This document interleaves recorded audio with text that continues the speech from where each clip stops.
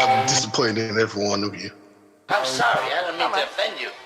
I'm disappointed in every one of you. I kiss you on the mouth. No, I'm not cool with that. Just, I'm sorry. One more time. I'm disappointed in every one of you. I mean, I'm dealing with degenerate animals. I'm disappointed in every one of you. Disappointed in every one of you. All right, come on. Honestly, I can't do it no more. I'm disappointed in every one of you. Let me tell you why. It's gonna be all right, Nicky. Go ahead, shoot. We just killed a fucking man. What are you going to do about it? You're happy because you got nothing. You don't got a thing. You're happy because you got nothing. Lobito! Got nothing. I want to get out. I want to get out of this rat hole. I want to get online. I need BDA boxing.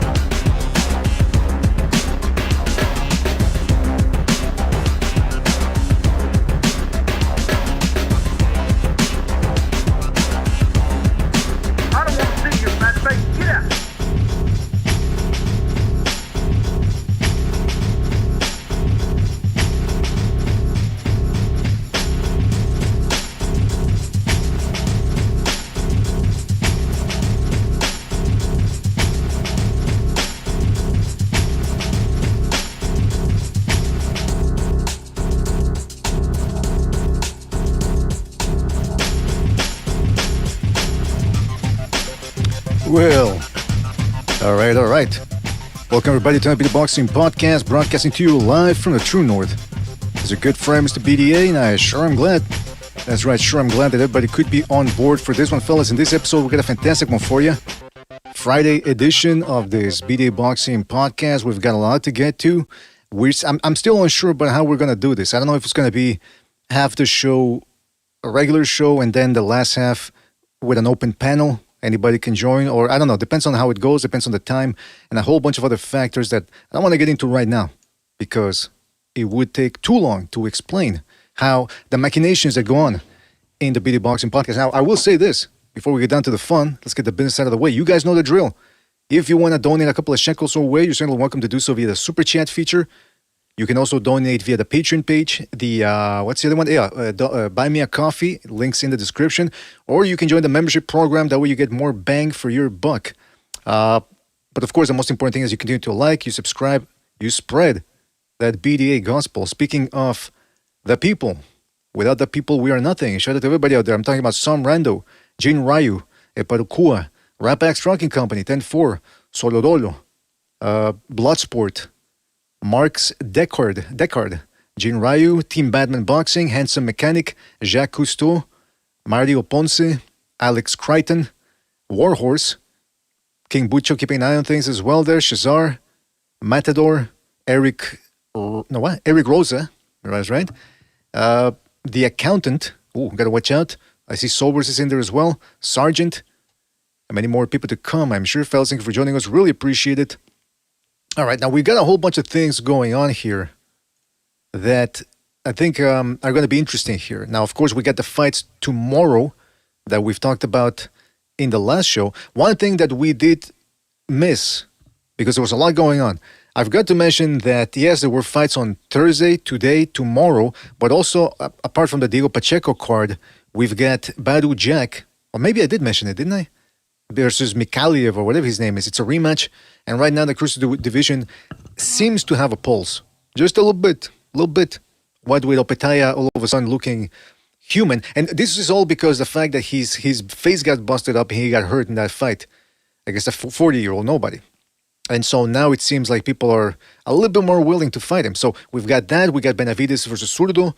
We got Badu Jack. Hey, maybe you never know. Maybe Bivol says, you know what? I don't like people saying that I'm avoiding Benavides, blah, blah. Maybe I'll step up at Cruiserweight, take a couple of belts out of there too. Jacques Cousteau says, Maxi Hughes robbed again. Oh, interesting. Yeah, I missed that fight. Even though we were talking about it on the last episode, I missed that fight. But I did hear about it on the Discord. In fact, I think it might have been from Jacques Cousteau. Morb DC says, Marco Verde is fighting Rafael Igboke this week. Is that right? Hey, that's a step up real quick there for Verde. Because Igboke did go the distance against Madrimov. And then some Greek guy took him out. I think it was the same Greek guy that got a contentious decision over Brandon Adams. I think. Hopefully I'm not mixing names up here. But be that as it may, shout out to everybody out there. And oh, yes, of course. Grim Reaper is bringing up Gassiev. So first of all, before we get down to all of this, I wanna wait a little while here so more people join. But we had, okay, so the guy in question that I was talking about earlier, it was Imam Kataev, fighting in Gatineau, Canada, couldn't catch the fight. According to champignon.info, the official source was some website called Fists of Fury or something like that. And I thought, wait a minute, any website that I've never been to before that has the word fist in it, I've learned through experience and through a lot of mistakes, you got to watch out which website you click on where they talk about fisting. You know what I mean? So I did not click on it. No, actually I did click on it. Why wouldn't I? And no, but I tried look, and it said you had to sign up to watch the fight. I go, sign up? More personal information? Another website with my personal information. I said, no, sorry, Bob, ain't happening. And apparently we didn't miss much. Kataev ended up dropping the guy, or stopping him rather, in the third round. So it was just a comeback win for the guy. Nothing much there. Now, the guy that did end up impressing today, by virtue of the final result, was Murat Gassiev, who ended up stopping Kubrat Pulev in the 6th round. I'm going to share the screen here with the people in the Discord so they can see what I'm talking about. Murat Gassiev, of course, hadn't done anything since losing to Usyk in 2019, other than the last time we saw him fighting was when he got decisioned in the heavyweight division against Otto Wallin, of all people. Now, that's a sad thought, by the way, because this dude, Wallin, ends up getting outworked by Chisora and dropped twice. Meanwhile, Murat Gassiev couldn't do anything with the guy. So that was a little bit of a knock on poor Gassiev, but he ended up redeeming himself, at least partially, with this win. Check this out. Hold on. Let me put it up on the screen here.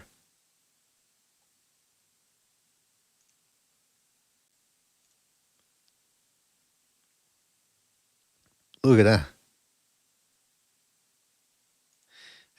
And then Pulev is smiling. I got to tell you, Pulev has some conditioning on him, because if you slow that down, it looked like he was out on the way down. And then the fall, the crash against the canvas actually seemed to wake him up. And then he's laughing. This fucking dude's a maniac. Too bad his lunacy doesn't quite live up to his overall skills or talent, because he's never really done much other than lose to the best. But yeah, so that was Gassiev right there coming back. And now he's got a WBA belt now. For all the people that are still somehow have the goal to talk to me about the belts, the belts. Think about that. Gassiev has a WBA belt now in the heavyweight division. And technically, I don't even know what the designation is. I don't know if it's a super belt, interim belt, taco belt. I don't know. And I really don't care. Just goes to show you how decrepit this whole system is. And how I don't understand how there are people out there. And that's the thing. I'm going to start taking names. All the people that are deriding the sanctioning bodies now, I want to see if they have the same energy 2 months from now. Because something tells me they won't. They'll go back to the same old game of, well, you gotta, if you don't have the WBO belt, you can't call yourself undisputed. In fact, and we're going to talk about that later, Teofimo Lopez and Shakur Stevenson were on the Breakfast Club, this local radio show that's got a lot of viewers and all that. And he was there, and he brought up the Crawford WBC situation again. He said, look, for years people were telling me that I wasn't undisputed because I lacked one belt. Now I just want to set the record straight. Are we all on the same page? And as soon as he said, as soon as he started saying, technically Crawford didn't pay for the sanctioning fees, therefore retroactively he didn't win the title. The people there on the show immediately, whoa, it's like, whoa, you can't say that. You can't say, like, they really took an affront to that. So, I mean, again, I deride the sanctioning bodies, but it depends. If you want to keep it, if you want to keep it consistent, I'm with you. But if you don't, I don't know what to tell you. I really don't. All right. Sorry, I was checking something here. What else are people saying in the chat here? Shout out to Antilles, who says Gassiev versus Aitama. Aitama should not duck it. All right, now I got Gonzalo and Bucho here. You guys didn't see the fight other than the knockout that I just played here, but if Aitama gets past Jermaine Franklin, which is not a given, by the way, it's not a given at all, would that be a good fight for him? Or would that overhype him too much? The fact that he's beating somebody with a belt and then Sky Sports or whoever televises his fight is going to be, a young world champion. Is that what's going to happen if he beats Gassiev? I mean, forgetting about the belt, it's Gassiev is a veteran. In boxing, he's a cruiserweight champion. Now he's in the heavyweight division. So that would be a very good win for Aitama. So was that a good win for Otto Wallin? Yeah, I guess. I mean, you know what? I mean, I know what you mean. Listen, Gassiev hasn't. He lost to Wallin. Did he lose to somebody else? I have to check. I'm looking here. And then he beats Pulev. But Pulev, I mean, come on. Let me refresh my memory here. Now that you mention it, let's take a look at Gassiev's record here. So he lost to Usyk. It was 2018. Why did I keep saying 2019 then? See, I got my my timelines all mixed up. 2018. So that's 7 years since that loss. Since then, he fought limited opposition at heavyweight, I believe. Then he lost to Wallin in 2023. Didn't fight for over a year. Returned against Kem Lujongquist. What the hell type of name is that? Jeremiah Milton this year. And then finally that. So yeah, he hasn't done anything of note other than this knockout. So I don't know. Is that a good win? I think so. All right. Gonzalo, what do you think about all this?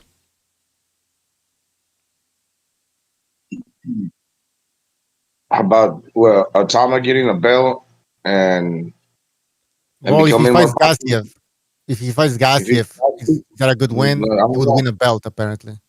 Yeah, Gassiev's a tough dude. That Tama guy is. I mean, what does he have? Like 1 or 2 good wins. Yeah, he's got skills. He's got fast hands. But the other dude, he's pretty solid. I don't know who wins that fight. Well, we gotta see what happens with Aitama and Franklin, and after that, I mean, sure, let's make it happen. But you're right, BDA. If Aitama beats Gassiev, he's gonna win a belt. I don't know what belt is it. Is it an intern? Is it a regular? What the fuck is that? It says here that it's the Pulev was the WBA World Heavyweight Champion.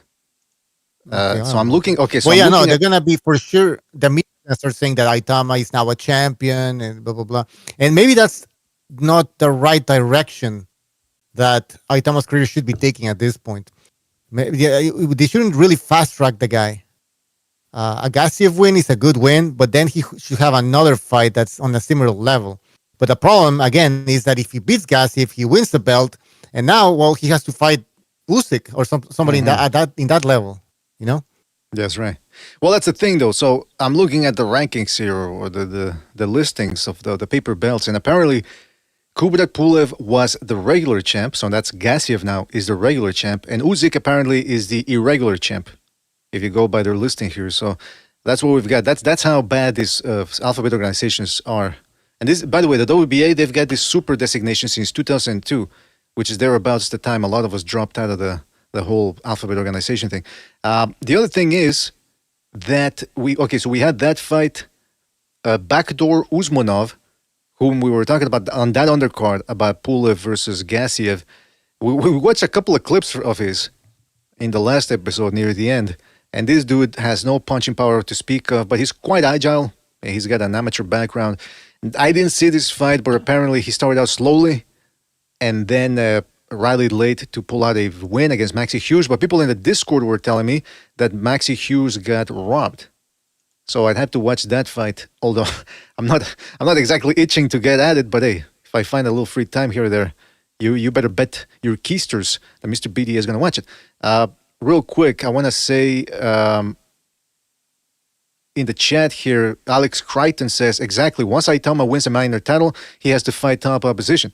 I think they should take it a little slower with him first. I don't know, man. I think they're going to really try to push him for a title so they can start parading that whole thing of one of the youngest British heavyweight champion ever, something like that, right?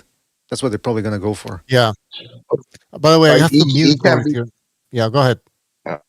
Supposedly, they were trying to get him where he was going to get a fight to become the youngest heavyweight champion in history, but that's not happening anymore because he can't beat Tyson's record. But look, for example, that belt that Pulev has, like, I didn't even know because he's not ranked like even in the top 20 Pulev. So what does it really signify? I mean, he beats that guy. Pulev had it. Nobody ever thought of Pulev as being a guy that needs to be in line to fight for a world title. It's like it didn't matter. I mean, I didn't even know he had a belt. But okay, now this guy beats no, not Pulev. Jesus Christ! Did you say Pulev or Gassiev?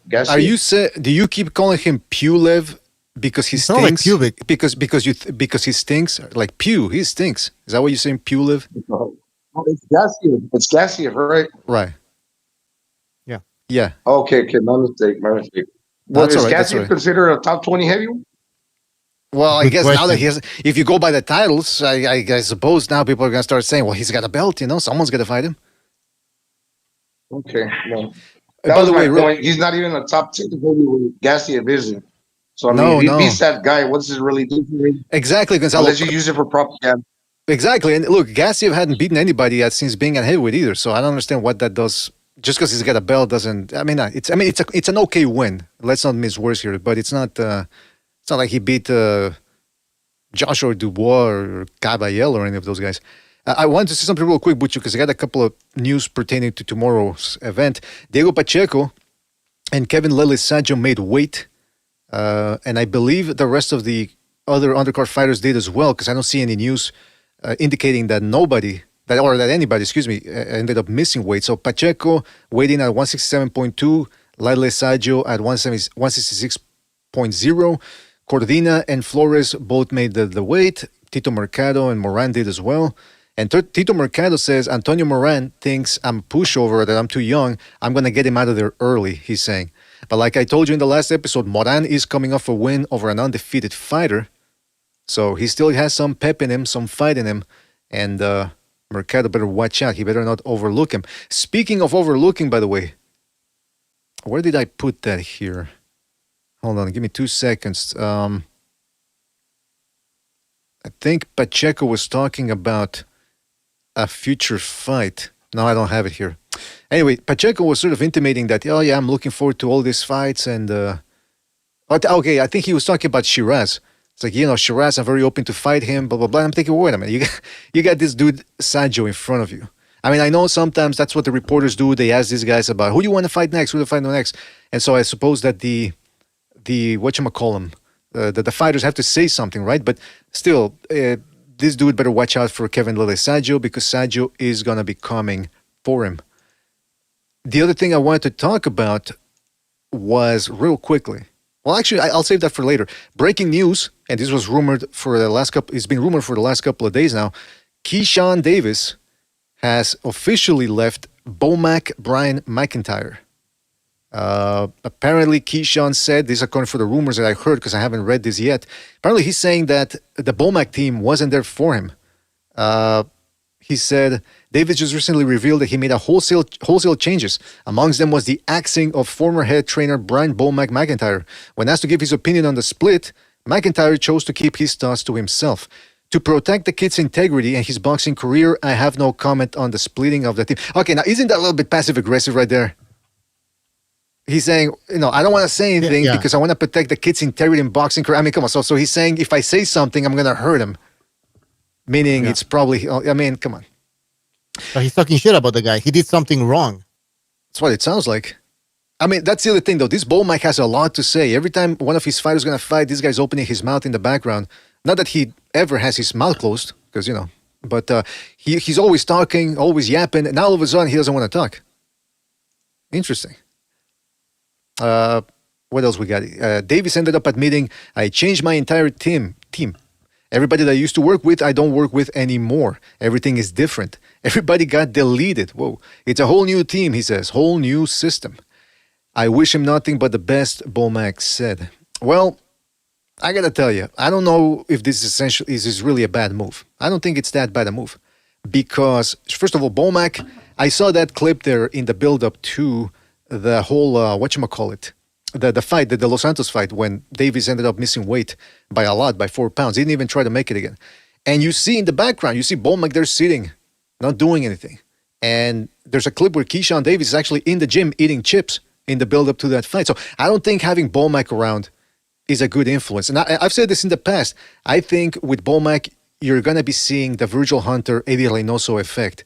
Remember when Virgil Hunter had Andre Ward, and Andre Ward beat Chad Dawson, all of a sudden, a bunch of fighters started jumping over with Virgil Hunter because they thought, oh, he's got the secret formula. When Reynoso had, what's his name, Canelo, unify the super middleweight division in 2021, a bunch of fighters jumped in there with him. Actually, it was before that, right? Way before that. Ryan Garcia, Andy Luiz, they all started jumping in there. And then eventually all these, Derrick James too, to a certain extent. He's, a bunch of guys, there was a time when he was red hot with Charlo, Spence, Frank Martin, and then, it's normal. Things change. But I think you've been seeing the same thing with Bomac. All of a sudden, everybody thinks, well, if he's got Crawford, he's gonna give the same magic to me. It's someone that's gonna rub off. And I don't know. Guys, what do you think? Is it a bad example when you're a trainer and you're obese and you're always sitting around in the gym? Like, what do you guys think? It's a bad look. But I'm curious as to what happened. What's the real reason? To me, I always... Sorry, Mucho. No, go ahead. To BDA's question, to me, it's almost like it's kind of cool, like, because you remember the Mike Tyson game with Little Mac when that fat dude is riding him around in the bicycle and Nintendo's Punch Out? Uh-huh. So I don't know. For some reason, every time I think of Bomac, I think about that guy. Like Fat Albert on the bicycle. All right. And fucking Little Mac. All kidding aside, Keyshawn Davis really did end up burning himself. Like, I don't know if it's necessarily, I know we're making fun here a little bit of Bomac, but I don't think necessarily, again, we don't know the details. I would have liked to have heard Bomac speak his piece, but I guess time will tell essentially what happened. But Keyshawn Davis really did drop the ball in the build-up to that fight. Not making weight, not even trying to make weight. Then the whole scuffle with his brother and I guess Nahir Albright. And even before that, he was already looking a little bit unhinged. He was going at Abdullah Mason in the press conference. He was going at De Los Santos. I mean, it was a bad look. And I'm pretty sure Top Rank, even though he's one of their prospects, I'm pretty sure Top Rank now is looking at him and probably thinking about the Teofimo Lopez situation, saying, I don't know, I guess maybe we should have learned our lesson a long time ago with Teofimo Lopez and some of these crazy prospects. So, I don't know. Could end up being a good move depending on who he replaces Bomac with, but this is boxing. It happens. It's on par with the same things. Excuse me. By the way, what's his name? Turk Soloso in the chat says, Big Mac kept eating Keyshawn's Mets thinking they were Tic Tacs. I mean, come on. All right. I think I'm going to stop going to the chat right now because it's a little bit too disrespectful right now. I got to tell you, you guys better sharpen up. That's all I'll say. All right, Butcher, you had some news that you wanted to talk about? Yeah, wait, let me just find it. Mm-hmm. I got it. Okay. Teofimo Lopez said that he started preparing for the Shakur Stevenson fight. I got this from Boxing News 24, by the way. He says, Lopez believes finding sparring partners to mimic Stevenson's elusive, defensive, and counter-punching style will be easy work. Okay? He says, as it primarily requires someone who can move around.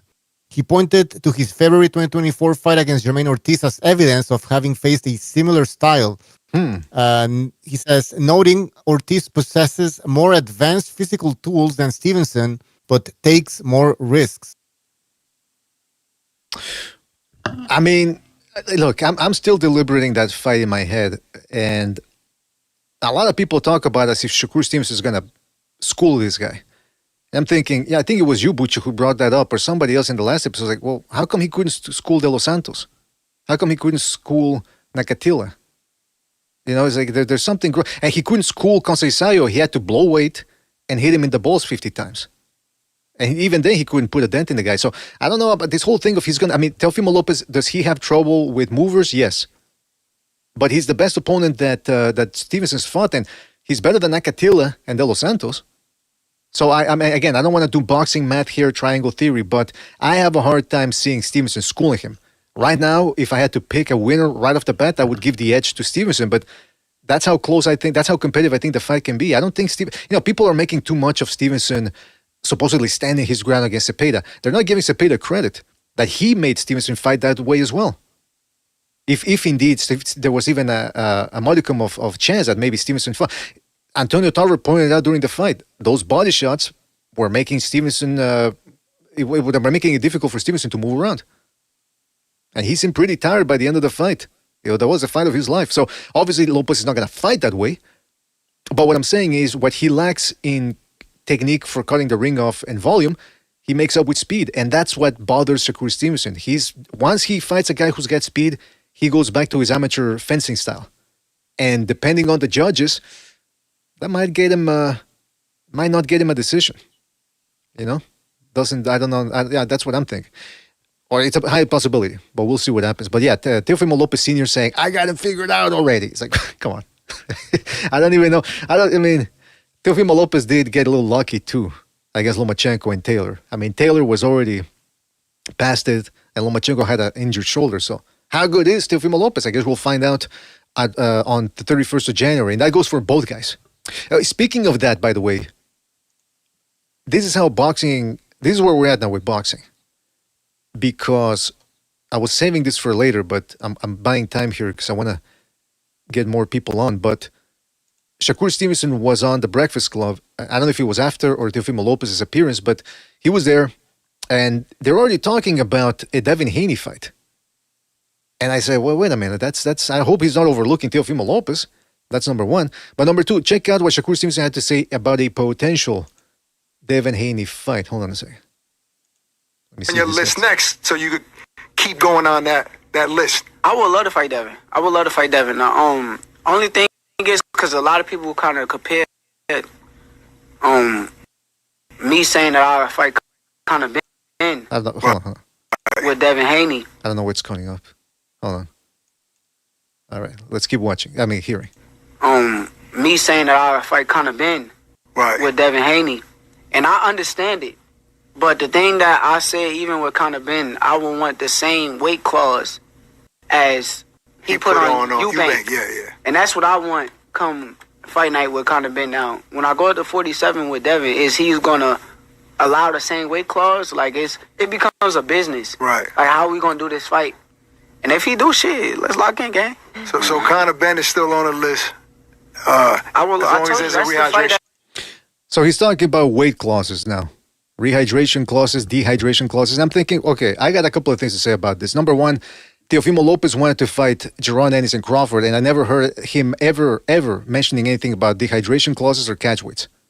Unless I'm mistaken, unless somebody can correct me. So now all of a sudden Shakur Stevenson wants to fight those guys, but he wants a rehydration clause. He wants catch weights.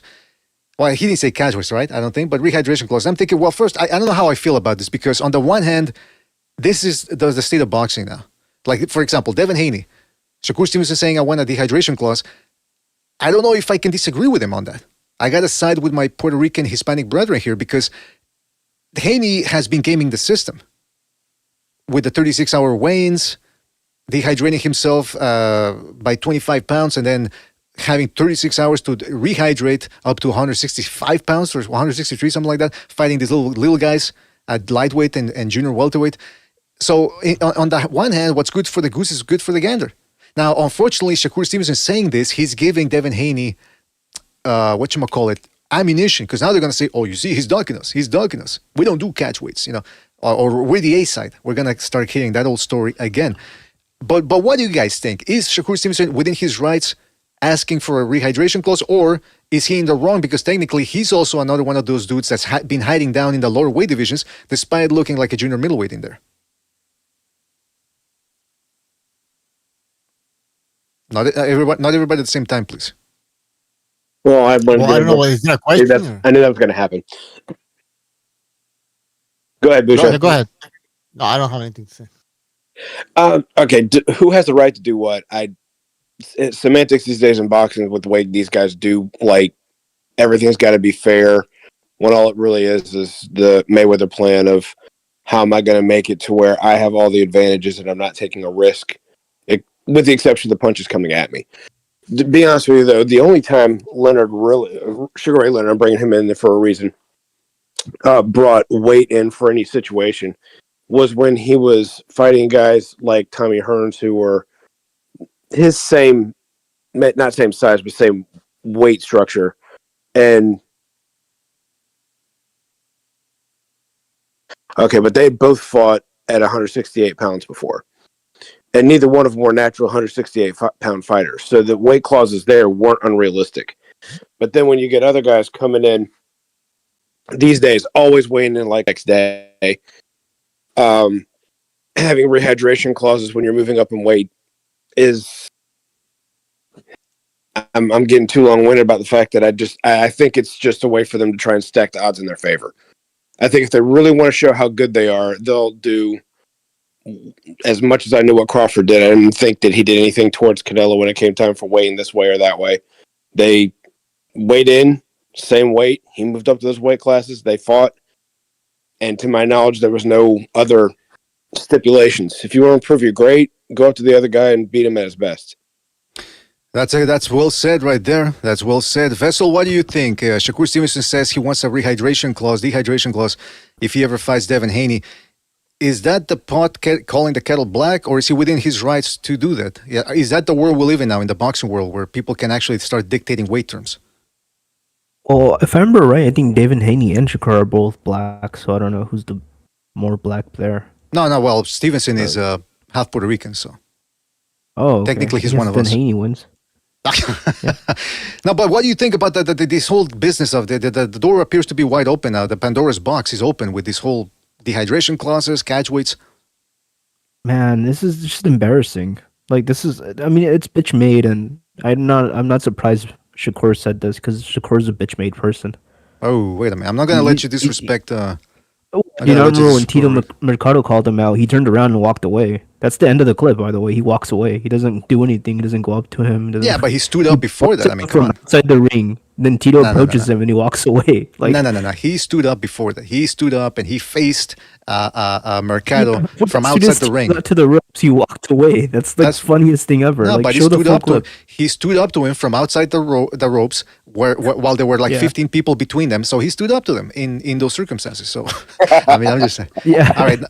Now, I will say that, so listen, again, Teofimo Lopez wanted to fight Ennis and Crawford, and he seemed to be pretty adamant about it and honest about it, and he never once mentioned anything about dehydration clauses or catch weight. So I guess some people really are built differently.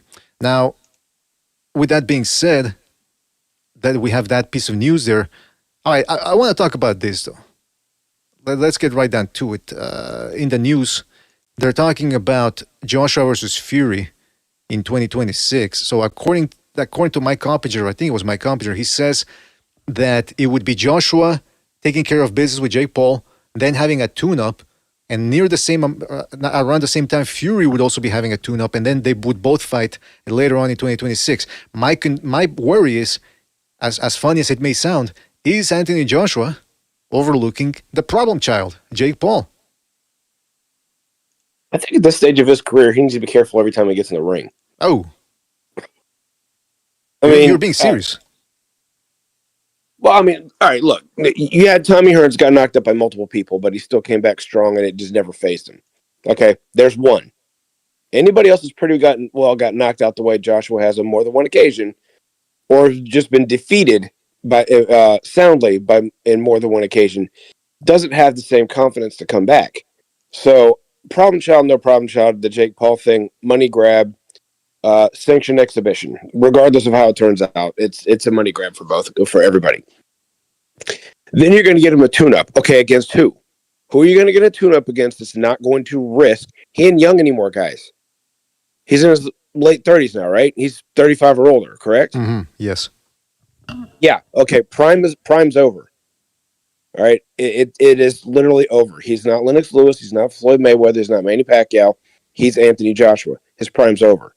Now, his chin hasn't shown exactly to have the greatest resilience either. So, how careful are you going to manage him through all this, even if he gets by Jake Paul, which 90% of us are sure that he should? But then after that, then a quote-unquote tune-up. Who's not going to be too dangerous if they reach his chin? Well, Alex Creighton in the chat is sort of speaking to your point. He's saying, look, didn't they learn from the Day of Reckoning card, he says? When they had Wilder versus Joseph Parker and AJ versus Wallin, they should have just made Wilder versus Joshua on that one. But instead, they wanted to milk it, and look where that got them. So, yeah, that's a good point, man. I mean, that's where the heavyweight division is right now. And by the way, though, wouldn't it be fair to say that AJ, okay, he's not in his prime right now, but that's not as bad when you're a heavyweight. Because heavyweights tend to have relatively longer careers by virtue of the punching power. Technically, yes, and certain among the greats, but at the same time, when you'd already don't, but everyone that we thought about before with heavyweights that were like that had punch resistance. Oh, that's true. Foreman had punch resistance. Holmes had punch resistance. Holyfield had punch resistance. It doesn't appear that Joshua's got this. So if I'm hearing you correctly, you're saying you're picking Jake Paul by stoppage over Joshua. I got you. We're going to write it down and not forget it. Yeah, that's exactly what I'm picking. Please put that down in with all caps, underline 3 times, start it 6 times, and my reputation stands by it. There. All right. And if you get it wrong, there will be a substantial fine, according to the PDA Board of Directors. You'll just make me join Nova in Neverland. Well, there you go. Hey, by the way, speaking of Jake Paul, there was this interview here that he did on the SeatGeek ticker. No, I don't know what that. Pat McAfee show. McAfee? I think that's how you pronounce it. And I just want to show you this here. I want to get your thoughts on something. You broke your nose? Is this new? I'm seeing your nose. Your nose is that from the same show? More crooked, brother. I'm not going to lie. The sparring, the heavyweights, my nose has moved a couple millimeters to this camp. A guy by the name of Frank Sanchez, he definitely cracked it a little bit, so it definitely has a slight little something in there. But yeah, man, it's bad. Frankie, wait, hold on. Look at that, dude. Yeah, it's like, Frankie. I'm like Squidward, dog. Hey, Frankie Sanchez, they talk about him. He's got that. You know, which one is he one of these guys? All right, so that's what I wanted to ask. This dude goes, hey, people talk about Frankie Sanchez. People talk about. First of all, he's a southpaw. This dude doing, and Frank Sanchez is not a southpaw. But okay, maybe this dude's a southpaw, and he just went with his natural stance. But then when he goes, hey, Frank Sanchez, they talk about him, and he goes, which one is he? Did he really know who Frank? Do you guys think he really knows who Frank Sanchez is, or was he just keeping the show moving along? I think he's a racist.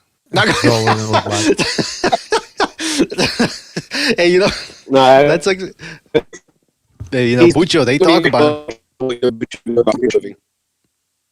You're cutting off what? I said he's doing a lesser job of what you and Bucho do about keeping the show moving. Well, I do the same thing sometimes. Sometimes I didn't even really hear what somebody says, and I just go, oh, yeah, that's right. Moving on here. But no, that's the other thing, though. You got to give, do you guys give Jake Paul respect for sparring a guy like Sanchez? Because Sanchez is about 6 feet, 4 inches tall. The guy can crack. He's got way more experience, bigger than Jake Paul. Do you guys give Paul credit for really taking this seriously? Or? Well, I mean, is Sanchez taking it seriously? That's a real question. I mean, do you think they're going all out? I don't think so. I mean, this fight has to happen. So he's probably taking it easy on Jake Paul. I still don't know what's going to happen in this fight. Like, how is it going to end? Is this guy going to quit in the corner? Because this cannot be real. Apparently, Joshua said, I got to find the source, but he said something along the lines of, if I want to finish it, I'll finish it. I don't know if it's going to be the first round, second round, but he definitely ain't going the distance, he said. So for all intents and purposes, if we take him at his word, he's saying knockout. That's what he's looking for. Somebody in the chat says, go ahead, sir. Super chat. Hyper Spaz. Thank you for your super chat. He says, remember Pulev kissed that reporter 5-6 years ago. Oh yeah, the what was her? The The Asian massage girl, right? parlor. She had a massage Yeah. parlor. Somebody said massage parlor. I'm not sure, but yeah, she was a scammer. But thank you for your super chat. Yeah, we remember that shit. Actually, I made a music video about it. I'm gonna post it again. Well, the reporter, I don't know. Remember that? Yeah. Yeah. I don't know what the reporter used to do on the side, but she was not exactly in a massage parlor situation when he just grabbed her in the middle of an interview and you know, laid right on the Yeah. bed. Yeah, but then she was like dancing on top of some guys that she was like grinding her ass or some shit. Like I heard I don't that she was dancing rather interestingly later that night, but during the interview, I don't know. Irrelevant. Yeah. By the way, okay, so somebody in the chat, Broderick says, how can you not give Jake credit? I'll give him credit if it's a real fight. If I see these guys actually trying to box AJ, and it's a real fight, then I'll give him credit. But so far, I'm still not convinced that it's a real fight. Mm-hmm. Yeah, On paper going in, now we have to acknowledge the fact that on paper, he's taking a bigger step up than he has in a long time by taking on a multiple heavyweight champion, a multi-belt champion, a gold medalist, and everything else. But he's on the way downside of his career. I won't say way. Let me rephrase. He is on the downside of his career. I don't know how far down he is. He's chinny. So, I mean, if Paul can punch at all and has a chance and can land there, there's quote-unquote chances of I won't say an upset, but of like, there's that unknown mystery of like, hey, what can happen if this guy does this, right? But the reality is, and we've talked about this before, we talked about like back when that guy threw a baby powder on, what's his name, Paul Malignaggi. If Paul Malignaggi lets his hands go on the average person, I'm not convinced he's going to knock that many people out, but it's going to surprise the average person when they get punched by a professional boxer with a bare fist, right? Now, they're taped gloves and everything else, but there's a professional boxer hitting someone who's not trained for this at that level. He's been training, he's been sparring, but not at that level, because at the moment, is Frank Sanchez anything along the lines of Anthony Joshua, even at this stage that we know of?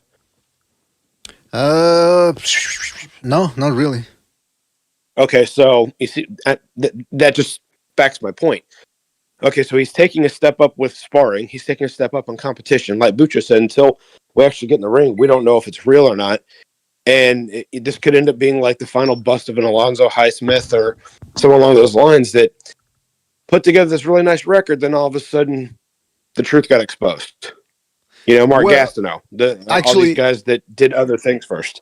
I forgot to mention. Actually, yeah, no. Frank Sanchez is a good. I mean, I think at some point he was a top 10 heavyweight. He beat Tajagba. At boxing. I think he's decent. Yeah, yeah, he's a top contender. Well, and someone in the chat says that Sanchez beats Joshua. Well, they're two different styles. They're not even similar in any regard. Just only the fact that they're heavyweights. You know what? I think Chief hasn't he's seen. Sparring for similarity, he's not on the right track. I'm sorry. I think Chief. I think you're in the same boat as that Pat McAfee guy. I don't think you've ever seen Sanchez fight. You're like, oh yeah, but the Frankie guy. They talked about him though. They talk about him. I know who he is. Hey, by the way, in the chat, about him.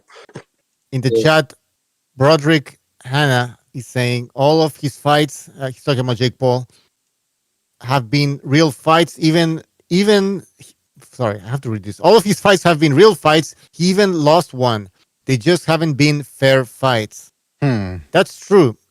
That's true. The Tyson fight, I don't know. Some people say that looked fake, right? Because some people claim that Tyson was pulling punches. But yeah, you're right. I mean, all of his fights have been real, in my opinion. Tyson was almost 60 years old. I mean, he got hit with, and if people may have overlooked this, Tyson got hit with a right hand he wouldn't have got hit with in his prime. I get that. But he got hit with a right hand that made him take a step back or two. And I didn't see his shoulders sink per se, but I saw something in his body was like, I can't do this anymore. And then he said those very same things after the fights. Like, I really just physically can't do this anymore. He was in with, guys at their physical peak, usually, even if you're taking on a professional athlete, can usually outperform guys that are 60. And when I say usually, I mean well above 90%. That's just the way it is. My take on the Tyson fight, the Jake Paul Tyson fight, was that yes, Tyson was shot, and Jake Paul was afraid of trading with the guy. Jake Paul, if you watch his fights, Jake Paul is more of a counterpuncher. He's more of a counterpuncher, or he attacks it one punch at a time. And I think he was intimidated by Mike Tyson. I think he felt the guy's strength, and even when he made a miss, he felt the swoosh of the punches. He said, "Okay, if this guy hits me with it," and I think he just doesn't have the technique, even against a 60-year-old power puncher, to really string some combos together. Whenever you've seen Jake Paul string combos together, he has to then clinch for 30 seconds or run around the ring thereafter to recoup his energy. He just doesn't have world-class stamina. That's how difficult the pro game is. This ain't amateur boxing. This ain't sparring at the gym for fun. This is a whole different ballgame. And Jake Paul doesn't really have that world-class stamina. That's why a lot of people are, like Butch is saying, is this Joshua fight going to be real? Because if it is real, it's very difficult to see Jake Paul getting out of there with his, conscious. So we shall see what happens. What else was I going to say about that? Okay, might as well get started on this now. They did a Ring Magazine sit-down between, what's his name? Oh, Butcher, should we save this for later or should we do it now? Because I got more news here. I don't even know where it is. The face-off, the sit-down, that they did a Ring Magazine sit-down between Shakur Stevenson and Teofimo Lopez. Oh, let's just do it now, I guess. Oh, you know what? No. Actually, I got more stuff to talk about here. Oh, real quick. Okay, I wanted to talk about this, sticking with the heavyweight theme for a little bit. Ryan Rosiski, who is a Canadian bridgerweight, whatever you want to call him, so from our neck of the woods, he said something about Opetaya in regards to Opetaya's last fight. He said, hold on, let me put it up here so people know what we're talking about. All right, so I don't know if people remember, but Opetaya fought last Saturday. He didn't look too good. He ended up walking away with a fractured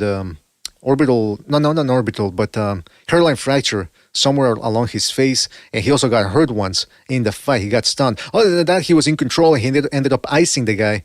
But because of that, people are saying, well, he shouldn't even have struggled that much against this dude. So now all of a sudden, people are coming out of the woodwork, and Rosinski said, if that fight happens to come my way, talking about a Opetaya fight, 100% I'll take it, he said. He, talking about Opetaya, has not fought anyone near me. I've seen some of his fights, and he's fighting lower level of opposition. After watching the champion almost come unstuck early in his last fight Saturday, the Canadian has a warning for his age mate. In my opinion, his opponent didn't look world class. He got hit and wobbled in the second round. I believe that if that was my right hand and hit him, he would not have taken it. He would not have gotten up. And then he said this, interesting. Don't believe your own hype, he said. Be very careful what these guys around you say about you, because you may think you're the boogeyman, but you're probably not. Guys, what do you think about this? Are people all of a sudden finding their bollocks now that Opetaya struggled against this dude for a round and a half? Or is it true? Is Opetaya overrated? That's an interesting question there. He was also, wasn't Opetaya hurt as well against that tall, I think it was another Australian guy. New Zealander. I forgot his name. New Zealander. Oh yeah, he's from. Look, guys. Yeah, so I mean, it's not the first time he gets tagged like that. Maybe last time around, he got tagged even harder. But it's not the first time that he doesn't look defensively responsible. Yeah, he's talented. He doesn't suck. Like, to call him a hype job. No, he's not a hype job in that sense. But he is pretty chinny. Because when Briedis, he was controlling Briedis in the second fight very comfortably until he got hit with one shot, fucking busted him up with one fucking shot. I mean, I know Briedis hits hard. I wanted to say this last time, but even though he does hit hard, it shouldn't have given you that much damage. That was way too much damage for your, high level elite status. You know what I mean? It's way too much. That's why I say guys like Dimitri Bivol, yes, they will not want to exchange with him, but Bivol would definitely win on points against this dude. And same thing with Berabev, but I think Berabev might even have a shot to stop him. Benavidez, I think, will definitely stop him because of the styles. That doesn't necessarily mean Benavidez is better than the other two. No, it's just that Benavidez' style would probably bring the most nightmarish outcome for Opetaya. But maybe he still goes to decision as well. But yeah, these three guys will all three of them beat him. Well, I wanted to say something. Let me Ace read my mind here a little bit. He says he's fighting guys that are 200 plus pounds. It's easier to get hurt up there. That's a good point, though. Like the cruiserweights are essentially heavyweights. They're 200 pounds, and they probably weigh more than that on fight night. So yeah, at that point, most of these guys will hit hard. And by the way, CPV Mike says Rosinski needs a lot of development. I have a fighter that's 1-0 that put it on him in sparring bad. I was there. Well, listen, we got to take these sparring stories with a grain of salt, but I will say this. Like Let Me Ace also said in the chat, he said, yeah, he's chinny, but no one's put him down yet. And I would add, no one's put him out yet. Now, the flip side to that coin is he hasn't fought anybody really. Exactly. And, right. So, and that's what Gypsy was saying too, that he's getting hurt a lot against low-level opposition. What happens when he steps up? I'm not saying chinny. I'm going to say fragile. Right. He's not chinny. I agree. Yeah, he's not chinny different. Yeah. Chinny's like guys get hit and they fall, you know? I don't know what you say, Benavidez. Benavidez hasn't even fought at cruiserweight. And yeah, I don't even know if he's going to be guys like what's his name? The Ukrainian guy that he fought, that, you know, the former champion. Glaznik. Yeah. Glaznik, he was a big dude, man. Glaznik was staring him down, bro. Like, he literally was and what happened? He couldn't even hurt the guy, and the guy was like 38. Yeah, but he was keeping him guessing. He was keeping him thinking. This is a bigger guy, a younger guy. I know, but that was his first fight. This was his first fight in 175. And then I think at this point, he's grown into the weight, Benavidez. His power is more developed. How old is this guy anyway, Benavidez? How old is he? 28. I think he's 28 next year. He's going into his man strength. Finally, he's hitting that area where, like, when he hits the 30. No, they call it the man strength. Like 30 years old, 31, 32. It's true, actually. The fibers actually do get. I mean, to what degree? To what degree? I don't know. Listen, the power wasn't there against Morel. Morel was also 168 pounder. I don't want to change the topic, but just saying this. Well, I'll say this, man. He is ducking He is ducking better, Biv, for sure. Biv, got a physical therapy thing, but Biv is calling him out, bro. He's not even mentioning him. It's not even his radar. Well, no, because he wants that Zurdo fight. When it's happening, unless Zurdo loses. That fight's happening. It's a money fight, and he can become a 3-division champion. So he's gonna is not a money fight. Beterbiev is a fucking banger. More than Zurdo. Maybe yes. I don't know. Yes. They're banking. Maybe yes, maybe no. But I think they're banking on the fact that obviously Zurdo's a Mexican, and they think that they're gonna make a lot of money with that fight. Maybe more. I actually think Beterbiev is a money fight if Turkey gets involved. But you know, with the Zurdo fight, I think they see it as an easier fight, and a Mexican. They're fighting a Mexican, so they're like, "Well, we'll take that, and then maybe we'll fight Beterbiev." But they don't want to go with Beterbiev. I think Beterbiev just stay at cruiserweight and unify. It's actually like a really weak division. Yeah, there's really not that many people. Money. Yeah, calling out that Bivol schooled the shit out of. Is that the Zurdo Ramirez that we're talking about? Like, yeah, well, this is a bigger guy, man. This is a different one. I'll say this, man. I'll say this. I do find it interesting that Benavidez says he wants the best of cruiserweight, but why didn't he go after Opetaya? I mean, they fought a couple of weeks apart. But that's the thing, though. They were already negotiating that Zurdo fight. Even before the Benavidez Yardy fight. That's how boxing works. They don't just pick up things in 2 days and go, okay, let's make this fight. They were already... So I'm thinking, why not wait a couple of weeks and then boom, we get the fight done with Opetaya? Because that's Opetaya holds the Ring Magazine title, the undisputed, I guess you could call it, right? Mexico. That's right. Yeah, they want that Mexican. Zurdo is Mexican. That's right. Yeah. Well, I mean, again, it's easier fight with more money. Of course. You guys see that Timothy? Did you guys see that off topic? Did you guys see Timothy Bradley post his sparring session with Crawford? I think for one of the Pacquiao fights that he had. Well, hold on. Yeah, the sparring before he dropped him. Crawford dropped him in a sparring session, coming in as a training partner. I heard that he was getting. He said he got his ass kicked by Crawford, but I mean, watching the footage, it's not much of an ass kick. It's more of a good fucking sparring session. Going back sparring and forth, but sparring. Yeah. But hold on. I wanted to say something about Opetaya though. Opetaya, okay, you can touch him up. You can, people have heard him fractured pieces of his face, but it's going to be very difficult for any of these guys right now to beat him, especially decisively, because the guy has that eclectic mix of speed and power. That's something that you can't buy, you can't really get. It's natural. So anybody that goes in there, okay, you can try to hurt him, but look at what happened with that last dude he fought. Okay, he stunned him, but then Opetaya flattened him.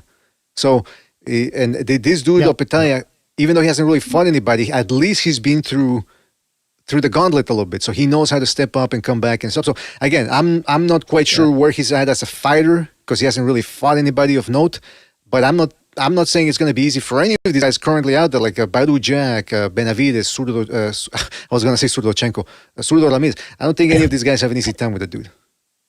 Well, maybe it's a blessing in disguise that he's getting tagged like that, and because now some people believe that he's getting exposed, he's overrated. So now, like you said, maybe some boxers will have the balls to finally fight him. I don't think they necessarily have an easy night with him. No, that's not what I'm thinking. I'm thinking they just beat him in a few rounds extra. They just beat him because a lot of the guys that I mentioned, they're more faster. And maybe not just mad faster, but also a lot more experienced. A lot more, seasoned. They have they got more talent. Let's just say that much. All right. Well, listen, yeah. Not to show on Opetaya. Opetaya is still very good. I just maybe he needs a few metal sheets to be put on his fucking face, for not to get cracked. So if that works out for him, then he can go to heavyweight after that. Because if you put some metal sheets over his skull, then he'd probably be fine. Moving up a couple of pounds here to the heavyweight division, I guess you guys already heard the news. They're really talking about it. They're really in negotiations. Alexander Usyk and Deontay Wilder talking about a fight. And look, we're going to watch a clip here because Wilder does say a couple of things that sound very outlandish. But real quick, I just want to say that, look, okay, has Usyk earned the right to fight whoever he wants at this point in his career? Yeah, he beat everybody now at the heavyweight division. And, of course, Caballero's still there. That's the only fight I'm really interested in right now. But without all that being said, I don't like this Wilder fight. It reeks of unnecessary. It's unnecessary is what I'm trying to say.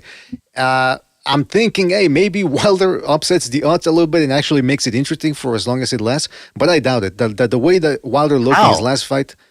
Well, hold on. That last time, the way he looked in his last bout over there in Kansas, whatever happened there, the Kansas situation, as we like to call it, I did not see anything that resembles a world-class fighter. And even then, I mean, even 2 years ago, he was getting outclassed by Joseph Parker. And then last year, getting his ass knocked out by Zhilei Zhang. So I really don't see the point of this fight. What do you guys think? I don't want to see this fight. It's unfair for all these other contenders. It's unfair for Caballero, who's been waiting for a title shot. I mean, even Wardley probably deserves he definitely deserves a shot at Usyk, not this guy Wilder, 40-year-old Wilder. And the Sheik is promoting this bullshit, by the way. I mean, he's been talking about it. It's a duck goose from Fabio Wardley. That's what that is. But no goose, but just ducking. A lot of ducking.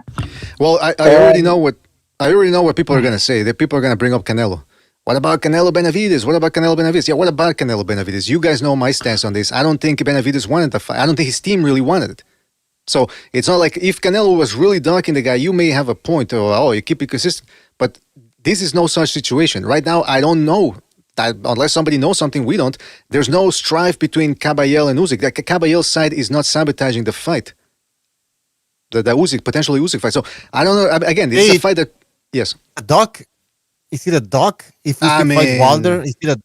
Wait, but has Oh, Caballero said anything about it? I think it's a duck because Caballero's been waiting for a long time, and Yeah, then but Fabio but Worthy's has he just said merely. anything? Has he called them out? Has he said anything? I mean, Has his team sent an no, Caballero's I not offer? the mean, type. Caballero's not the type to okay. So you're call saying out. Okay, so are we saying now that Caballero doesn't want to fight No, I'm just Usyk? asking. I'm asking a Fabio question. Worthy called This him is an out. actual question. Has he said anything? Has he called them out? Has he said anything? Has his team has sent something? What's happened? I'm gonna check. I I, mean, I'm pretty sure he wants to You fight. have to engage the fight somehow, bro. You can't just like sit there with your fucking finger up your ass and expect the fight to come. Well, no, I mean no, but that's where the sanctioning bodies are supposed to step in, right? Like, you're not no, supposed to but be calling anybody out. I mean, Caballo but doesn't that's what do like. happens Section because doesn't do their job, Bucho. Like I think we. I know I exactly. I think was gonna we say know that. I mean, that. technically, right? Caballo's personality is I don't give a fuck. I'll fight anybody. But Fabio Wortley is more like I want him right now. Fabio Wortley just called out Usyk. I mean, right as he beat Parker. Yeah, that's Oh, well, true. here He we called go. him out straight up Well, from the beginning. yeah, the AI is telling me over here that this is AI. like Google AI, whatever it's fucking called. Yeah. Wait a minute. Ajit Caballel has repeatedly called for a fight with unified champion Alexander Usyk, expressing readiness and believing his style presents a unique challenge, even suggesting a large stadium in Germany to fill with fans. Blah, blah, blah. I want to see the links here. Oh, yeah. Apparently, he has been saying it's official. Yeah, I don't know why he wouldn't want to fight the guy. He should get the fight. This is an outrage. If Wilder fights Usyk, it's a fucking outrage. Because he doesn't like getting hit in the body, and Fury proved that last time. He couldn't really prove it the second time because he bulked up even more for the second fight, so it was much more difficult for the body. But the Cabral hits much better than probably any heavyweight to the body. I'm gonna probably say yeah. He's the best body shot puncher, and he's gonna avoid him. Of course, he's gonna avoid him. It's a dangerous fight for him, bro. He stopped the Asian dude fucking hitting him in the body, man. He's a force to be reckoned with. Yeah, I could see why he's avoiding him. I still think he beats him, but it's not. It's gonna take so many miles off of his clock that he probably will not fight after that. Yeah, he'll probably quit. Look. These sanctioning bodies, I keep saying it quite often now because the issue keeps coming up. But yeah, these sanctioning bodies do not deserve any respect, all of them. And I'm looking at the rankings here over at box.live. So according to the WBO champion apparently is Wardley, right?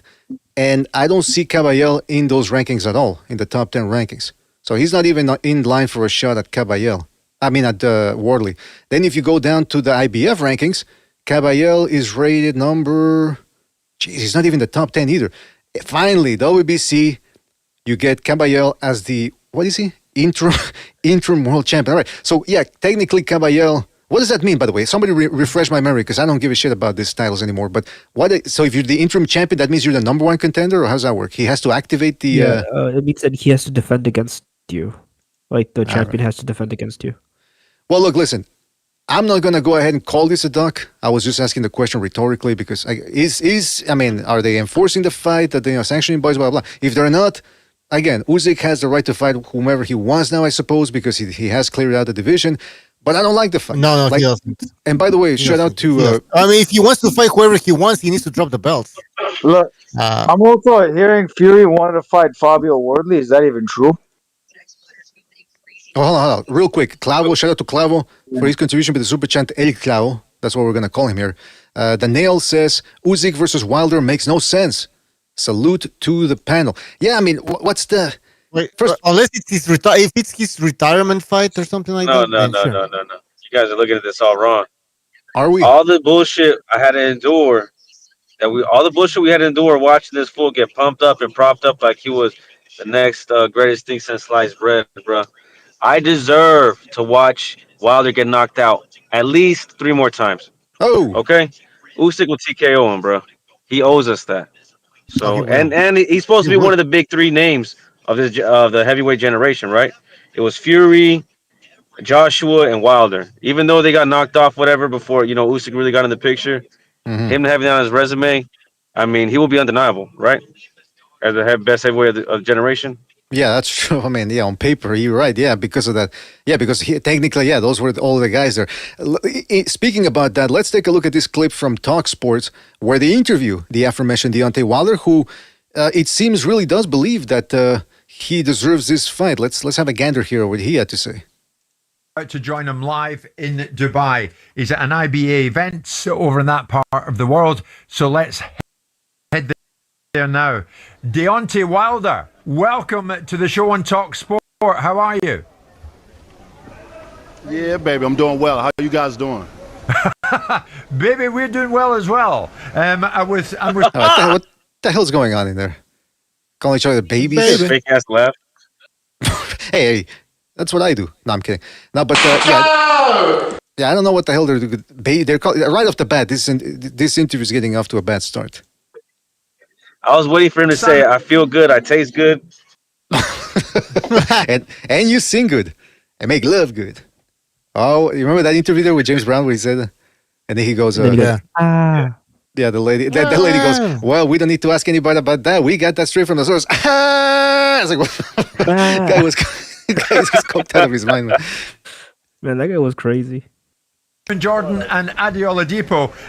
Deontay, it's great to have you on the show. You have been in this very studio with Simon and myself before, and it's a great thrill to speak to you over in Dubai. What are you doing in that part of the world? Right.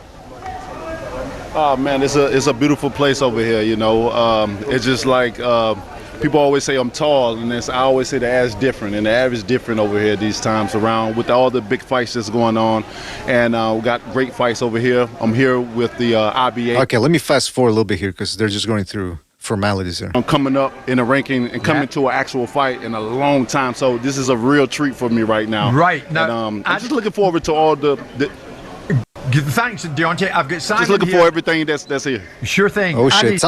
This sounds like horse show. A delay all over the place, people talking over each other. It's good to see that other higher end productions have the same. Can I say something? Absolutely.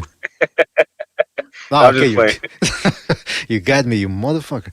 All right, let's keep going with this. Here, and so is Simon. They're going to come in a second. Recently, there was a conversation about you maybe heading into the ring with Alexander Usyk. Is that becoming more of a conversation? Is this going to happen? Yeah, it's definitely becoming a more of a conversation, a real conversation as that, you know. And boxing is a business, and you know, sometimes business you can have solid business and then it falls through. You know, many times you see that, and then most of the times, you know, if we're lucky and God blesses us, we get the great fights and they happen, and you know, great things come from that. Great memories for sure. And right now we're definitely in talk. Let me fast forward here.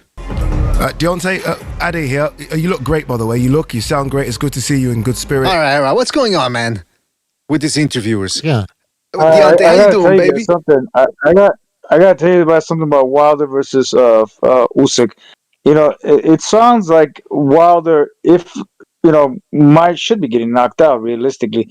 But the thing is, though, can he really get knocked out by Usyk being a shorter dude?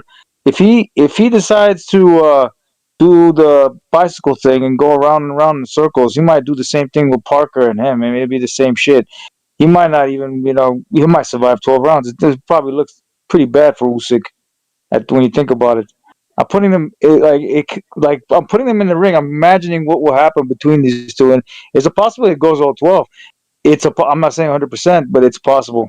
I would still lean towards a knockout, but I'm not entirely sure he would probably knock him out unless he gets him with that Ivan punch that he got with Daniel Dubois, which I don't think is going to kind of happen unless he sets him up when he throws the right hand. Maybe that's the only shot. But if he goes back foot, bitch, and he survives, he can go for 12. If Usyk can take out Dubois, if he can hurt Tyson Fury, if he can hurt Joshua and Chisora, what makes you think he can't stop this version? Or if it's the version we saw in Kansas of Deontay Wilder, come on. I haven't seen that fight. The last time I saw Wilder fight was the Parker fight. All right, so actually, I would say probably Zhilei Zhang. So what we're going to do is, you gotta look at the what we're going to do is, fight. Gypsy, what we're going to do, we're going to kick you out. We're going to ban you from the Discord for the moment until you watch the fight, all right? How's that sound? Does that work for you? Yeah, until you bring a 10-page essay on the fight. Essay, right? Yeah, you gotta like Jean-Jacques Richelieu, who wrote an essay last episode. You gotta do the same thing. I want it double spaced, single spaced, at least 2,000 words, and I want it heavily edited. MLA format, by the way. At that point, That's instead right. of being, I'll be never smart instead of never sobers. I'll be never smart at that point, bro. What are you talking about? Never smart. Sounds good. You need Sounds to good. include the metaphysical aspect of that. And fight I want, as well. I want plenty of citations too. Not too many, because then that's just filler. But yeah. All right, listen. Let's keep going with this. I mean, okay, so Bobby, what I just said is very likely. He's old, and they're both old, and they're hitting their fucking miles, and then it's possible. I'm not saying it's 100%, but I can see it going 12. Well, you see a lot of things. You see a lot of things, though. That doesn't mean always mean man. that. What are you kidding me? Do you see what I see? All right. Well, let's keep going with this. What is he on today, bro? I mean, I don't know. What is he on every day? That's my question. But okay, so Wilder comes into the show, and this dude tells him that he looks good, smells good, and I don't know what else he's told him. Was you surprised by the call out? You know, I wasn't. I was like, I would be 50-50. I would say that I was 50-50. You know, I never get opportunities. Oh, You know, does that nobody mean- really ever give me chances. Yeah. You know, Yeah, that's true. Right? I was 50. I was 50-50. All right. you know, I never get opportunities. You know, nobody really ever give me chances. You know, especially coming up. They always talk about the power and stuff like that, and when you have power like that, you get less chances. And you know, I guess. I mean, they gave him in a row. They gave him Joseph Parker. They gave him Zhile Zhang after coming off a loss. Wilder, that is. Well, what opportunities didn't he get? He got a great He got career. 3 chances against Fury. Yeah, 3 chances against Fury. He rejected the AJ fight because he wanted to fight Fury again.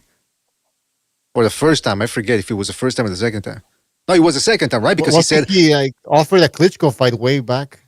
Yeah, I think so too as well. I'm not sure. He had options. Yeah. He was with the PBC. They were enclosed. They were segregated. They're self-segregated. So if he wants to blame anybody, maybe he should blame the people that control his career. After the losses and stuff, people get brave now. They get brave. They get more confident, and they're willing to call you out a little bit more. It's crazy how you have more chances when people think you're down and out and don't have it than when you're at the top and you're knocking guys out. You know, but I've never left. My mind probably left a little bit. A lot of things was going on. Is that a reference to the ayahuasca session he had in South America, or what do you guys think he's referring? My mind left for a little while. I don't know. I don't know. He did look sickly after the losses to Fury, and when he came back to fight Parker and the other dude, what was it? The Zhile Zhang. The Nightmare. No, the other one, the one that he knocked out, and everyone thought that was fake. Hellenius. Hellenius, there you go. Juiced He up looked sickly. He looked sickly. 200 peak juiced up for Wilder's probably 230 pounds. That's the best Wilder we're gonna see. Not 212, not 211, and that's not the Wilder we saw against Zhile Zhang or Parker. I think he was pretty fucking scrawny in either one of those cases. But I don't think we're gonna see the same even against Usyk, because I think those drugs will probably fuck his liver up if they haven't already. Which is allegedly. We should say allegedly. We don't want to. Allegedly, my opinion, not BDS. My own opinion, allegedly as well. And that's probably why I don't think you will ever see him in that weight class like he did against Fury. And what else? Yeah, I think it's look. I also see this. I see the Usyk fighting with Wilder, and then after this Jake Paul AJ fiasco where AJ knocks him out, because that's the goal that's been already set in stone. He's gonna knock his ass out, and then watch Fury walk in the ring. If not Fury walk in the ring, they just announce it afterwards. It's Fury versus AJ next year, because that's the whole reason why they're doing this Jake Paul fight is to make AJ famous again. Famous enough again is more like it. He's already famous. He's famous enough to fight Fury, so they can make a lot of money. In regards to Wilder looking sickly against Zhang and against Joseph Parker, I would argue that that's because he was finally fighting good opposition. I mean, think about it. The best guy he fought, other than Fury, was Luis Ortiz. And if you watch the first fight, Ortiz almost took him out. And in the rematch, he was losing pretty much every round before he bailed himself out with his power. Other than that, who were his other opponents? Duhapis, who also gave him a tough fight. Stiverne, twice. Spilka. A past his prime, what's his name, Ariola? I mean, come on. It's no wonder once he fought Joseph Parker and Zhilei Zhang, he lost. It wasn't because he was done. It's just... Or maybe, okay, I'll say this. I'll say this. Sorry, Gypsy, real quick. I will say maybe that 2 Fury beatings diminished him. I will say that's a better argument. Yes, but Ariola was not really past his prime. I mean, he gave fucking Andy Ruiz problems when they fought each other. He dropped Andy Ruiz, if I'm not mistaken. Yeah, but that was like one of his last fights. Yeah, and Andy Ruiz is inconsistent too. It's not exactly Andy Ruiz and Wilder are actually a little bit on the same level. Although Andy Ruiz has a better resume because he has the Joshua win. That's the fight I've been wanting to see, BDA. That's the fight I've been wanting to see. Yeah, so have I. Wilder. From what I heard, Andy Ruiz was asking for $10 million, and Wilder refused to give him that fight because of that.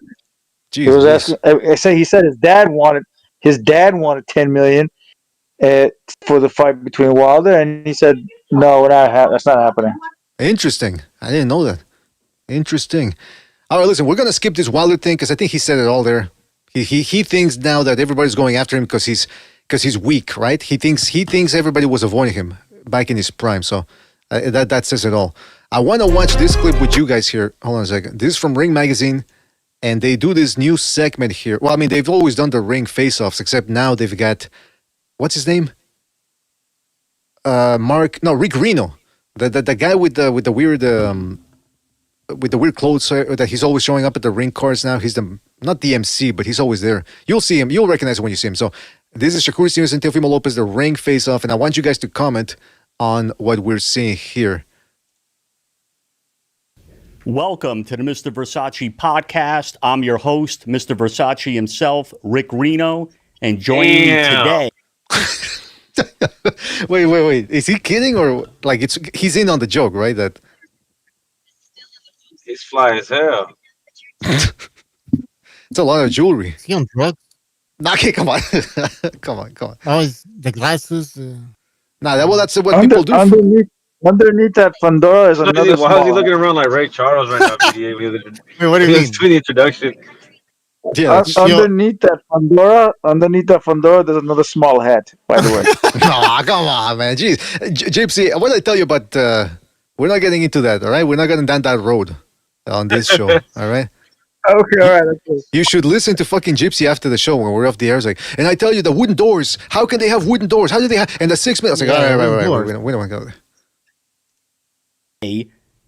Ring Magazine and WBO world champion Teofimo Lopez, undefeated 3-division world champion Shakur Stevenson. These two men will collide January 31st, the Mecca of boxing, Madison Square Garden in New York City, live and exclusively on DAZN. Teo, I'm going to start with you. When did you first become a... Imagine if this dude actually has the character that he talks in the third person, like Teofimo, Mr. Versace wants to start with you, and he just does that throughout the show. That would actually be good. It'd be genius if you ask me. I don't know why he didn't go for that. Yeah. By the way, what the fuck is that Medusa on his shirt, or what is that? Some Greek... looks like some sort of ancient Greek art. That's Versace's symbol, man. It looks like Medusa. Medusa's Versace's symbol. Is that right? Well, that's another rabbit hole. I mean, that's another rabbit hole we got to go down now on Second Renaissance. But anyway, let's keep watching this. Aware of Shakur Stevenson? When did you first hear the name? When did you first maybe see a fight of his? All right, can I just tell you, sorry to pause, but I mean, you guys can chime in whenever you want to, but I hate these type of questions. It's almost like, when there's a couple and the girlfriend goes, so when did you first notice me? It's like, come on.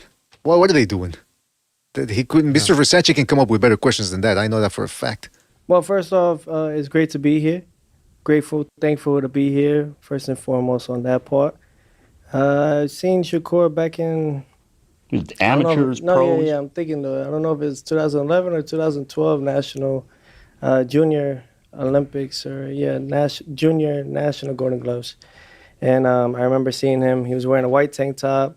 I think it was red trunks, red and white trunks. And he was just whooping on dude bad. And that's when I noticed. But we were in different weight classes at the time, different age group, I think. And, we were both cleaning up our divisions leading up to the finals. He ended up winning.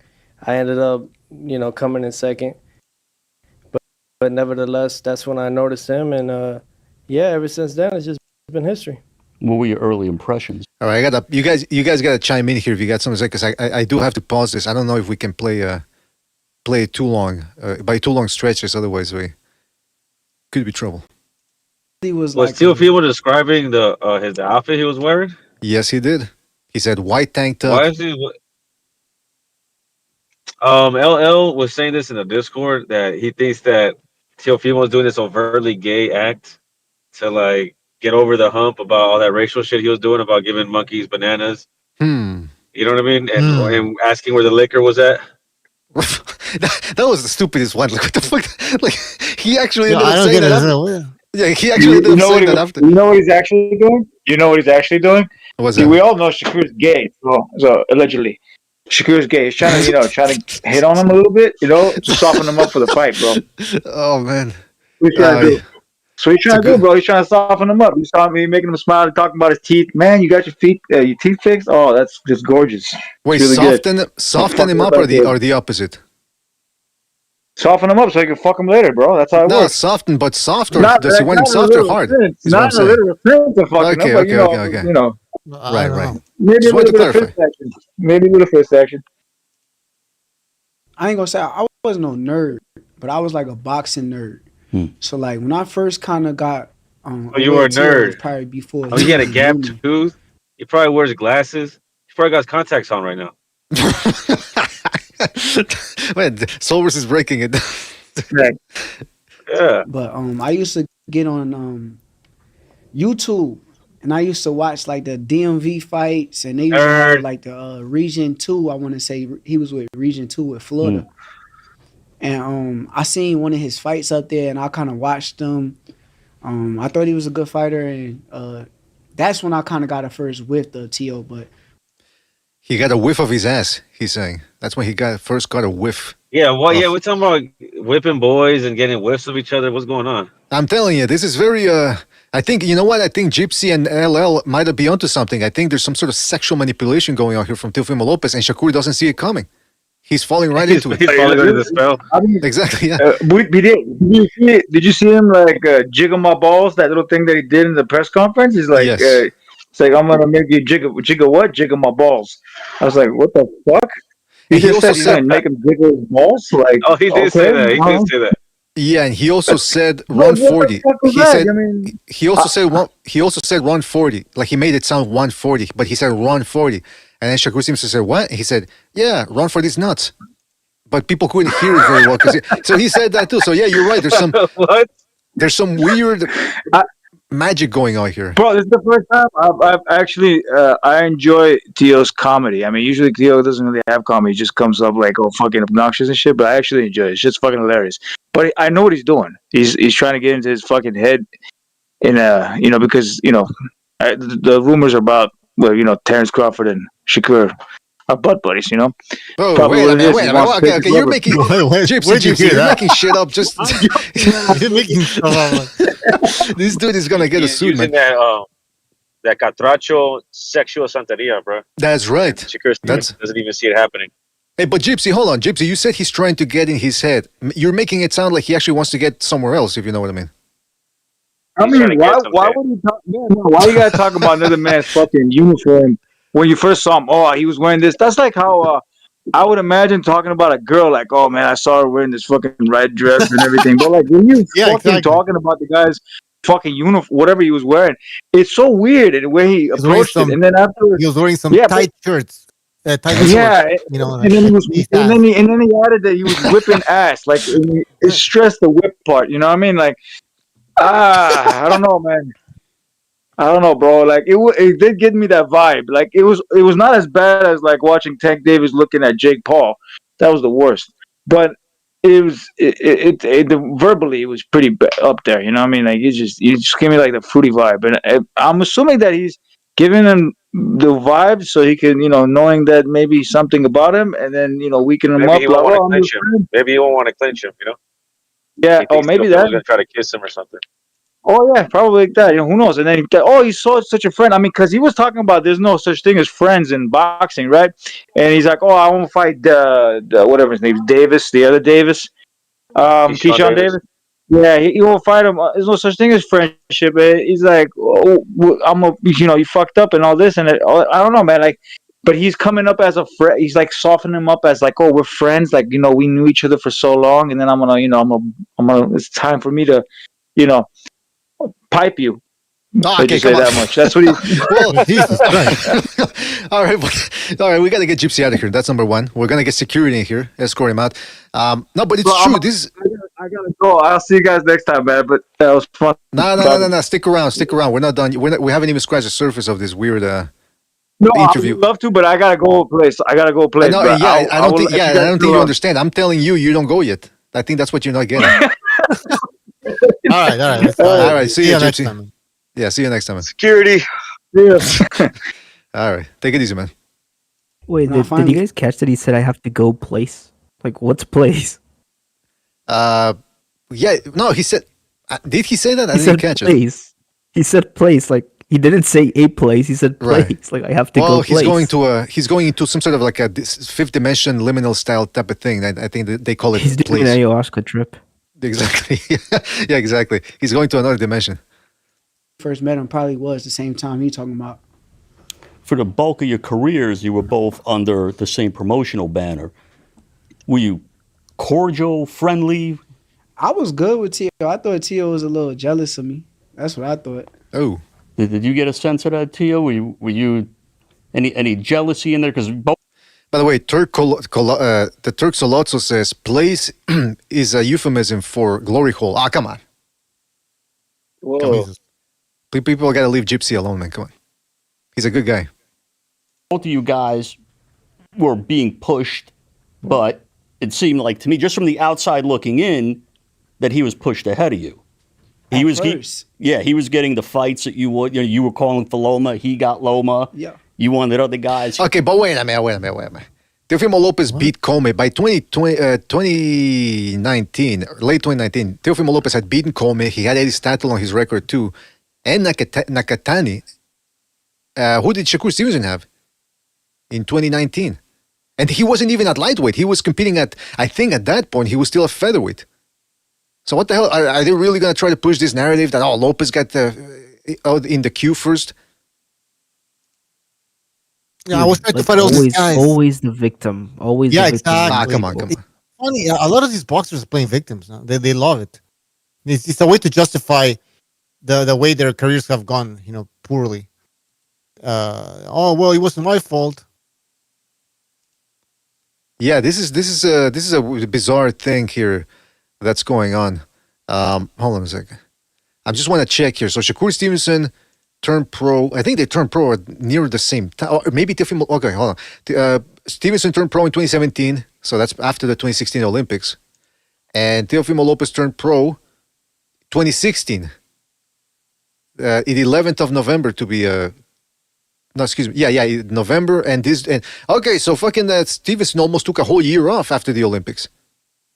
So sorry if they pushed Teofimo Lopez ahead of you when you're a featherweight. In fact, let me just double check because I'm saying okay. So Shakur Stevenson won the WBO featherweight title in 2019. Yeah, he was a featherweight. This guy. I mean, again, the timeline makes no sense for him to fight Lomachenko. These people are. This fucking Shakur Stevenson, he's on another level. Him and his friends, Clarissa Shields and Terrence Crawford, they're always complaining. They got the world on the platter. They're ready to sacrifice Teofimo for Loma. Exactly. They weren't ready to sacrifice Shakur Stevenson and Loma. Exactly. All right, let's keep watching this. Mr. Versace. He was getting other guys. Did you see him as a future foe? Because at one point you were 2 He was divisions getting ahead. all the guys. I mean, I think we're falling down the hole now, the glory hole where we just see. Yeah. I mean, come on, man. What's going on here? Man, that's a great ass. All right, let's keep going with this. I think that everything just plays out the way it does, and eventually we was gonna end up meeting up with each other. Eventually, I think that that's how it works, right? When 2 greats collide, you're bound to see a great fight. So, I never seen any jealousy in my part with him. I mean, for crying out loud, he fought for Team USA, got a silver medal. And, not during them times though, and bro. the whole thing not was during them times. I'm speaking on the times where I felt like you had a push start. You got the you used to be ahead of me far as like you was the code on Terrence Crawford card. I was underneath.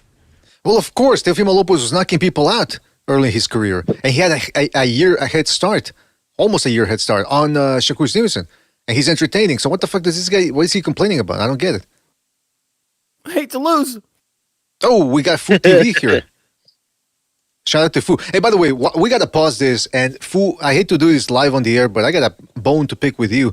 You know that we all like exclusives, right? Here on the YTBC, everybody wants an exclusive, and we share exclusives with each other. How come you didn't tell me that you got the inside scoop on Shakur Stevenson's next video game? Oh, yeah. It just happened. It happened. Man. Yeah, that was crazy. Shit happens, yo. Can we play it on the air here? It just ended up. You wanna? I'll put it in the. I got it. I got a watermark on it. I got it queued up here. Yeah. You can play it. You can play it. All right. This from the real Food TV. I just got. Yeah, it was a contract, dude. It was crazy.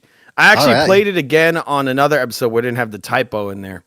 Hey, well, that's the programmer's fault, though. That's on them, the developers. It's not your fault. Yeah, it's true. Shout out to the Real Food TV. Go check out his channel. And this is from his the stream from 2 days ago, not the last one, the before last. Roach got robbed in the pitbull fight, or is this another detectable lie and other news? So shout out to Fu. He got the inside scoop on Shakur Stevenson's next video game. Everyone's always talking about when's the next boxing video game. Well, it's right here in near us. I'm not kidding. It looks pretty interesting. I don't know if I would call it. It is a kind of a boxing game. Right. Well, people are going to see what you're talking about. I'm going to review it. I have to review it. So I'm going to press play here, and you're going to be hearing Fu TV's voice as he narrates. He's got the inside scoop on the video game. Let's have a gander. It's a weird kind of game too. It's similar to Doom. It looks like they wanted us to talk about it. This is actually gameplay that was played by Shakur himself. We're gonna watch a little bit of that right now. Okay.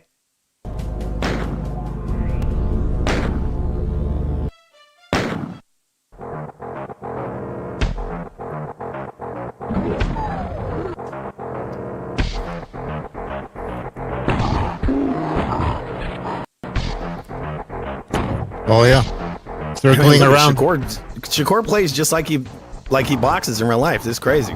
Yeah, look at that. Look at the movement. Look at that. He's using that whole ring, huh? Yeah, that IQ. Yeah, that's what you gotta do. You gotta use the whole ring. Gotta be smart. Oh man, sweet. You gotta watch out. Shakur's getting hurt over here. People, he's getting pieced up. This is like this Zepeda fight almost. He's missing those punches. Wow, Shakur's arms got a little hairier, isn't he? Yeah, he's gonna need those brass knuckles. He won now. All right, there you see their achievement unlocked, belt to ass. I gotta tell you, this video game is so realistic. It's not even a video; it's a simulation almost, because it's so realistic. Based on his life, yeah, in a way. Let me fast forward here just a little bit here, and it's very again. Look at that. See, as very interactive. You start losing health, and the picture changes there, just like in the Doom games. Underneath there with Shakur Stevenson, you see he's hurting there right now. He hates it. Exactly. I mean, the guy looked pretty fucked up. You see him on the ground there. Some other fighter doing Shakur's dirty work, but he's gonna fight that guy potentially in the future. Oh, Shakur's down. Walk away with a silver medal, which is an incredible accomplishment. Can you take any pride in that? I don't like to lose. Second. Dude, they messed that up. It's supposed to say boring score. Yeah, okay, yeah, you're right. They fixed it. That's pretty funny, bro. Poor master. That's actually talented. Like that was pretty good. What's with the zoomies, by the way? You gotta talk to the developers about that. But yeah, I don't know why they put that guy. Wait, was that like live action Super Mario? That dude looks just like Super Mario from the N64, exactly. Yeah, right? who was that? I don't get it. I don't know, but his laugh is really annoying. Yeah, but shout out to Food TV. Check out his channel, The Real Food TV, for more exclusive content like this. I'm a little bit not even jealous, envious. That's how mad I am. That's actually the Xbox version of that. Oh, okay. I mean, okay. you should ask them. They might send you that PS5 version. Well, hopefully. Yeah, because we were talking about that on the Discord, how boxing video games now aren't realistic. This, pretty gosh darn realistic, if you ask me. They're moving around. Oh, yeah. The sweet signs. Yeah. And the only way you can catch him is by shooting him. Exactly. Yeah, you gotta go above and beyond. You gotta shoot at him. That's how all the fans feel when they watch his fights. Exactly. Wait, I got a gun around here somewhere. Oh, come on, no. In there, they think kidding, it, but obviously they won't. Yeah, they won't act on it. Yeah. All right. So shout out to Fu. We just think it. I tell you, we're like Fu's Charles got Manson. We just think it. Exactly. I gotta tell you. See, that's what I'm telling you. Fu's got great content. I'm not talking out of my ass when I say that. Oh well, thanks. Yeah. But speaking of ass, the ass style, let's go back here to this face-off sit down rather, between Stevenson and Teofimo Lopez, the champ. Wait, what did you say? The champ. Oh, Then you okay, got I thought you said something else. the opportunity to fight with Lomachenko. And That's after pretty that, I racist, felt yeah. like I kind of got pushed more than you, and you felt some type of way about the way that I was pushed more than you when it came down to ESPN. I remember you saying a little comment with the ESPN only like black fighters and all that kind of stuff. And when you said that, I kind of felt like it was a shot at me. So I felt like it was a little bit of jealousy. You see, I told you this guy doesn't consider himself Puerto Rican. I said that before. Interesting. See that? Yeah, I mean, when it doesn't. suits him, it's I all guess. for money. I mean, but it doesn't change. It's all for money. You're Puerto Rican. I wasn't talking about you. Yeah, it's all for money. Yeah, he should have said it's all that. for money. He should have said that. He should have said, you're half Puerto Rican, so I was only half talking that would have about been you. great. He's like, you see him carrying around the Puerto Rican flag. He was like, I thought you were talking about me. Okay. No, I just didn't give enough. That's all. Cool. I just didn't give enough about it at all. Yeah, but when you said in the ended comments, up- you said something there. It was something you said at that time. That was I just- something. It was the way Oh you my felt, God. right? Nah. I just pushed the movement that I felt like we was taking over as we are now. Like I said, I think you the truth. I know I'm the truth, and can't wait to see. The truth. True. What did you say? Truth? The truth. The truth. It's so, okay, first of all, did he get It's all veneers? It's all English. Like a roof? It's all English, Truth? yeah. I think it's because they fixed the gap in his teeth. I don't know if he's got caps or veneers or whatever they call them. So I think maybe that's what's causing the He looks fucked up. He looks like he turned into one of the Charlos or something. You're right, huh? He does look a little bit like He's the just like- Charles. Yeah, he has the same kind of teeth now. And face. He looks very similar. See it. Martillo, I missed you the gap. said in I a missed the recent gap in his interview that Wait, that guy looks like the dude who did the outfit for Deontay Wilder. The dude in the center. Deontay. Deontay. He looks like I know what that guy. Deontay. I'm telling you, I'm not kidding around. They scrubbed that interview off the net. The one where it's the David Lee Roth looking guy and that couple. Yeah, the couple with Deontay Wilder, and they go, when he showed up in a car that looked like it was Versace, but done in the ghetto. It's like, what the fuck? You can see Deontay Wilder. We thought we were gonna get shot in a drive-by or something. He didn't say that. I showed you the guy's page, right? He didn't say that. He didn't say that. His Facebook. Right. How do you got the footage, BDA? He said that. Okay, there you go. Yeah, you know what? You know what? You got me. But yeah, it's true though. That in that video, at some point when they're talking, you can see Wilder starts zoning out. The MK Ultra conditioning started kicking in. It's like, because he's their sex slave or something like that. So when he's not being addressed, he goes into sentience mode. You know what I mean? It's like, yes, master, no, master. That type of stuff. Yeah. It's like Bruce Lee. You see that weird ass dude? You know when Bruce Lee did that weird thing with his hands and there's like 18 hands?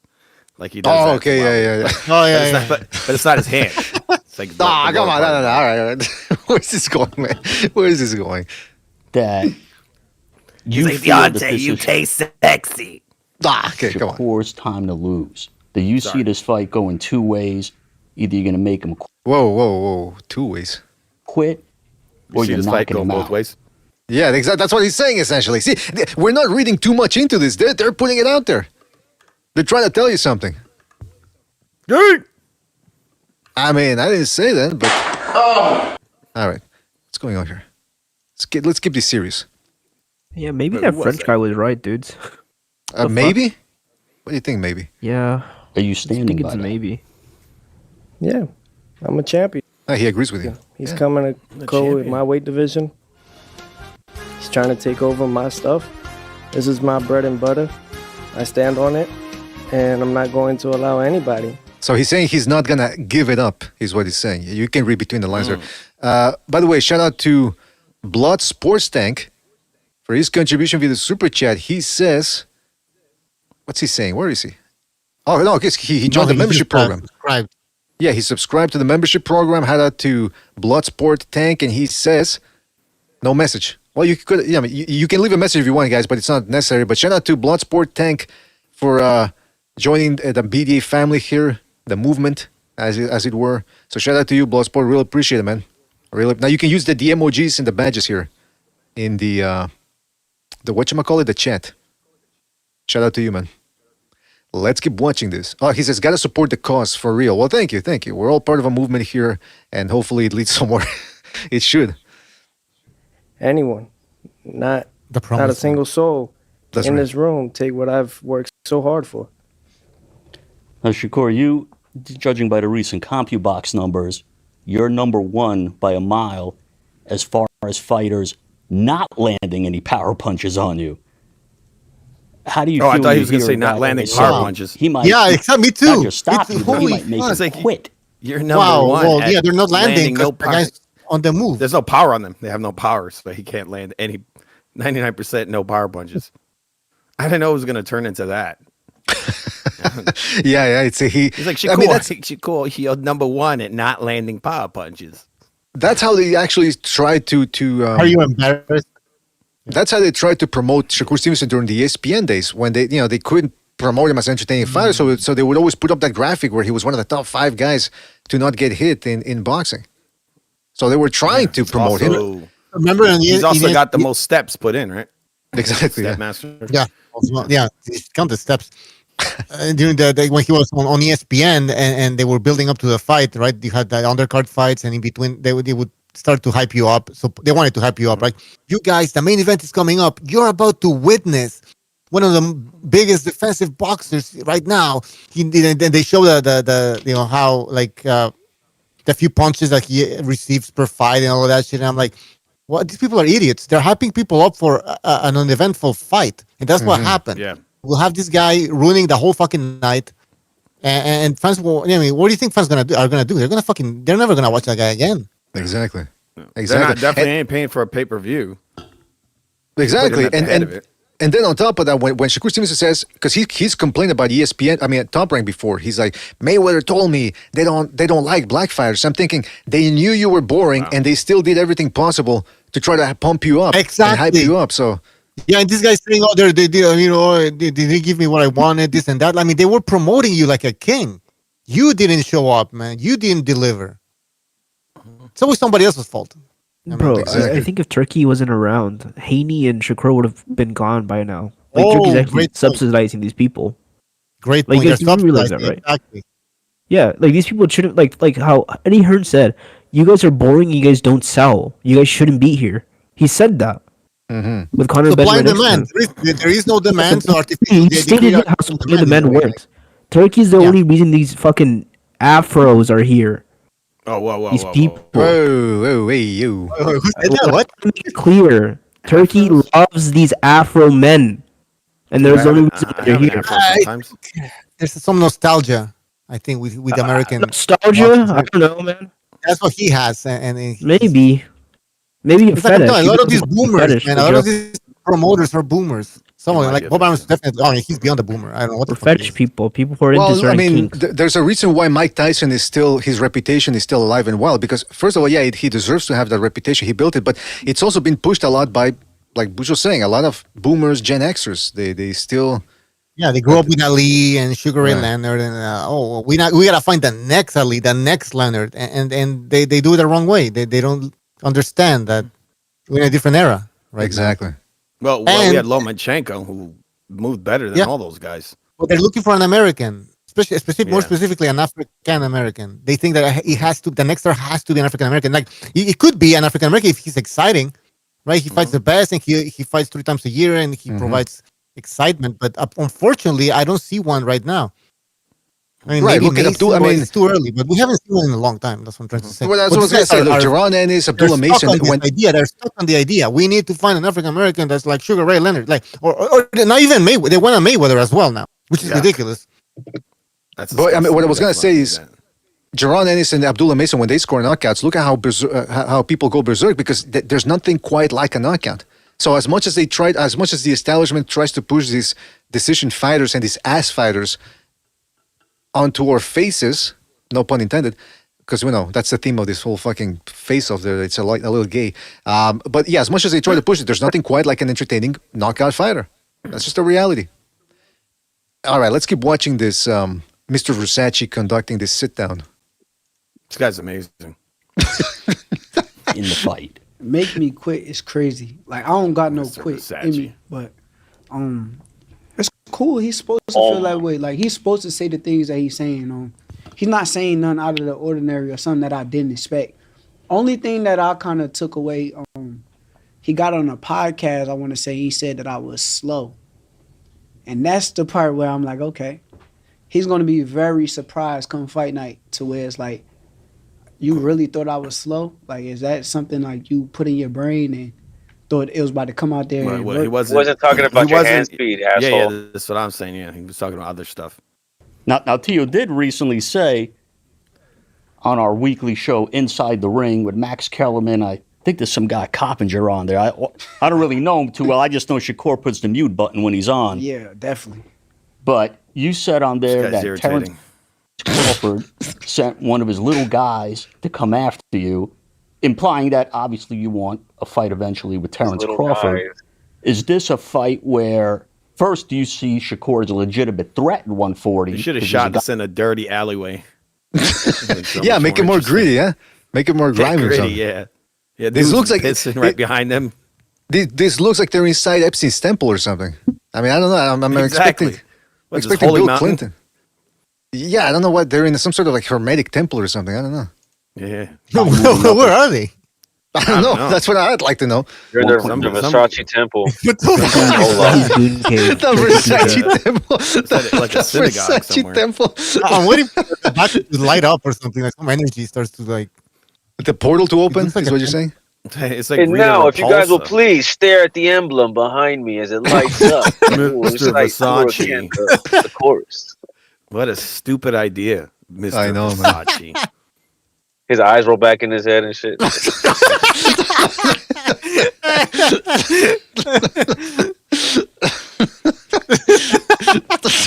Just levitate. He's just starts to fucking levitate. Yeah, he starts floating out of the chair. The idea that the sunglasses they fall off and you see his eyes glowing and shit. Yeah, Eyes are exactly. rolled That's to what the their back eyes of all his head. And you see Shakur Stevenson. You see Shakur Stevenson and Lopez. They try to run away. They can't. Like there's no doors anymore. That's funny, man. It's like a ritual. It's an actual Exactly. That's exactly what's going on Trying to here. feed off their sexual energy, though. That's why he gets these Exactly. questions. He's a That's sexual what's going vampire. Wait, what's the word called? It's sex magic, right? That's like a real thing. Exactly. Yeah, ICK. he's Yeah. not- wait, is that a table or is he just sitting in a chair?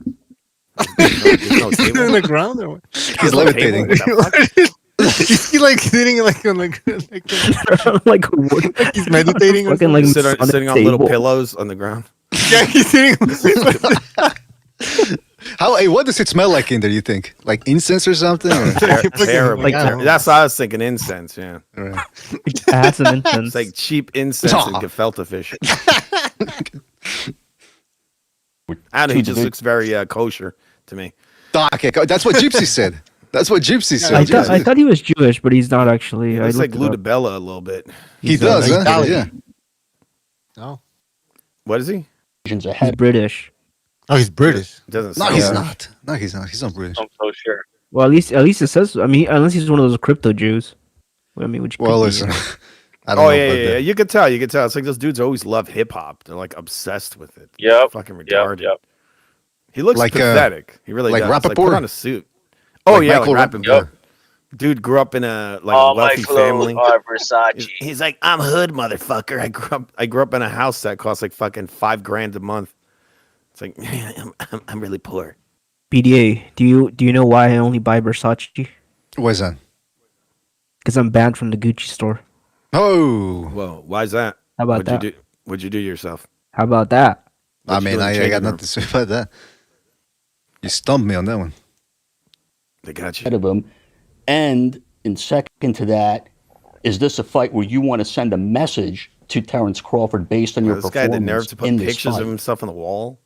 I mean, it's always he's playing. You know, it's a put on, right? Like, but it's still It's like the what's that MMA guy? The something with an M, I think it is. You know what I'm talking about? MMA guy. Yeah, the MMA guy, the one who's like kind of funny. The Mooch or something. The Oh yeah, yeah. yeah, it's sort of like that. Did you say the Cooch? No, he married Oh, okay. an attractive Asian commentator who Is does that right? sports stuff. Interesting. Yeah, you know the big one that does all she does The boxing. schmo. His name is The literally schmo, Schmo. yeah, the schmo. The yeah. smooch. Let's call him the Not Cooch. the cooch. The Coochie. No, okay. The cooch. You don't know the cooch? I know. I like the Cooch. I know the guy you're talking about. The schmo. Yeah, I know that. I've seen him before. Yeah, schmo. Yeah, he's trying to be the schmo. Yeah, he shacked up with Helen Yee. Yeah.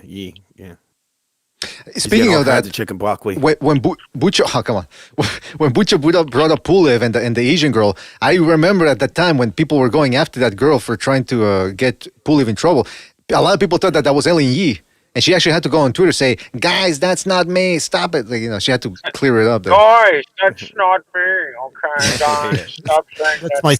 That's my twin sister. Guys. Hey, that no me, twin sister. That no me. That's what she said. Please forgive it. That was not to me.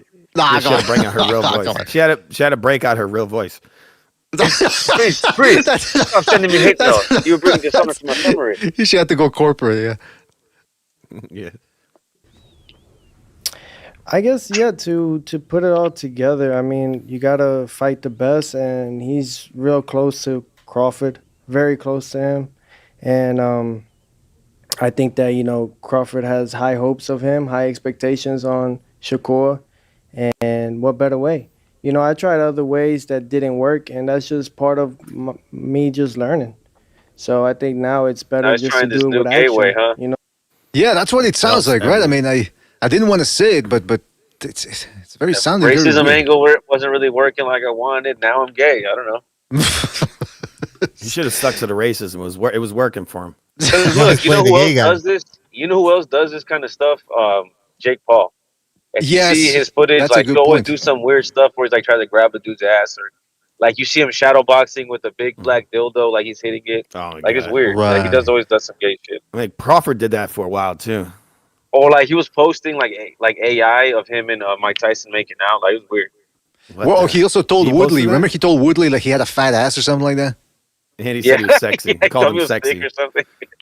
Yeah, he called him thick, and then Called the other him guy goes, sexy. "Come on!" Like the other guy saw through him. It's like that's not funny, man. It's like that's. This man has a great ass. I'm not gay. Just because I love his ass doesn't make me gay. I mean, I gotta tell you, it's I don't know what's going on in boxing anymore. Sounds like AJ. Who It was sounded like that? Gypsy a little bit. It sounded like Gypsy boxing. It sounded like Shakur. Come on. Let the fist talk, and now he's here. And like you said, I was 2 divisions ahead of him at one point in time. Now he's here going up to my division at 140 and trying to reclaim and claim everything. These guys are terrible. Yeah, I could like care They have less. like no Bro, energy. come at Yo, all. they're not telling the fight, man. This is why Turkey Al-Shi called in during the press conferences during the last press conference because he was so It's like he bored. had to he had remind step them, in. like guys, get it. Yeah, he had together. like, This what, is the guys. show. Yep. It's like Teal's over here. He looks like guilty, like he's admitting to shitting in your mailbox. The hell? Maybe you see the way he's looking down. Maybe James Prince had something to do with that. You never know. That's Maybe. I mean, he has no energy at all. That's a good point. Well, not here. In the This press guy's conference, he had a little bit smiling. more energy with the jokes. Run for my balls and all that. But now Yeah. here he seems to be trying to be too There corporate. was not much energy to it, you know. That's true. That's true. Get on with the Pretty humble terrible. stuff, bro. I want the Tio that's rowdy. Like, where is he at, bro? I'll show you January 31st. Okay, we're gonna see. We're gonna see. I don't like this version. It's like, blah, blah. Man, listen here, bro. What you gonna do? What you gonna do come fight night? That's what I want to hear. You'll see. Okay, I can't wait. I promise you, I can't I've wait. been here. I'm gonna continue to I've stay been here. looking at you for years, bro. I've been here. I'm gonna stay For here. years. He's saying that and licking his lips, bro. These people are tripping. Bro. Exactly, man. Like they're talking about outfits. When did you first notice him? I've been looking at you. Great ass! I mean, come on. What's going on? I've been watching him for a long time. Especially his buzz. Yeah, it's like the look police. Look at song. that look he's giving him. It's like a sexual predator. Exactly. Well, yeah, it's like he's in the vicinity of a sexual predator. That's what it sounds like. I like Or looks shit. Ready I to want like you. jump in Yeah. there. Look at him with those incredibly groomed eyebrows. Yeah, that's weird too, man. I mean, what's going on? And then the mustache. It's very Years. John I've been Waters. already. Okay, scoped that's this. good. I played it out That's in my good. brain. You gotta focus times. on the top guy. For sure. You Yeah, the top focus guy. on the number one. You a beast, bro. You From a the beast. east. Yeah. I don't know about from the east. Well, is Florida technically the east? I mean, come on. What's going on here? Oh wow. It's Bro, terrible. this is It's just terrible. lame. That's a What the fuck is burn. this? That's such a burn, huh? Like, really? Are they really not gonna have any energy? Is Florida technically east?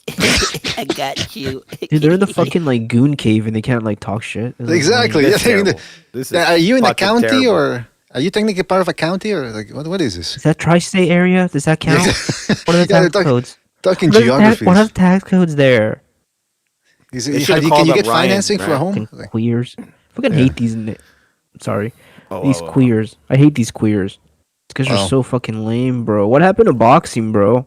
I want to hear someone say, you know what? I might just fuck you in the mouth, bro. Straight up. Oh, wait a minute. I want to hear them say that.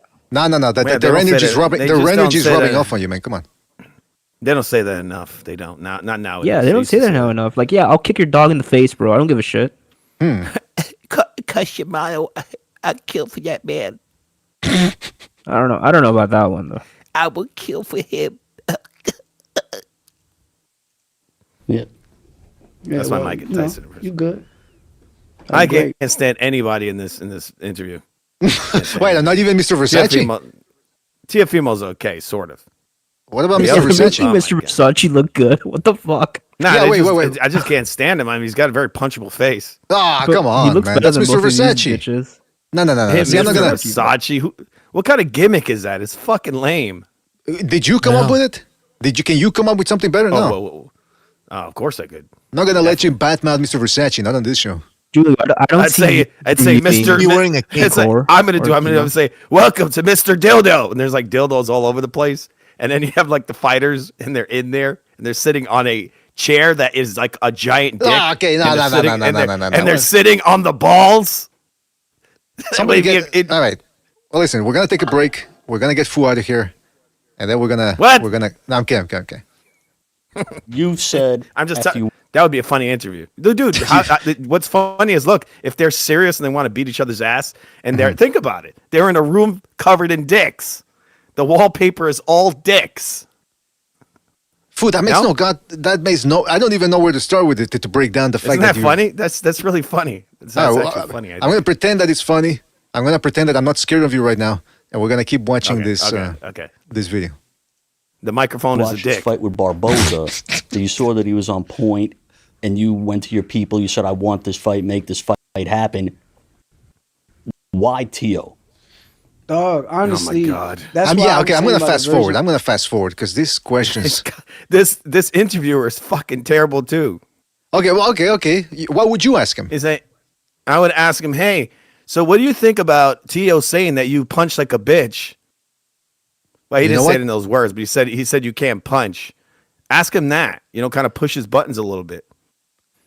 You know what? Do you think you're going to be able to hurt Tio on whatever? It's ask him questions like that. Not like the questions suck. I'm You sorry wanna I kind of doubted like you. push. you want to push their buttons a little bit. You're right. Right. I'm sorry I doubted you. That would actually be a good question. Yeah. You got to give it to Air Hawani with his rat face. He does ask some of those kind of questions once in a while, but he's usually, Well, he's very speaking to them sneaky, right? He's sneaky. Yeah. Nah, wait a minute. He does have. Well, no. But that sells fights. That sells the fights. You kind of push their buttons. Yeah, he would be like. What do you think about Teo calling, this guy calling them monkeys, like that kind of thing? He would be like, he would be saying, going. he'd be saying, so Shakur, this is gonna be a great fight. What do you think about this fight? It's gonna be a great fight. Are you gonna do this for the culture? I mean, it's a great. What do you think about Dana White? He's got to bring Dana White up, and then the voice goes up an octave every time he finishes his sentence. What did you do that night with Turkey? I've heard things. Oh, that guy is that good, and let's see if he could be that good in front of my style. Can he do them same things in front of me? I don't believe it. Nobody can good look against a runner, man. What the fuck's he talking? Yeah, he wants to see his moves. I want to see how he move. I want to see how he gyrates. Like, come on, what's going on here? Did you see that new video of Teo sparring, where he jumps in the air and hits the guy in the face with his ass? Yeah, I remember that. You played that one, right? I think. Yeah. But I don't have it. I did. I drew the lines too, like the technique. I drew the lines like the. So actually, is it weird? I think this is the first time ever where I don't want one person to win. I want both these dudes to lose. I'm kind of just hating these dudes now. You're not the only one, man. You're not the only one. The interview is really bad at this. Well, I think if it's a draw, nobody wins, and the fans don't win either. So it's everybody. I don't think anybody's gonna win in this fight. It's gonna be boring. It's a good thing there's no rematch clause. So you only get it once. As far as we know. Thank you. But I want to see. Well, there are been questions, here and there about Teo's mental state, as far as the critics. And you are a type of guy, when you're in the ring, you take guys sometimes to a dark place after a couple of rounds, you sort of break them. Do you the fuck's he talking? What? When? You take them to a dark place. What do you mean by that? Yeah, you take him to a dark place, kind of like the place we're in now, this room. Do you feel sleepy yet, Shakur? He takes him. He takes him to the bathroom. Yeah, he's like, do you feel sleepy yet, Shakur? No. Okay. Give me. Try to turn it up a little bit. And then you see gas coming in through the air vents. Just drink more of your Kool-Aid, Shakur. Yeah, well, the serum is not taking effect on you. Yeah, but I mean, come on. He takes him to a dark place like Bill Cosby. Oh. No, but seriously, what is he talking about? Do you take him to a dark... Like, who? Who did he take to a dark place? What, Jamel Herring? Couldn't even drop him? Josh Padley coming off... like he's acting like he's drowning guys. It's like, bro, exactly. Like, look, what this guy Padley, right, comes straight off the couch, electrician. He comes there like in a day later, and the guy goes, he goes 9 rounds with him? Yeah. 9 fucking rounds. It's pathetic. I mean, look. He's got a very complicated style, Shakur Stevenson, very unorthodox because he leans back so much, which you're not supposed to do. So he's got that down to a T. But when it comes to offense, he's not that. I mean, I'd rather go 12 rounds against a guy because then I can walk away knowing, okay, I just didn't take too much damage, than to fight a guy like Beterbiev or even a guy from a couple of years ago in the same division, Lomachenko, and the lightweight division I'm talking about, because he would actually try to hurt guys. He would make him work and he would exhaust them. Same thing with Usyk, as Tony Bellew said. But Shakur Stevenson, if you pressure him, he goes back and he gives you room to breathe. So no, I don't understand. I don't understand this the dark place. Fucking run. I think Teal's going to be dancing in front of him. He's going to run his ass off. He's going to be like, "What's happening? I don't know what happened." I hope so. I think that's what's going to happen. You're going to break him, Shakur. Couple of rounds. Yeah, I know I'm gonna break him. I know it's gonna be a certain point in that fight to where he's gonna be mentally frustrated, and when he gets mentally frustrated, that is where I'm going to attack. What do you think? Yeah, it was funny during the press conference. Shakur Stevenson is saying he's telling Teofimo Lopez is that don't throw in the towel, don't throw in the towel. I'm like, why are you saying stuff like this? You know it's not gonna happen. Like, you're not gonna beat anybody up to that point. I think it's gonna be the opposite of that. I think that's what's gonna happen to him possibly. Even Teo said it. He said his dad said it. He says that's probably gonna be you in this fight, and that's the same way I see it. I think Teo, he's gonna find the openings and he's gonna keep taking them. This guy's a very predictable defensive style. Once you push him back, it's always the same thing. The way he defends himself. The big shot really for him is that left overhand and that spearing in kind of left hand that Teo throws. Mm-hmm.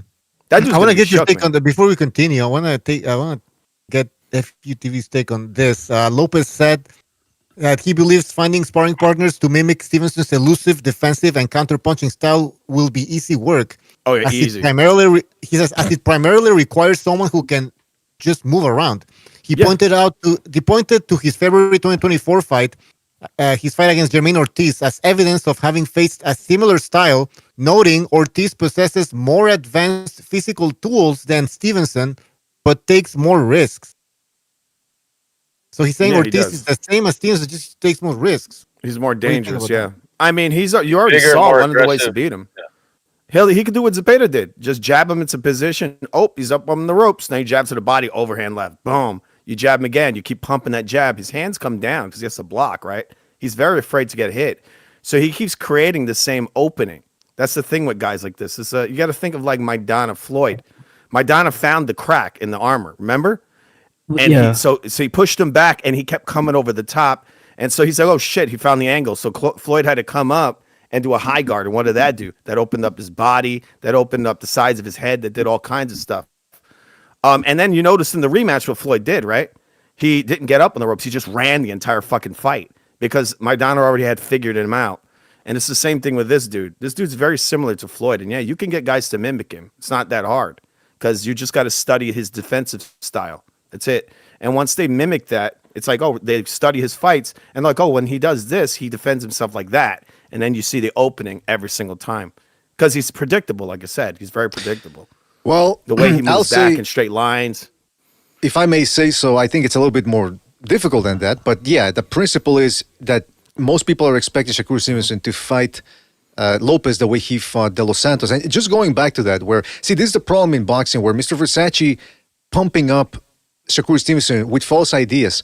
Well, you take him to a dark place. This dude already thinks, Shakur Stevenson already thinks he's the shit and that he's really a destroyer. Or maybe he doesn't. I don't know. But this type of stuff doesn't help. When you're saying things that are completely false, you take it. Okay, going back to what Bucho said.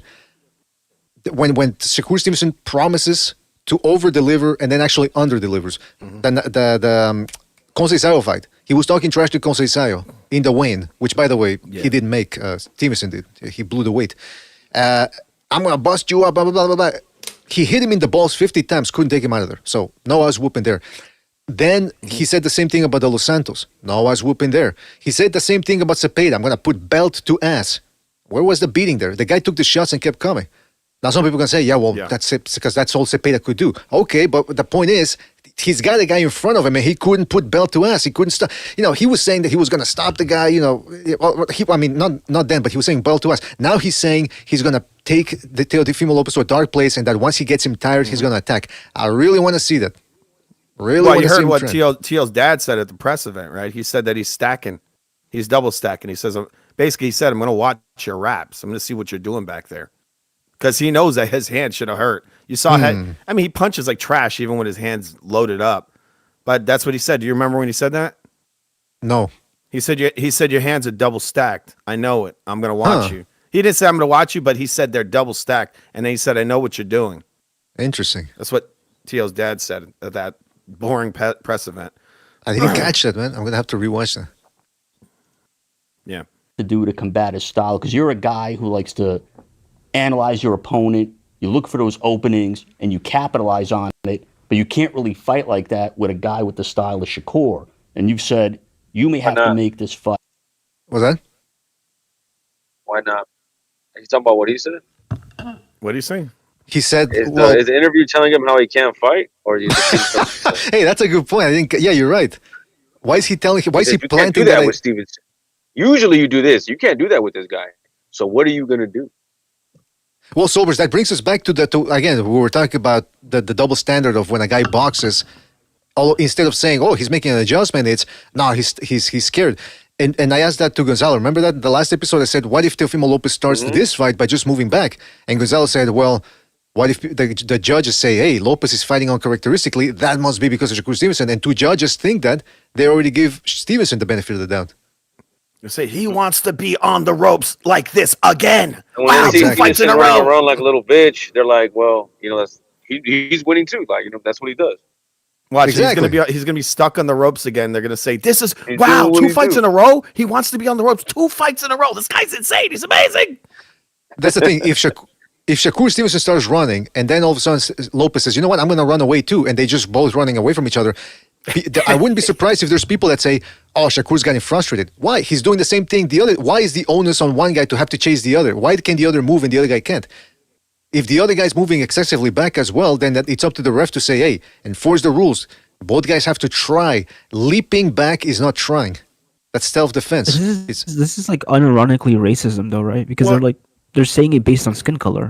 Exactly. Yeah, you're right. Right. This is like don't, actual well, racism. don't be shocked if Tio actually does that he doesn't come forward. At times, I think there's going to be big points in his fight where he's not going to chase this guy. He's going to do like he did in the Ortiz fight, where he just stood back and just stood there like, "Come on, bitch.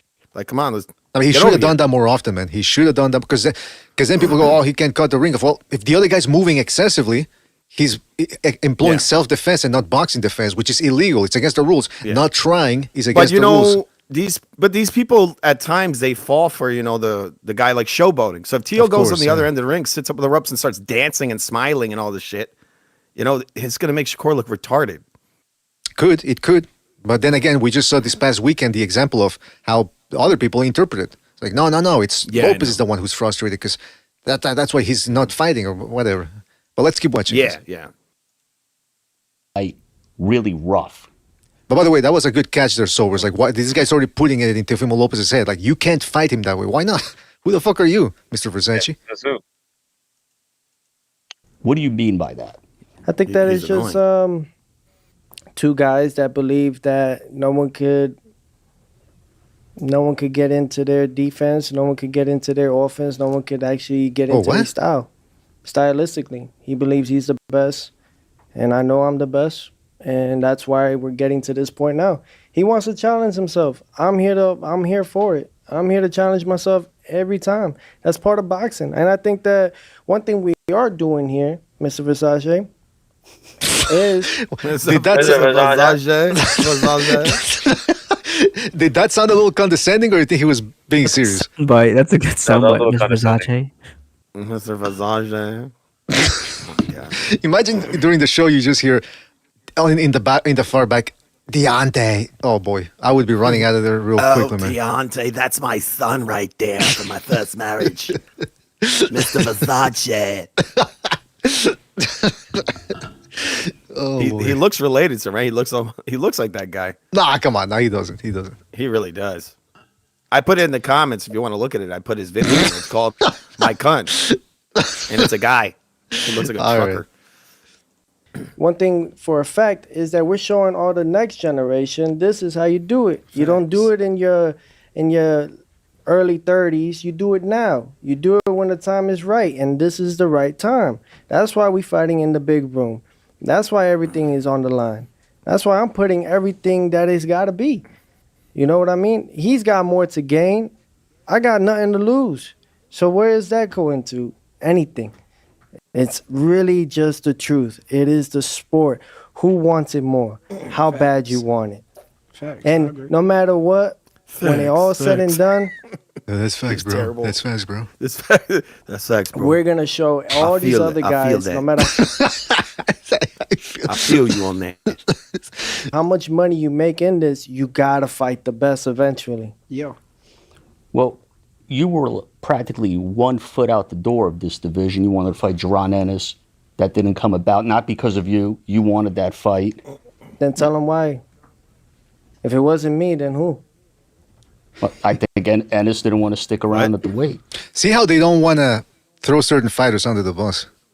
Like other fighters, it's like, oh yeah, they clearly ducked. But this one is, well, I mean, who are you talking about again? I mean, like which fighter? I mean, he wears skirts. He's a man. Come on, he doesn't wear skirts. Come on. Not Who's boots? Yeah, I know, but that's what I'm saying. You're referencing that video you did there with the no skirts, Diddy. Yeah, it's flying up in the air and the nipples. And all that. As far as what Ennis's people told me, he did. But I know you were willing to fight him even at a catch weight. Because I'm crazy. So what was it about Shakur where you said, I'll stick around at 140 and fight this guy? This question is terrible. His last fight, Cepeda. His last fight. You don't know how many people are talking about him on every scale level. And when it came to the talks of me and Haney fighting in August, I didn't go for it because he had no motion. Now he does after the Brian Norman. But Shakur, it's all there. But I didn't focus on him. I was focused on what's next, trusting my power team, trusting on my team and what can do and who could I'm going to fight fast forward a next. little bit here. That fight. He needed his Do dad you in think- there, man. Yeah, I'd that's rather true, see yeah. an interview between Shakur and Teal's dad. Yeah, that's a good Funnier. point. Yeah, that's a good. Yeah. I know you're double stacking. I know it. The pay to beat your ass. I got you figured out, bro. I already got you figured out, bro.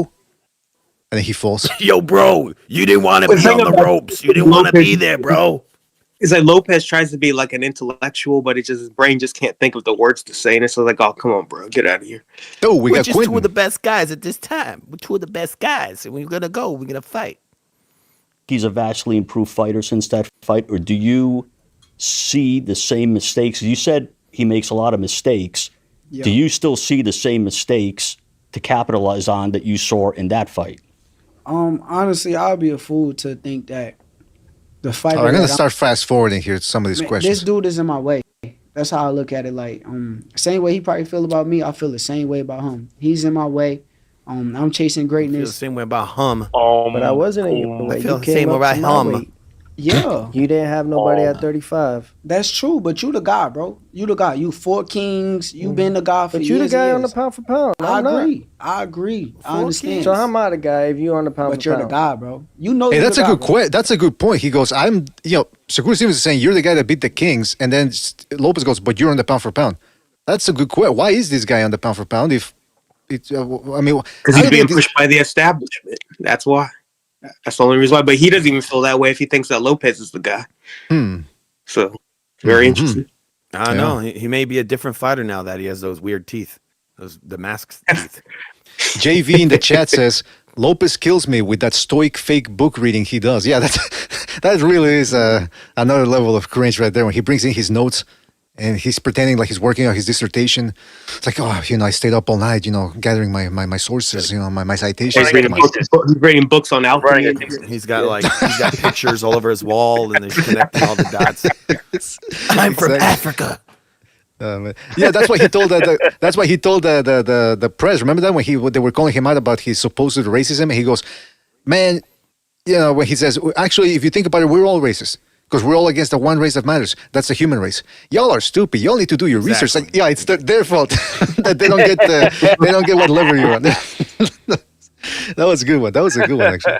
You got him, Junior. Deontay. Oh, shit. Deontay, you got him. Oh man. I'm Theo. Yes. Yeah. You been the guy since, bro. You the guy. But I'm just telling you. But I don't. You're see my that way, you're the bro. guy. I No, don't you're the carry- guy. No, you're the guy. Yeah, no, you're the guy. No, you're the guy. No, but you say you're the guy. No, No, but I thought you said truly, you're the guy. What if Theo just says, "I know you're the guy, but I want you to be my guy"? How about that? Ah, jeez. You know what? That in the Versace room, yeah, that wouldn't be out of place. You're right. No. I'm also surprised Mr. Versace hasn't said something like, "Go off, King. You speak your truth." Exactly. Yeah. Like, Every time they I always see. I always see. Wilder's only Look trying like to do a that turtle. shit, bro. Shakur Yeah. looks like that little dinosaur from the show Dinosaurs, the baby. Oh man, the mama. You remember that? he's always hungry. He looks Yeah, like you're right. He looks like a turtle. He looks like a little bird. She does kind of look at Baby Sinclair. That's kind of weird, bro. What the? Yeah, That's exactly. a crazy reference. I always thought, yeah, you know what? There's people. I always thought Austin Trout did look like a dinosaur. I would put up He his did, picture, he but I don't did. want to. I don't want to go there. It was a stupid haircut. It was a stupid I always thought haircut. he Yeah, looked I like think a so, fucking yeah. giraffe. That's what I always Nah, thought. it's, Get that way. But you're in my This guy's way. this guy's the mentality third is Charlo. he's starting to look like that. But you're Yeah. in my way. But you're in my way. So No. I gotta move you out You're in my my way. way. That's how I look at Chew, this. chew. He's voice speaking is Mandarin terrible. or something. Choo chai ching chong. He sounds like Joe Pesci almost. It's really weird. Yeah, he does. Huh? Shakur. Hey, Joe Pesci. Get my drink. Go ahead, crawl for my drink. Come on. Fuck you, man. No. Ain't nobody taking food off my table. That's all I'm gonna say. But I'll tell you this though, you bit more than you could chew. Cool, you can feel that way. For sure. But come fight night, you're gonna realize this is a lot different than being on the outside than being inside. of Okay, Floyd. As Yeah. they all say. Okay. Another Floyd-ism. I'm slow, right? It's funny when Mentally. Floyd says it because he's like, "You're gonna find out that it's different when you're in the ring," and then they get in the ring and the fucking dude's running. He's You're gonna find running out. the whole I was born for this. You think that you were born for this until they fight me. I was born to do this. It's gonna look a lot different when we're in the ring, and all they see is his fucking back, and he's just running. Yeah, you. That's hilarious. That's a threat. That's Oh, what about the De Los Santos fight? He kept telling him, like, they're at like the glove selection meeting. Well, I'm gonna fuck you up. And Crawford was there with him. He was showing off in front of his dad. Well, I'm gonna fuck you up. What are you gonna do? Then he gets to the fight that he's fucking running from him. Exactly. That's what we were saying earlier, Quentin. This dude has gone into so many fights saying he's gonna whoop ass, belt to ass, and then he doesn't. I was like, come on, who's and that's it's. I blame people like Mr. Versace who with the question, you take people to a dark place. When? Why? When Jamel Herring, when he was still standing in that stoppage, or Padley coming off a 4-day training camp, 4 days notice, going all across all the way across the world. It was a day. I think wasn't it like a day's notice? It was 4 days. 4 days. Yeah. If that. That's not enough time, man. No. I'm slow, right? Mentally. You should say. Oh my God, mentally. Okay. Mentally, good one. I'm talking about I'm slow in the boxing ring, right? Mentally. I'm talking about the boxing ring, what you was talking about. I'm slow, right? Mentally. Okay, you're gonna see. I promise you're gonna see. Teo, to Shakur's point, you seem to be the guy that. This is acting more like he's acting like Mr. Versace. He's acting like Stevenson's lawyer.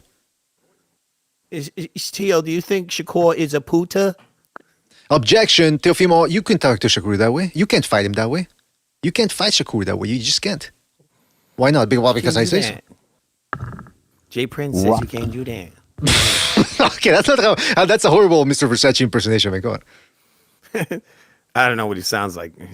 Let's hear him. Rises to the level of competition. When you were going against Loma, people felt you were the underdog. Josh Taylor, the same thing. And those are the fights the underdog, where you really showcase your skills and abilities and upset the odds. Is this another fight where you're coming in there with that mentality to upset the odds? It's on his wrist. That's I don't know. I think it's a Kabbalah. Tassel on his wrist. It's a Kabbalah wrist band or something. I don't know. Oh, I thought it was like some weird. I thought he was at the club or something. Well, they're in the Versace room, so the Versace temple. So you need that to gain entry. If you walk through the walls, if you walk to the entrance of the Versace temple and you're not marked for entrance, you dissolve. You vanish into thin air. He looks like you ever saw that show Bizarre Foods? He looks like that guy. Come on, all right. Food, come on. Something Zimmerman. It's fucking obscure references. Andrew Zimmerman. Andrew Zimmerman, yes. Yeah, it's a fat, weird dude. He would eat balls. Okay, come on, man. I'm not gonna let you badmouth Mr. Versace that Jewish dude that would eat anything. It was crazy. Oh yeah. It's disgusting. You saw that one when he went to the whorehouse in the Philippines? Are you kidding me? Wait, the one that he ate the pea egg? Is that the one you mean? All right. You guys. No. You guys reminisce about. This is true. There's literally an episode where he eats like an egg that a little boy peed on. Okay. Oh my God! I didn't see that one. Beat on or beat it's on? Called like beat off. No, like a virgin boy has to pee on an egg and then you eat it. Okay. This is listen. I've had enough of this. Let's keep watching this. This is weird enough, and you guys make it weirder with your fucking. I didn't Put say him in that. front of me now. I know, no, you did. Read him. Not about the odds. It's about, I guess defining them. You define the odds. Everybody's against Define you. them? Great. That's when you know you're doing great. I put a thing out there. It's like if you want to be liked in this sport, he said be a good boxer. If you want to be loved in the sport, be the best boxer. But if you want to be hated in this sport, including the odds, be the greatest boxer. Does that bother you based on your accomplishments? That Absolutely not. This is part of what it is. Tell me one fighter that was not at the top, that was doing their own thing. Okay, I'm gonna fast forward here because I need more. I think with they're unbearable. They really are. Such thing as too much of it. I mean, I think we need bet you more. 16 minutes, so I crave it. It's fine. Now you got it. Who had the ring at 35? You ain't got brothers, brother, but I got brothers. Okay, this is an interesting part. Keyshawn close friends, and that fight couldn't happen. Hey, bud. This is an interesting. I did see this on Twitter. Hold on. Keyshawn and Teal's an only child. No, we're talking about Shakur Stevenson not fighting certain people because they're friends or brothers, as he's like to say. Yeah, that's what the Number guys one at the PVC all did. and two, and 1 and 2 is him and Keyshawn, and him and Keyshawn are close Oh, they're friends, and that buddies. fight couldn't happen. Hey, buddy. It's corny.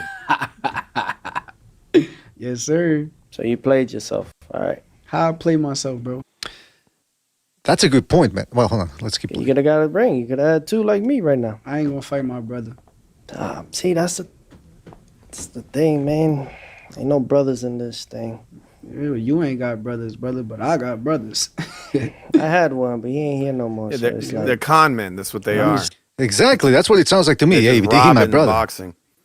Tell Yeah, you they how I work look together to rob the sport. That's the Get it, way they bro. look at it.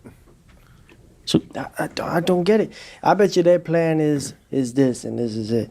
He goes to 140, tries to claim it. Then he'll probably go back down to 35. Let Keyshawn go to 40 and do his thing at 40.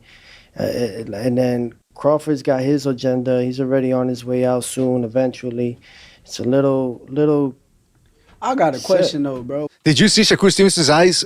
I mean, maybe you can't see it because it's too Damn. small. His He eyes was started after the going back. Matrix. His eyes started He's like, going how to did the he sides. find out? Exactly. Yeah. What his eyes do? Soon, His eyes Shit. started. His Swimming? eyes started darting to the sides. Like he started thinking, "Oh shit, Yeah, he's like got he me." figured it out. That's kind of crazy. Dio for once was not completely retarded. That was kind of cool. And then Crawford's got his the one. agenda. He's already on his way out soon. Eventually, it's a little. I got a question though, bro. What? See, that's why he interrupted him. He's like, "All right, stop Yeah. spilling the beans, man. You stop blowing up the spot here." Do one man's plan or whatever you got to do with Because you. it's not boxing. It's boxing, yeah, it is This boxing. ain't I'm boxing. fighting you. It I'm is not fighting boxing. nobody else. It is not the I'm truth. fighting you. But I understand, but it's Man, not you know, the he essence started of what cussing he and did. that. Exactly. You're Yeah. cherry Now picking. That's he's what getting doing. agitated. He's hitting too close to home. He should say you're cherry picking. That's it. He should not be able to not fight that guy. Well, if they hold on. come in and if Technically- Dana says, "Bro, you got to fight him," you should have to fight him. Technically, he's not ducking. I mean, he's fighting Teofimo Lopez.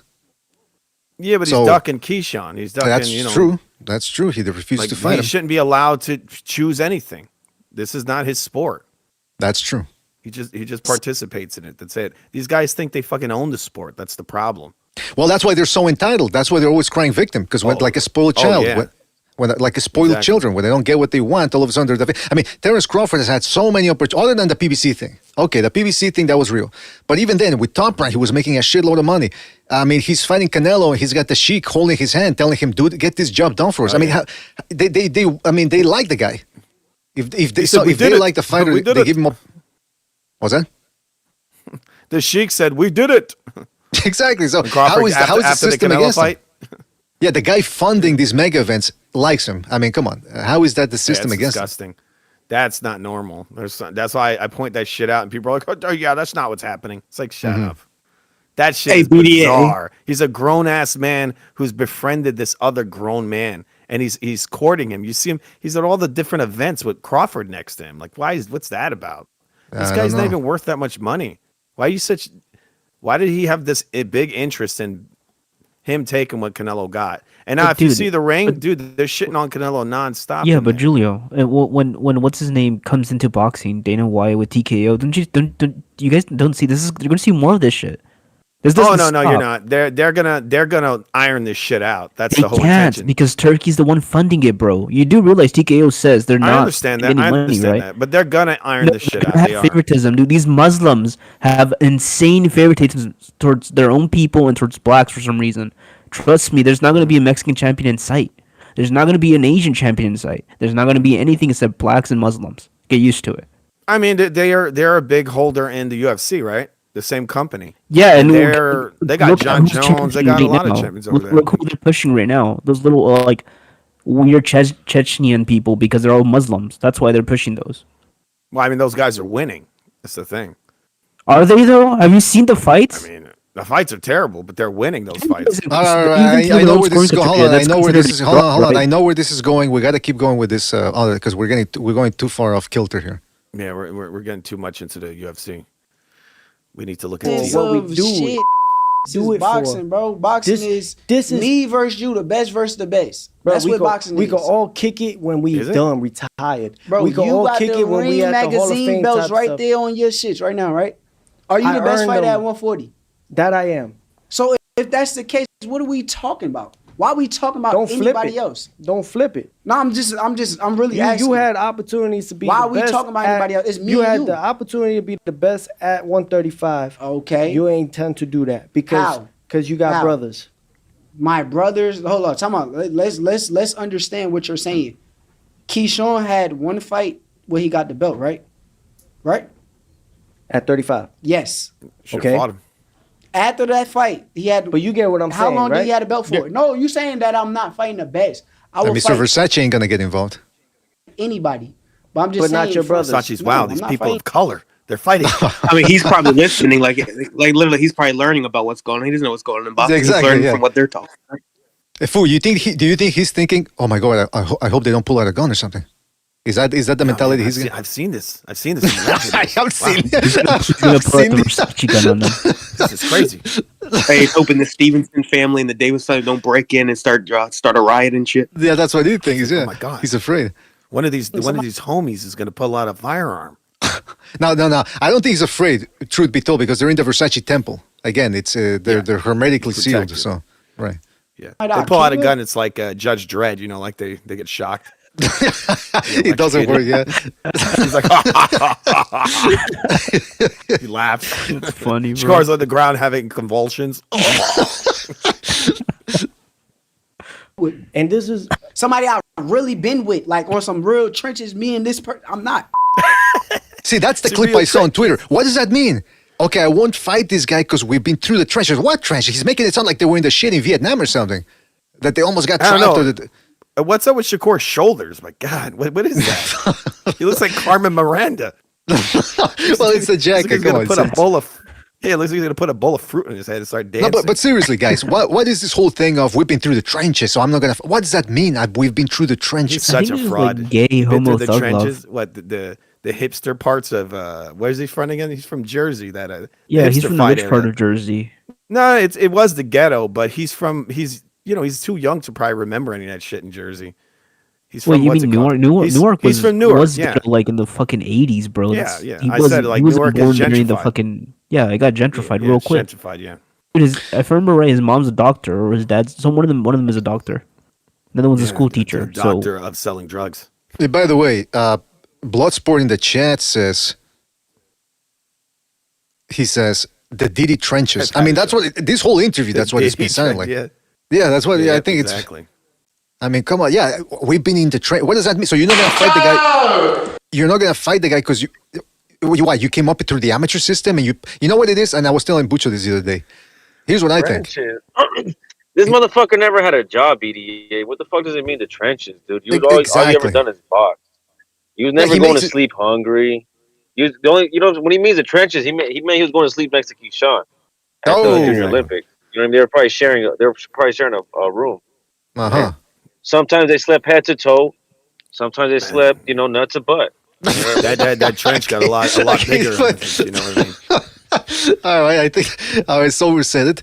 But what I wanted to say was this. I was talking about this. I've mentioned something similar before about Keyshawn Davis, Shakur Stevenson, that the reason why they wouldn't fight each other is because you look at the way they treat the fights in the build-up to them.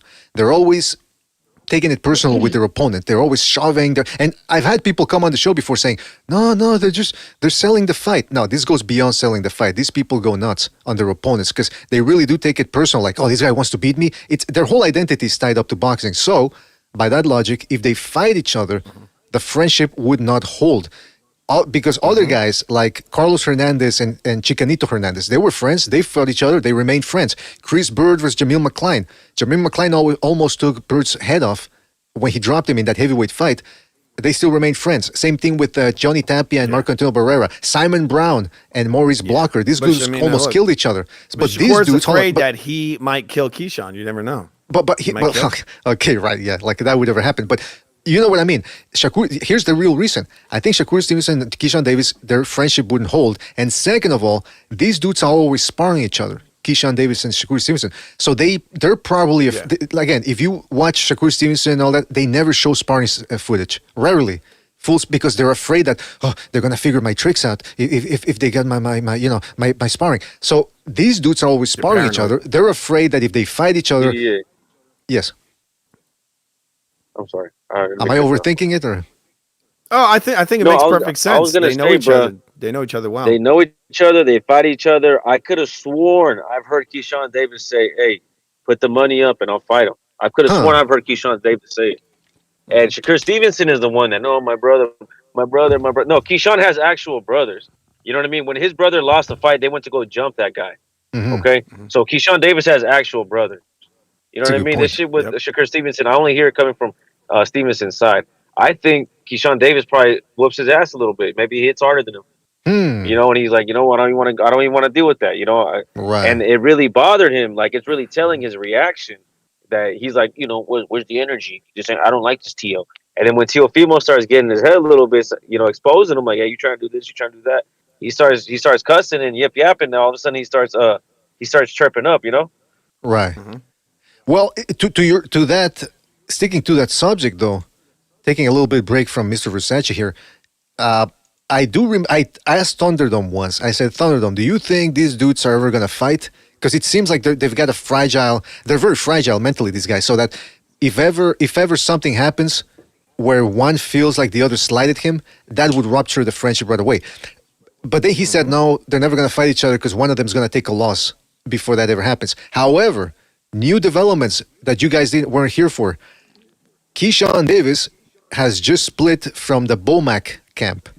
He will no longer be employing Bomac McIntyre as his trainer. So, are we one step closer to seeing Keyshawn taking on Kerr? One step closer to the edge. Well, yeah, are they still brothers now? They're not, you know. Yeah, Bomac, actually what I heard is that Bomac slipped and he fell on Keyshawn's foot and broke it. They had a falling out after that. Shakur was like, dude, come on, bro. The guy's got I got Keyshawn ate the last potato chip out the bag. No, wait a minute. Bomac went to Keyshawn's house and ate everything in his refrigerator. He emptied the fridge, is what you're saying? Yeah. And he did it during the night. Oh, you know what? I had to eat shout out dinner. to me. Look, shout out to me for remembering this. Wasn't Jamal Herring Shakur Stevenson brother? Oh, that's true. You're right. Was that his big bro? Yeah, he whooped his ass. Then he had no problem fighting him. Yeah, and that fight was highly suspect to me, bro. I don't feel like Jamal Herring threw any punches in that fight. I've heard other people say he just had that. a high guard, and then he didn't even get dropped either. Like the TKO was garbage. You know, he had a high guard against the ropes, and the referee was like, "All right, I mean, if you're not going to do anything, I guess I have to stop it." But he wasn't hurt or nothing. Exactly. He just didn't fight. Maybe the James Prince connection. I don't know, but yeah, these guys might end up fighting. But I think Teofimo Lopez brings up a good point about how these dudes are just, they're avoiding each other. Oh, but he's my brother. And then when Teofimo Lopez started breaking down the plan that they have, Shakur Stevenson all of a sudden started interrupting, started cussing. I want to play you something here because I think this is not only what fans think, but also other fighters. Check this out. This is Uber prospect Abdullah Mason, who showed a couple of weeks ago that he does have the stones to get in there against a strong puncher. Check out what he had to say a couple of months ago in regards to this whole brothers in boxing stuff. Hold on a second. Here's the best way I can ask you, Abdullah. It seems like Shakur and Keyshawn got a handshake agreement. They'll never fight. Do you have any handshake agreements with anybody? The only people I never fight is my blood brothers. Enough said. Enough said. You guys agree with him? Disagree with him? I couldn't hear it. It's clipping. All right. Well, he said they asked him about Shakur Stevenson and Keyshawn Davis not fighting. Would you fight anybody? And then Mason says, as long as they're not my blood, anybody can get it. He said. Mm-hmm. Yeah, I heard him. He said that a few weeks ago. Yeah, he said he wants to fight all those guys. I don't know if they're going to fight him. Well, what I'm saying is he's disagreeing with this whole concept of, well, we came up in the trenches, so we're not going to fight each other. What? It's a business. Well, they try to like befriend him. You know that? Right. That's one of the things they did. There was another fighter they did that to. I think it was actually Tank. I think they tried to befriend Tank and put him in the club. And Tank I was think like, they "Fuck wanted. you." I think they want Tank because they know they can beat him.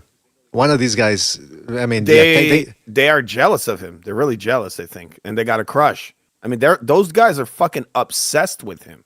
Those three, the Keyshawn, Shakur, and Crawford, completely obsessed. It's like one of the weirdest things. Mm-hmm. You hear Yeah, well, I Crawford, mean, he's like, "I'll come back down to fight Tank." yeah, that's that was, I mean, that's come on. What is that about? But like, listen, we tried to get through as much as Mr. Versace's interview as possible, or moderation rather. It's a good interview. It was good. I think you guys were a little bit too harsh on the participants. I thought it was a saw good. most of it. I mean, we should finish it off, maybe. I mean, come on, it's almost. It's All right, almost well, the let's see. end. How does it end? Does it end well? You want to see the These guys hug? Yeah, I don't think that happens. Hold on. Let's see if we can barge through. If we can power our way through this. Hold on a second. Anybody. Here it is. But I'm just But saying. not your brothers. No, I'm not fighting somebody that I came up with. And this is somebody I've really been with, like on some real trenches. Making Me and him this. burp. I'm not. Yeah, he's giving him acid reflux out of nervousness. Look at those shoulders. My God, is that Russell Brand's jacket? Well, you don't wear that kind of jacket with a shirt underneath it. What the hell? I mean, listen. What do I know about You gotta be stuff? shirtless. Me in the world is gonna make me do that, bro. All right, so like, let's say that was But the I will case, fight right? you. Let's say that was the case, and You then, the guy. Y'all ain't gonna see no unifications at 40 if he tries to take mine, cause he buddy with. Ain't you gonna beat me? But I'm saying, Ain't you gonna beat me? I'm saying it. That's what we This is have. I'm saying. If you gonna beat me, No, what are I we know what talking I'm about? gonna do. I know what I'm So gonna do. you gonna erase my name? I know what I'm from going to do. This. Now he doesn't. See, Stevenson doesn't get the logic. What Lopez is saying is, if I apply your logic, I can choose who to fight and not who to and who not to fight based on, well, he's my brother, or maybe some other Well, reason. not- Maybe it's definitely not fair because he has to fight those guys. Teo has Exactly. to fight them. This fucking guy said, "Oh, I do what I want." exactly. No, we've been. Why would I fight somebody I've been up in the trenches with? Like, why? Which trenches? What the hell are you talking about? What, they share a room Trenches. together? Fighting, Yeah. man. I mean, people are in the trenches fighting, spar all the time. They should be used. Yeah, that actually is an insult to veterans like Gons who were actually in fucking trenches, shooting it up. Was he? He was in a trench. Damn. Well, not in a trench per se, but you know what I mean. Actual warfare, gunfire. Yeah. If you get dropped, you might not get up. This is in boxing where there's a count and that the real fucking war ground. Yeah, but has he ever been trapped in Diddy's house? You know what? That's a good point. Now that you mention it. Yep. I mean, think of all the fighters that are Hall of Famers or world champions that probably had, people that they were really, really close with, sparred all the time, but they realized, hey, well, we can make some money fighting each other. Might as well just do it. Look at Simon Brown, Maurice Blocker. To this day, they're still friends. Simon Brown has a gym in Maryland. Maurice Blocker still comes down there all the time to train some of the fighters. Exactly. Bronco McCarthy. Go ahead. I said exactly, but that's because those guys aren't as uptight as these two. These two know that if they fought each other, I mean Stevenson and Keyshawn Davis, their friendship would not hold because these people take it they take losses too seriously. And some people can say, well, wait a minute, BDA, shouldn't you take losses seriously? Yes, but not to the extent where it actually ends up affecting your outside relationships. It's a fight. It's not a real fight. It's a boxing bout. It's business. It's a sport. It's a competition. It doesn't define your life. But these guys don't understand it. They really look at how Stevenson reacted to losing in the Olympics, and people can say, well, what about Roy Jones? Roy Jones got robbed. That's a difference. This was a close fight against Robeisy Ramirez. Mm-hmm. Hey, he got outslicked. Dude was faster. Dude, that really affected him mentally. He's like, yeah, maybe I'm not the best. And look, by the way, I want to clarify. I'm not saying that just because he cried, that's my only evidence. No, I'm looking at the whole package, how he acts with his opponents, the swerving that he's doing with his friends. Like, there's something going on there. Because again, Mayweather cried in the Olympics too, but he ended up fighting a whole bunch of people. He didn't really hold back. Well, I mean, some people can make the argument he ducked some people, but what I'm trying to say is, never did I hear him say, well, I'm not going to fight this guy because he's my brother. I'm focusing on the relationships here, so I could expound more on that later, but we gotta get through this, yeah. Is that boxing ain't going to allow it. But how boxing not gonna allow it? It won't. How? Cause now you facing me. Oh shit! I'm so scared. Tio, I'm frightened. I'm scared for my life. I'm facing you. Ooh. That shit don't move me, bro. I can't wait to see you. I've been waiting on this. Yo, I don't know how you don't understand. I've been waiting on this moment forever. Like, it's been years and years for this moment right here. I've been waiting since I saw you in that white tank top. I can't wait to get my hands all over you. Yeah, that sounds like what he was going to say. Actually, now that you mentioned it, with the way I'm so excited. I've been dreaming of this fight since that day. He said, "I'm so excited." They're both from the same Olympic cycle. They're both from the 2016 Olympics. They both got signed with Top Rank. They should have, if he's been waiting on him, then why didn't Top Rank match them together? Someone had to stop that. I mean, the guy's always getting protected over there, and he was the one who's getting protected. Shakur. Mm-hmm. And I think they're both 28, so they're both in their prime, so they haven't been waiting that long. I mean, Teo's he's had much higher level competition. I think this guy's might actually be a cakewalk for him. But the issue is catching him. He's going to be on that bike heavy. Don't hurt me, no. I mean, he's going to talk all this shit here. He's not going to do anything to Teofimo. Exactly. He's the most slippery guy he ever fought. Come with it. Facts. He never fought anybody like that. Now, do you think, based on what he said on Inside the Ring, where Crawford sent one of his little guys after me? Crawford ain't send me. That's something that he just got something in his brain. I don't know what's his insecurity about Crawford.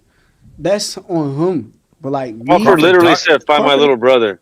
Crawford ducked him. That's the thing. So he literally said, "Hey, why don't you find my little brother?" So yeah, he did send him. Yeah, he did. But he called out Big Brother originally.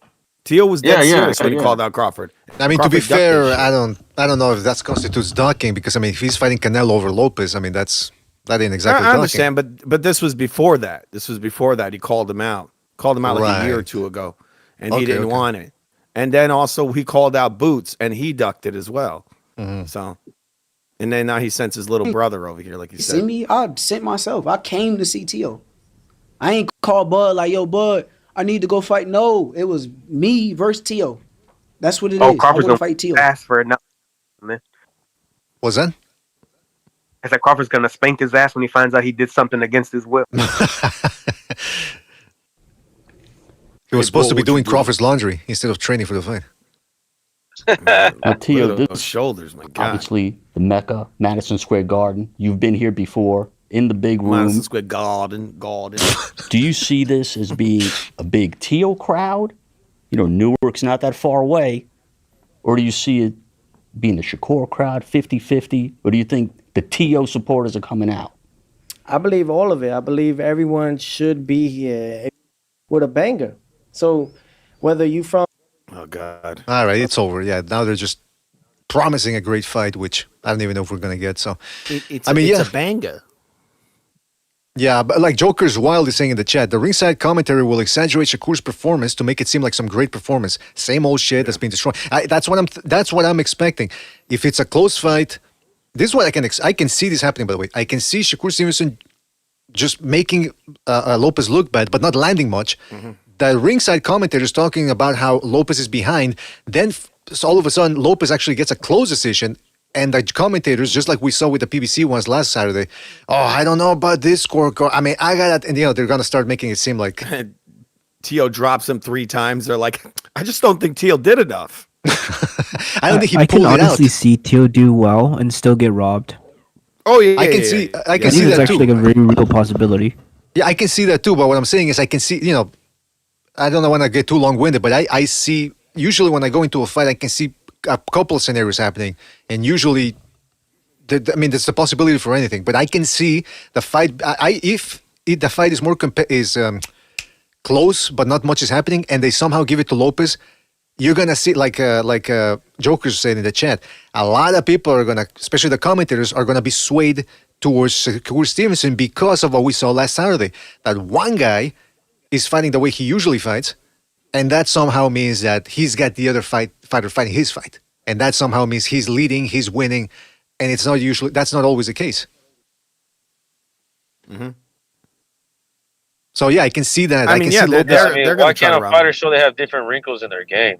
Exactly. Isn't that what you expect from a complete fighter? You want to see him do everything. But they So have if their fighters trying agenda. to do that, what's the problem? They have an agenda. That's what it is. By the way, hold on. Bloodsport is saying Andrew Ward is going to be on the commentary. Is that confirmed? Oh, Oh, that's my not good. goodness. That's not good. All That's right, not well, good. That's. And who are they going to have next? we got another Canelo Crawford situation going on. I mean, Oh well, you guys got that's true. You know that is completely true because Teofimo burnt a bridge there. You know that, right? That's why it's crazy that he's Yeah. even fighting this guy. Yeah. Because remember he said that stuff about Turkey, and he alluded to certain things with Crawford stuff. Called him a tyrant. Similar. No, he said things similar to what I said about the hand holding and all that. Yeah, but Stevenson said similar things. Stevenson called the Towel Boys. That's what he called the Sheik.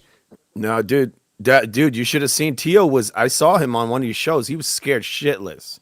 He said that guy called him up on the phone, and he said all kinds of stuff. And he's like, I'm not going to talk about it.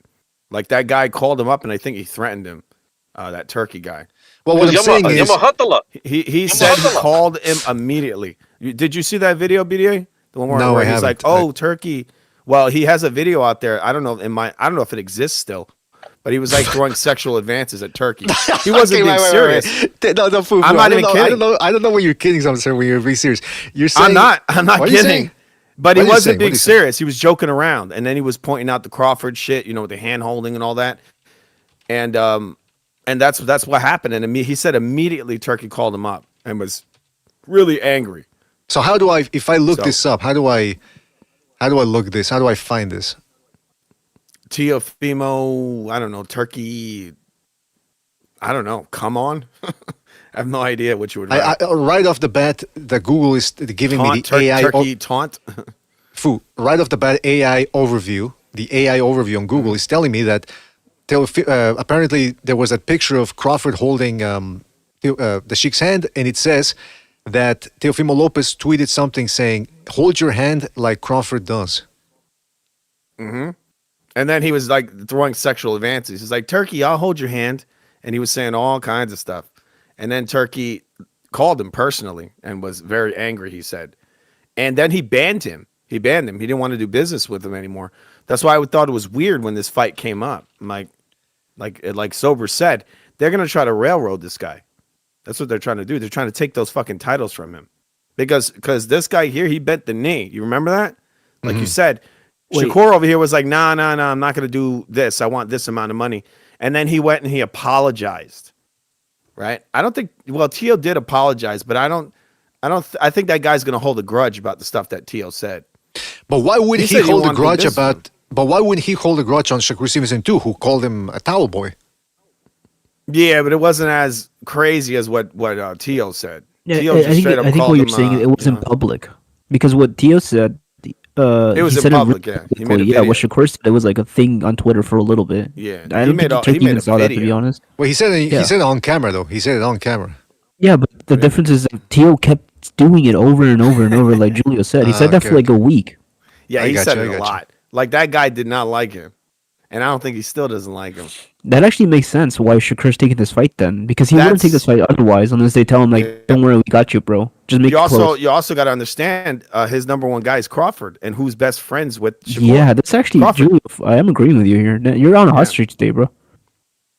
What? He's always on the hot streak. What are you talking about? You're on a hot He's always on a streak. hot streak. Usually, like, you say the most insane shit, but today you're on, bro. You guys are just, I'm hot. Just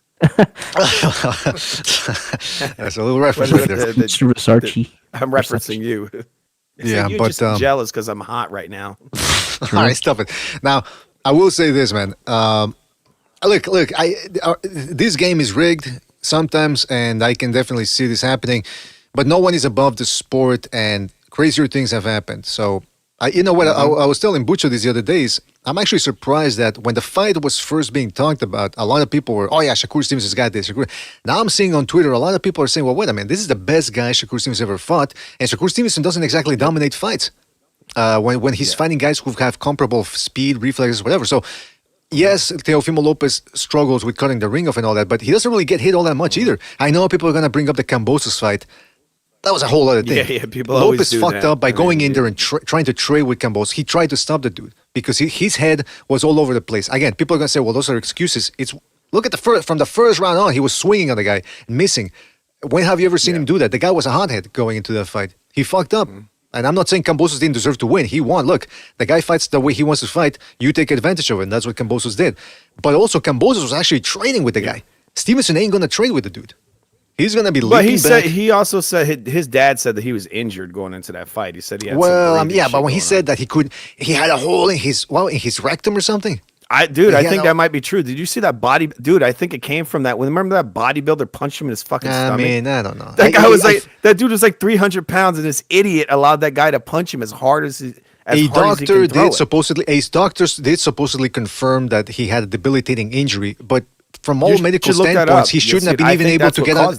From all medical standpoints, he shouldn't even have been able to get out of the first round. So something's either he's a miracle boy, or the doctor lied for them. Because from what I read about the result, it's not true. It's impossible. Well, I think there might have been something wrong, and I think that's why his dad was pushing. He was like, he's going to knock you out in the first round. And then you saw Teo was pushing real hard to lay him out in the first round. Remember that? He was pushing real heavy, something he never does. So I don't know if there was something wrong. It makes me think there was something wrong. I don't know, man. He was pushing for that first round knockout. I don't know, man. Maybe not. Yeah. I don't know. It could By the way, we be got an Frank. excuse. We got Frank Bay jumping in. Frankie, are you there? Yeah, Mr. BDA, what's up? We just got done watching the ring face-off or sit-down, whatever, between the ass-off between Teofimo Lopez and Mr. Versace. Yeah, it was an ass-off between Shakur Stevenson and Teofimo Lopez, and they had Mr. Versace was moderating that. That's Rick Yeah, Reno. I've seen that guy. Right. He's and, real flamboyant with it, right? I mean, that's a good thing, right? You're saying, or No, it's not a good thing. I don't think any man should be dressing like that. Wait a minute. No, but we were talking about how Shakur Stevenson got pressed. Teofimo Lopez was pressing Stevenson about how, wait a minute, you had a chance to unify 135 if you would have fought your brother, Keyshawn Davis, and you didn't. There's no friends in boxing. And Shakur Stevenson said, man, I mean, this is real brother stuff with somebody I came up in the trenches with. And I'm thinking, what does that mean, being up in the trenches with? He's an idiot. It means nothing, man. This guy's ducking. He's already talking about Conor Benn and Haney need a rematch clause. Bro, when have we heard that? That's look, you can do it in negotiations, but to say that to the fans is just real weenie shit. That's what I told you guys.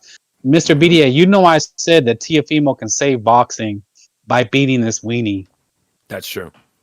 Yeah, but now the question is if it's a close fight, or it's because I'm expecting a fight where, and a lot of people are, not just me, where not much happens, and there's a lot of missing, and a lot of posturing, and a lot of feinting and fencing, and not that many shots. And that depending on the whatchamacallit, the judges, the fight could actually go either way. But we know, looking at the evidence so far, that Shakur Stevenson is Turkey Al Sheikh's little pet right now. Can Teofimo Lopez get a decision? He's up I think Teo could take him. I don't know if you saw the video. Needs at least 2 knockdowns. All right. I don't know if you saw the video. Remember I told you the video where Teo hits the guy with the booty bump? I think what he's showing there is that with this guy, you have to be very physical. You have to track him down. Even if you don't punch him, you want to bulldoze him, right? Sean Porter style, and get all over him. Like make him real uncomfortable. You don't have to punch this fucking guy all the time. You just got to, almost like Devin Haney has like the perfect style to beat this dude. You know that? Like you just got to be real physical and get in there and just manipulate him physically, hit him on the inside, clinch up. There's all kinds of ways to beat this guy, but you got to be on top of him. You can't do this stupid shit you see these guys do where they stand in the mid-range with him. You don't do that. You got to be like right on top of him. Similar to Zepeda, but Zepeda wasn't big enough, right, to really be really physical with him.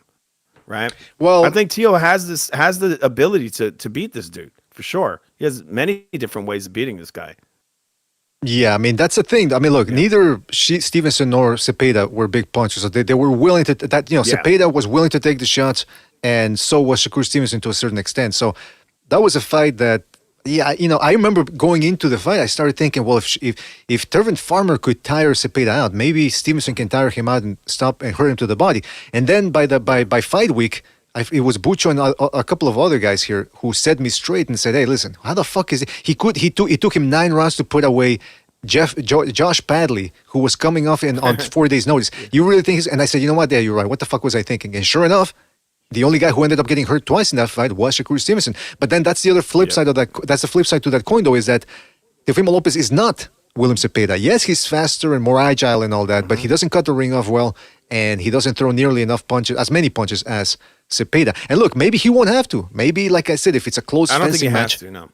right? But what I'm saying is, maybe if it's a close fencing match, maybe the judges could favor Teofimo Lopez.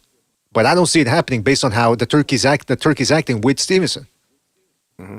Yeah, he's really gonna have to put a beating on this guy if he wants to get that win. It's gonna have to be really like a total blowout, pretty much, for them to allow him to win this. Emphasis on the blow. The fight's gonna blow. Oh wow. I mean, from an entertainment standpoint, it's gonna stink, is what I'm saying. But yeah, that's all we got so far, fellas. 3 hours in, then we gotta go. But Wait, did you find the Teofimo video? No, actually. Hey, B-Day and Fu, you saw that Ryan Garcia is taking this training camp real serious against Barrio sparring heavyweights. You saw that? Yeah, I saw that. I saw the great Gore. Now, what's the deal? Yeah, what's the deal with that person? Whatever you want to call it. I mean, what is that? Is that person's famous or Just what's say going on? it. They call him Gorlock, Destroyer of Worlds. It's an it, right? It's not a thing. It's an it. I'm for real. They call him Gorlock.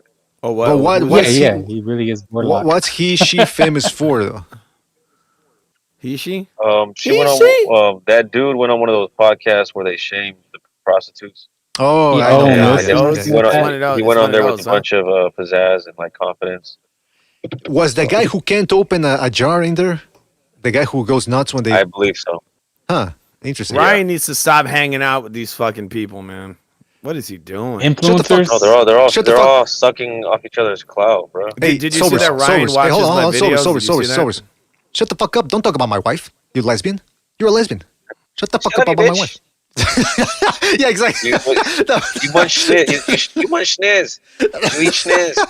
Hey, when you said shut the fuck up, you had the exact fucking same enunciation as that dude. Shut the fuck up. Shut the fuck up. Can't open a fucking jar. That was good, man.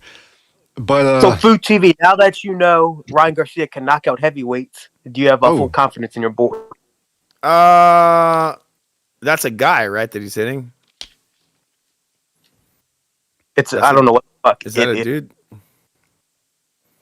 Oh my god! What is Destroyer of Worlds? Fucking crazy. It's a meatball. He's always doing this, huh? This stupid shit. Frank Bay. Shout out to Frank Bay for establishing his membership program here. Shout out to Frank Bay, part of the initiation now. And he says, what the fuck, BD? What do you mean, what the fuck? What happened?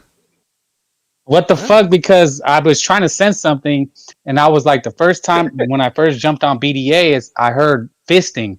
And I was like, what the fuck, BDA? I jumped on, and the first thing I heard was fisting.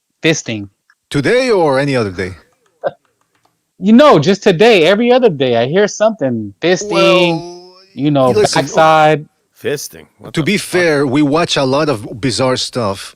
And, it's sometimes we got to point out that there's a lot of weird behavior out there.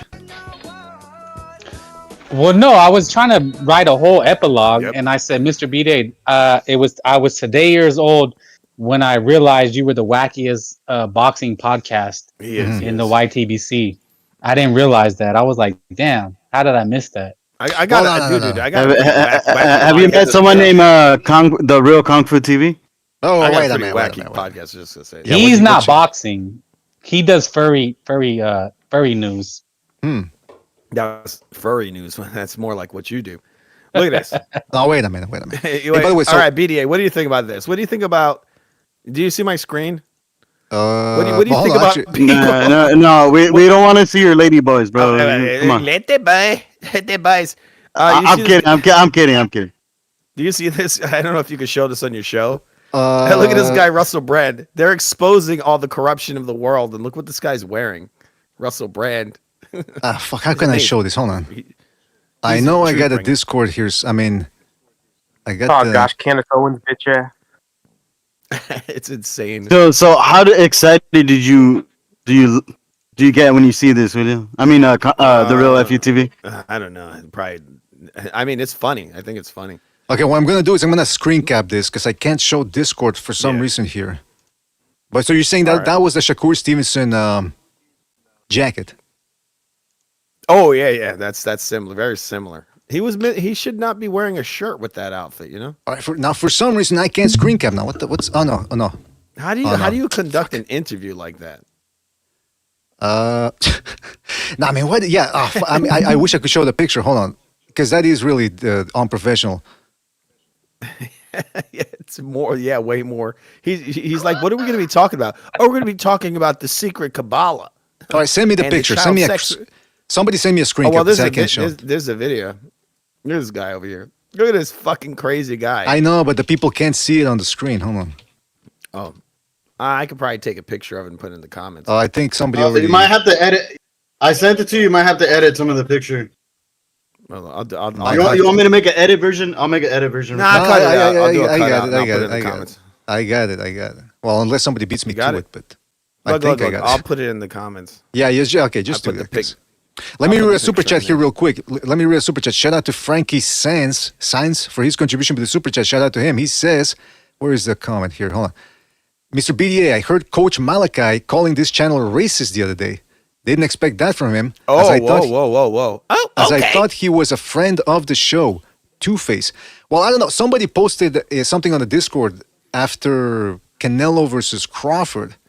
And he said that this is where all the racist Hispanics hang out. Oh my God! God. I think that's what he said. And I said, I let it go because I don't know. I can only spend. I thought that was bro.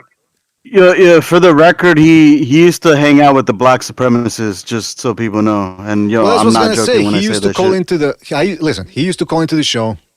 He used to play our videos of that Bucho made after the whole Glovegate thing. And Frankie, you're saying he said that again recently? Because again, listen, I'm open-minded here. I'm open-minded. If he thinks we're racist, I'd like for him to call in cordially. We're not gonna go back and forth, blah blah. And I'd like for him to state his case about how exactly we're racist. Because it's very. That's why I'm interested in hearing what he actually said. Because if he says that Chandler is racist, what is he saying? He's saying that me and Bucho are racist, or is he saying that the whole channel as a whole, because of the fact that there's other people involved? For example, right now we have an open panel here. On Fridays we usually have open last Fridays. If you look at the comment section, you will see people making fun of a whole bunch of races, including Mexicans. Especially after Canelo lost to Crawford, and in the build-up to it as well. Yeah. How many? Just earlier today, Mexicans. Some guy calling us Mexicans. A bunch of ice symbols. They put. Well, that's Bay Area. You're talking about the infamous BBC Ingenuity. There's a whole bunch of them. So, hold on. So there's a whole bunch of them. So what I'm saying is, this channel is freedom of speech. I don't have to like what people say, but I allow them to say it. So if that's what he thinks makes it racist, well, he has a right to say that. But hold on. What I'm saying is, I'm getting second. Let me finish, please. I'm getting secondhand information here. I don't know what the guy said in this supposedly new comment. I'd like to hear it first before I can fully comment.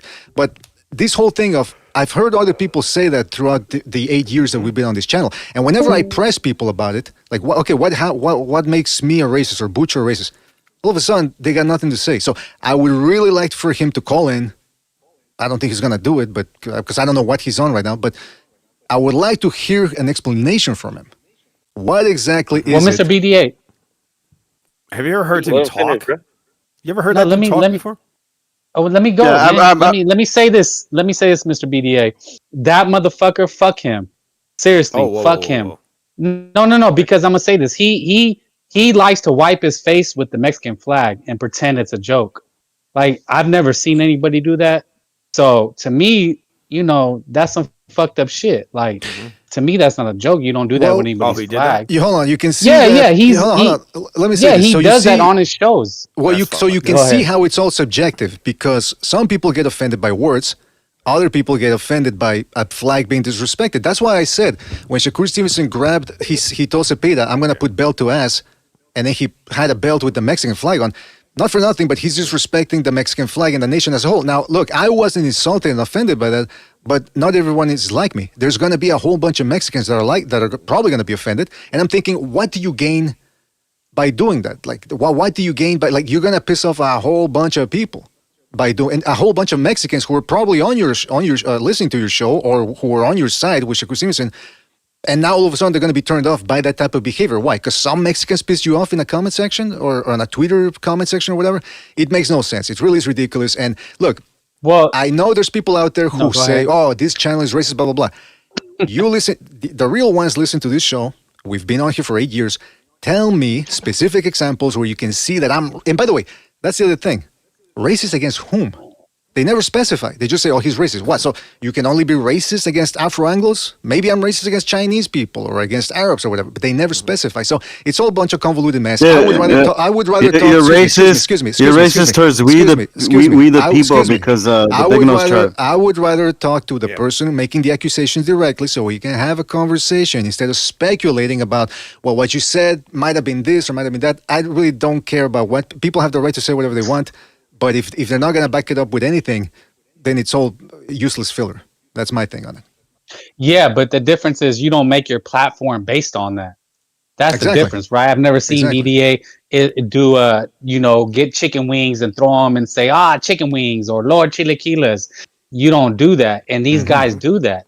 So to me, that's disrespectful. It's not, you're building your platform on the, making you're trying. They'll say it's humor, but what I see it as disrespectful because they're building their platform off that.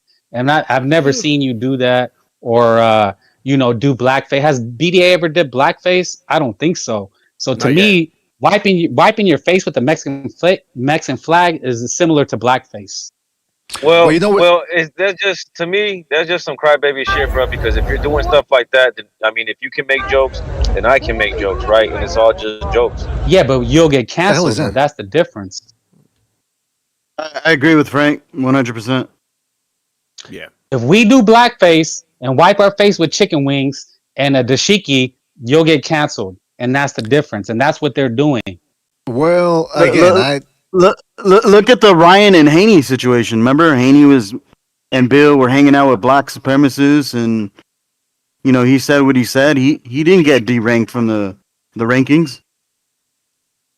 Well, again, I'm not gonna get into fucking Twitter wars or YouTube wars with. I mean, again, I'd have to see the clip, and if the guy's actually, really feels that way, that's what he does. He wipes his face with the Mexican flag, and he makes a joke, and he goes, "Ha."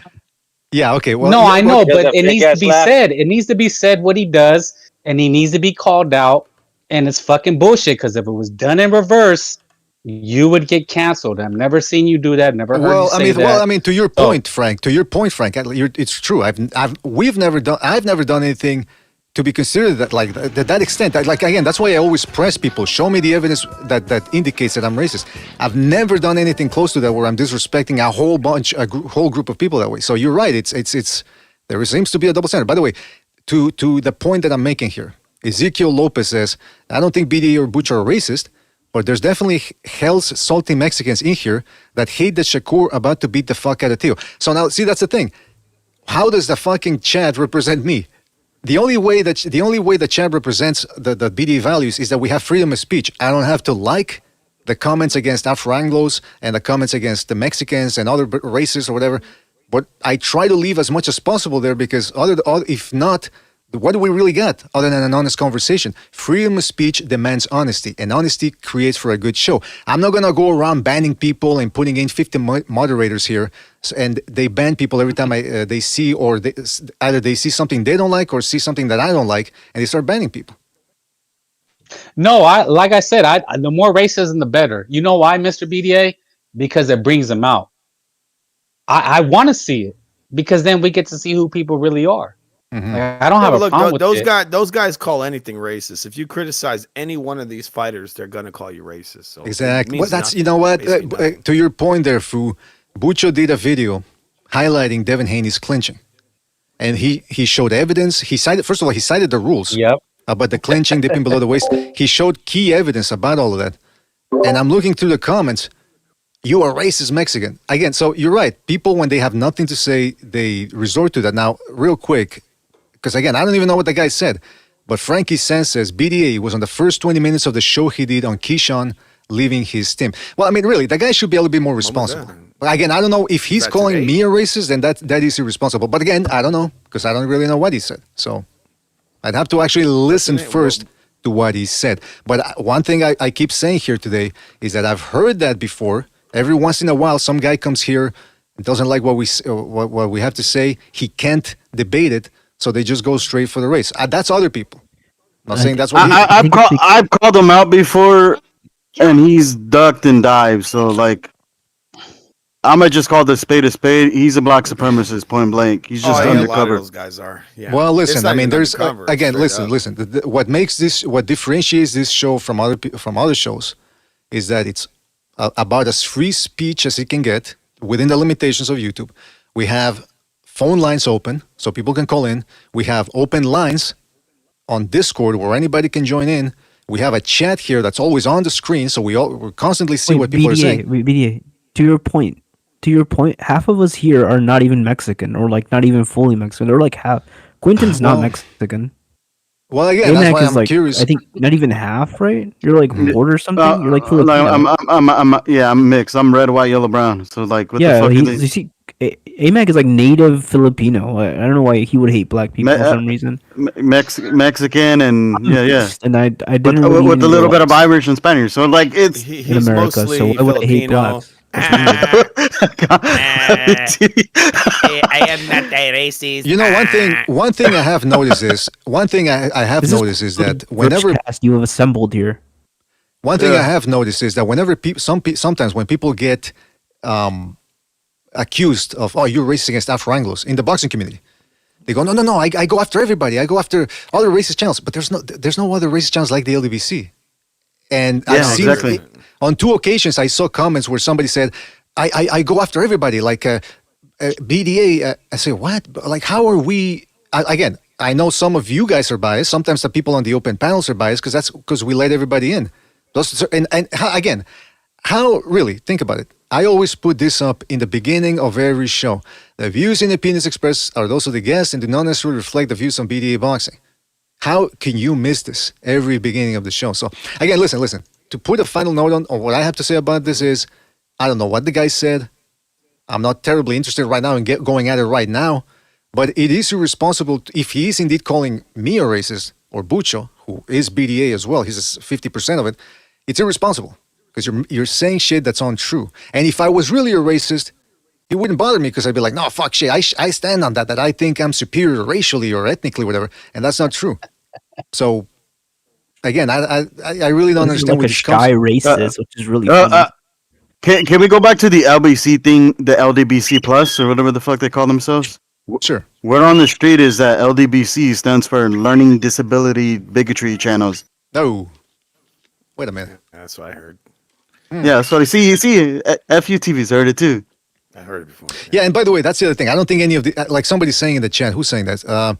Gene Ryu says, let's move on, fellas. Just focus on continuing to make this channel good. I like this channel's community. Yeah, exactly. Like, what am I going to start going back and forth with people? It solves nothing if they don't really want to. I'll say one thing about a BDA that I don't feel anybody else really brings up. Because they might not have the scoop on it, but you'll see it with a lot of these guys that are in a boxing. It's Black Americans. A lot of these dudes that get on YouTube or whatever, or get in a position of prominence. Someone like Bill Haney, someone like Bernard Hopkins. These guys have done time. Guys have been in prison, right? And when you go to prison, there's a mentality that's adopted, bro. That if you don't have it, you're gonna adopt it, right? A very racially motivated mentality, bro. Everything gets real fucking tribal, and everyone starts picking their teams, but who looks like them. And when you get out, that mentality doesn't necessarily leave you. Because now you've been in a situation where, okay, when society's rules are out the way, this is what happens. This is how people act. So they keep that with them. They hold that with them, and they take that into boxing. Guys, I wonder if that dude's been in prison, right? That dude's been in prison, right? I mean, I don't know. You know what I mean? They're no friends of Mexicans. There are no friends of Mexicans in there. You get what I'm saying? So it's like, and like, a lot of people don't notice this shit. They come with this mentality that there's a mentality when you get locked up, bro, that you keep with you. right? And they're trying to act like, oh, they don't know, whatever. You're the racist. Like, no, brother, I see you. I see all of them. A lot of these dudes that are making videos or whatever, they've been in prison. They're on that shit. Especially if they're part of the Nation of Islam. That's a fucking gang. That's a racist fucking gang. It's a gang / cult, but yeah, I agree. It's a fucking cult. It's like a fucking cult. And it's a very violent one. And they can act like, oh no, peace and love, whatever. Nah, bro. I know if you know what they believe, you know what I'm saying? They don't fuck with anybody that's not black. Yeah, I mean, it's a weird thing. It is a weird thing, right? That's when I actually had never heard of the term on code until I was on the YTBC, and that's, people started bringing that up. I said, what the hell is that? I thought it was a video game thing or something. And they said, no, it's a prison thing. How, when people go to prison, there's no kumbaya thing. It's you stick to your race. And I said, you know what? That makes a lot of sense. But let me, so if I go to prison, they cut me in 4? No, BDA. I'm gonna bring it back to boxing, and this is what it comes down to. So you got them saying that like Lamont Roach and Pitbull, right? They're saying Pitbull is ducking. So what we're saying is like, look, man, let Pitbull do whatever he wants. He's the ticket seller. Do you understand what I'm saying? It starts to come back to boxing. So when you take Jaron Ennis and Virgil Ortiz has fought the tough guys. These guys just want to sit on the sidelines and cherry pick. They want to let these Eastern Europeans and Mexican fighters beat each other up, and then they'll come in. And that's bringing it back to boxing. So that's kind of how they're thinking. So they want to set these guys up to lose, get beat up, and then they want to come in and feast off the carcass. Well, maybe, yeah. We've seen that tactic before. And, I mean, Teofimo Lopez called Keyshawn Davis out on that. Excuse me, Shakur Stevenson on that. And Shakur Stevenson didn't seem to like it. He started interrupting him, started cursing. He's almost like, oh, shit. They're blowing up the spot. Blowing up my plans. So, yeah, there's definitely that tactic going on. And, yeah, again, if you're going to make those type of statements, might as well talk to the person that you're accusing of. And if you don't, that speaks volumes about. Because, I mean, anybody can say... I'm okay with it. I like it. Trust me, I like it. I like all this shit. Because, like I said, it's better to be out front with it. Yeah, but that's how you feel. I'd rather you just say it. When I was growing up, people would usually go with the guy with the more fan-friendly style, the samurai type of style. You know what I mean? None of this fucking track star Muay Thai bullshit. Bunch of fucking hipsters. Hey, by the way, I finally managed to get the picture there from Food TV. Look at this. This what's his name again? Russell Brand. Russell Brand interviewing Candice Owens. And look how he's dressed. Like he just woke up from bed. Yeah. That's another comedian turned like religious man that, I'm going to wake you up out of the Matrix. Like, he was married to Katy Perry, actually. You know that? He used to be, right? Who? He used to be married to Katy Perry. Right. That's her name, right? So what? Well, I mean, she was a big celebrity. She was hot? Well, she was mixed in with, the whole hardcore, like, satanic kind of culture. As was he. Yeah, that's what I'm saying. That's why it's so weird. And why he's trying to hit a Christian angle. You haven't been privy to any of his latest comedy. He failed comedy. He failed movies. So he'd be like, "Well, I was in those circles, so I can say that I've seen stuff." So now I'm a Christian, y'all. I'm different now. He's another grifter. Yeah. I'm Christian now, mate. Yeah, but I just think it's funny that he's there wearing a fucking coat with no shirt underneath it, and she's what is that? I mean, she's gonna tell him about all these dirty sex rings. He's gonna be like, "Where are they?" And he'd say, he's like, these sex where rings? are they? Why are your nipples hard? Where are they? What was interested? Yeah, I always found that. Insane. You know what I found weird too? Who was it? There was another celebrity, and well, I mean, again, I got to put up the disclaimer here because I know what I'm saying is a statement of fact. Chris Tucker, there was an interview. There was an interview, Chris Tucker, where he's talking about how he knows He used to know Michael Jackson, and they would go to the movies together. Yeah, and then he was also friends with Prince. Now these are two notoriously, they're notorious hermits. Right? Not friends with everybody. This dude is friends with two of them. And then there was another clip where Ben Affleck's talking about how Chris Tucker, he knows everybody. The other day, I just dropped the name, and he's like, oh, yeah, I'm friends with him. I know that. So, in other words, this dude seems to be very connected. Well, it turns out that Chris Tucker, and I'm just going to Google this to make sure I got it correct, wasn't he part of the whole Epstein thing? Yeah, he flew. Oh, was he? He flew on the Jeffrey Epstein's private plane in 2002 for a humanitarian trip to Africa alongside Bill Clinton and Kevin Spacey. I don't know how many trips, and I don't know, but see, that's the thing. He's so connected. He actually had access to that fucking Epstein circle. I'm not saying he was fully immersed in it, but again, this is what happens sometimes in Hollywood. The guy that knows everybody is sort of like the guy. Have you heard that guy talk? You've heard that guy talk. Of course. What you talking about, Jackie? Yeah, you know. Jackie, do you understand? But yeah, I think that's all we've got so far. Gonna come out of my mouth. I can't do the voice that high. But yeah, that's all we got here. That's all we got for today. So who keeps it coming in and out? That fucking sound. I muted my mic. It's making that stupid sound. I blame Vessel for everything. It's Vessel's fault. Everything is Vessel's fault. Why is it making sounds when you mute your mic? What the F? Handsome Mechanic says, who was BDA and Frank Bay talking about? What YouTuber is messing with the Mexican flag? That was Coach Malachi after the Canelo Crawford fight. What's the name of his... the black supremacist Malachi. What's the name of his shitty YouTube channel?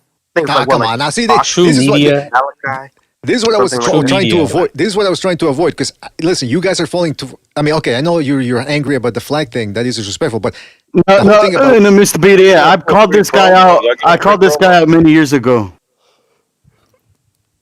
BDA, okay. I'm not angry about it. I said I want more of it. I just want them... Media? It just needs to be out in front. That's all I'm saying. I'm glad we're able to see these things. I feel the same way as you do. I'm not angry about it.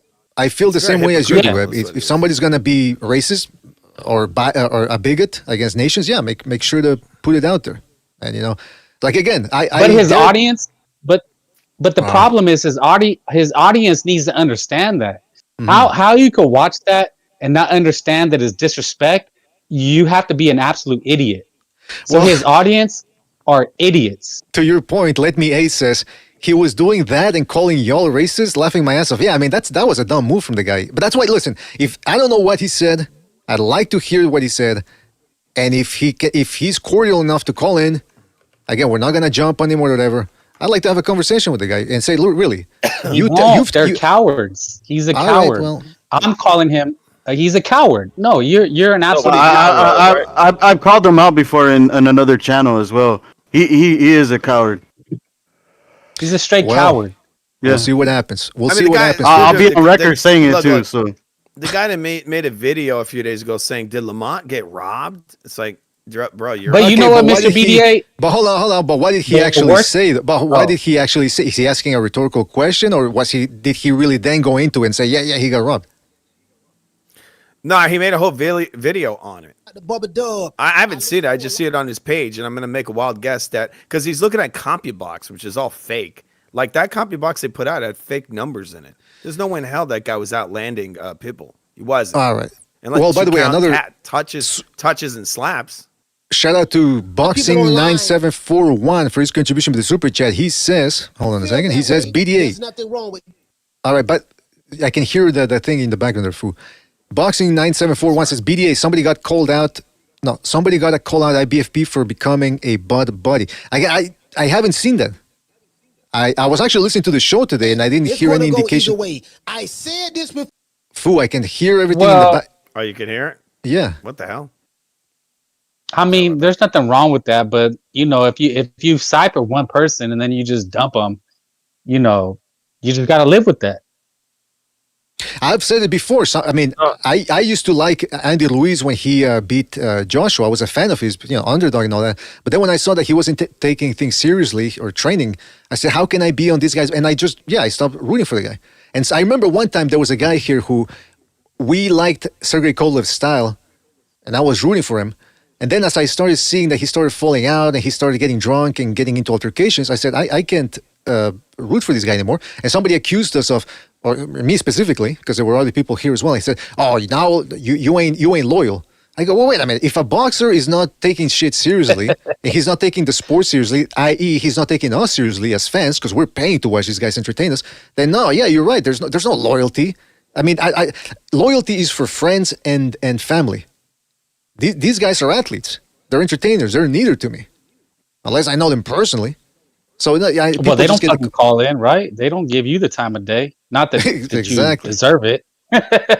No, Exactly. but I'd rather you not. I'd rather you not, and let them call in or whatever. But you don't need to be their friends. Well, listen, the thing though, he's part. BDA is part of the press. Well, I mean, we're not technically press, and we've never presented ourselves as such. We're just people here who have a point of view, and we want to let other people have their points of views. That's why we have open lines. On Discord, we have the phone lines open. We have the chat. We have emails, which we're going to start reading again because we got some good ones. So yeah, we got a whole bunch of open lines of communication open to let people say what they want to say. We don't block people. We don't. I don't want to talk to this guy. What if somebody ever says, "Hey, BD, I want to talk to you about this," in good faith, I'm all for it. Let's discuss things. Let's things get to the bottom of things. No pun intended. But other people don't want to do that now. This thing, real quick, opened up a floodgate. A lot of people are commenting. So we're going to stay here for another 15, 20 minutes. I'm going to open up the phone line, see if anybody wants to call in. And I want to read a couple I was watching some of this guy's Pitbull Cruise video while you guys were talking. I'm going to analyze this on my channel. This is absolute bullshit what this guy's making here. He's saying that Isaac Cruz got special treatment. He's saying that they were building it all for him. And the reality is that they completely railroaded that guy.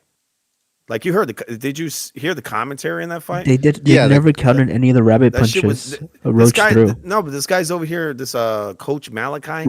Well, I was watched making that up fight yesterday. a gang of bullshit. Threw at least like saying that- 15 rabbit punches. You guys are talking at the same time. You guys are talking over each other. Yeah, he's coming over there and he's saying that, oh, well, like he said everybody was against Roach. And there's nothing true about that at all. Yeah, see, that's everybody where was against Pitbull. See, yeah, the biased commentators. That's the big smoking gun, though. The commentators against Isaac Cruz. Yeah. That's what it shows you. I remember at the very end, that guy, whatever the fuck his name is, the guy who looks like some fat Dracula. He was like, what did he say? He said, "I know who I thought won," and he says, "But what I think doesn't matter." And then like a minute later, he says, "I just don't think Cruz did enough." And I'm like, what? Like, what fight are you fucking watching? This doesn't make any sense. And the whole time you're watching the fight, you see Pitbull owns this guy for the full round. And at the very end, Roach comes forward, Pitbull bends down, he sticks his fucking tongue out like some weird lizard. And then Roach looks at him, you can see he's just completely emotionally destroyed. He's like, damn, this guy's like owning me. He turns around, and then the commentator says, "Isaac Cruz is frustrated."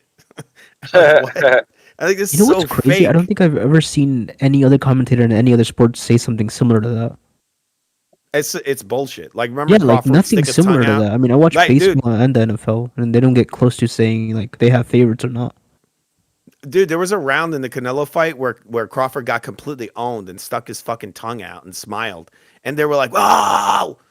And we heard I heard on BDA's show a couple of weeks ago, there was a guy in here. He was like, he took that shot like it was nothing, and they're like, give him the round. That's wild. Just because he Oh, stuck what his about what tongue out. Kellerman said when Canelo and Crawford were trading? Kellerman was like, "Canelo wants to be friends. Crawford's not trying to be friends." Yeah, it's all bullshit. That's what they do.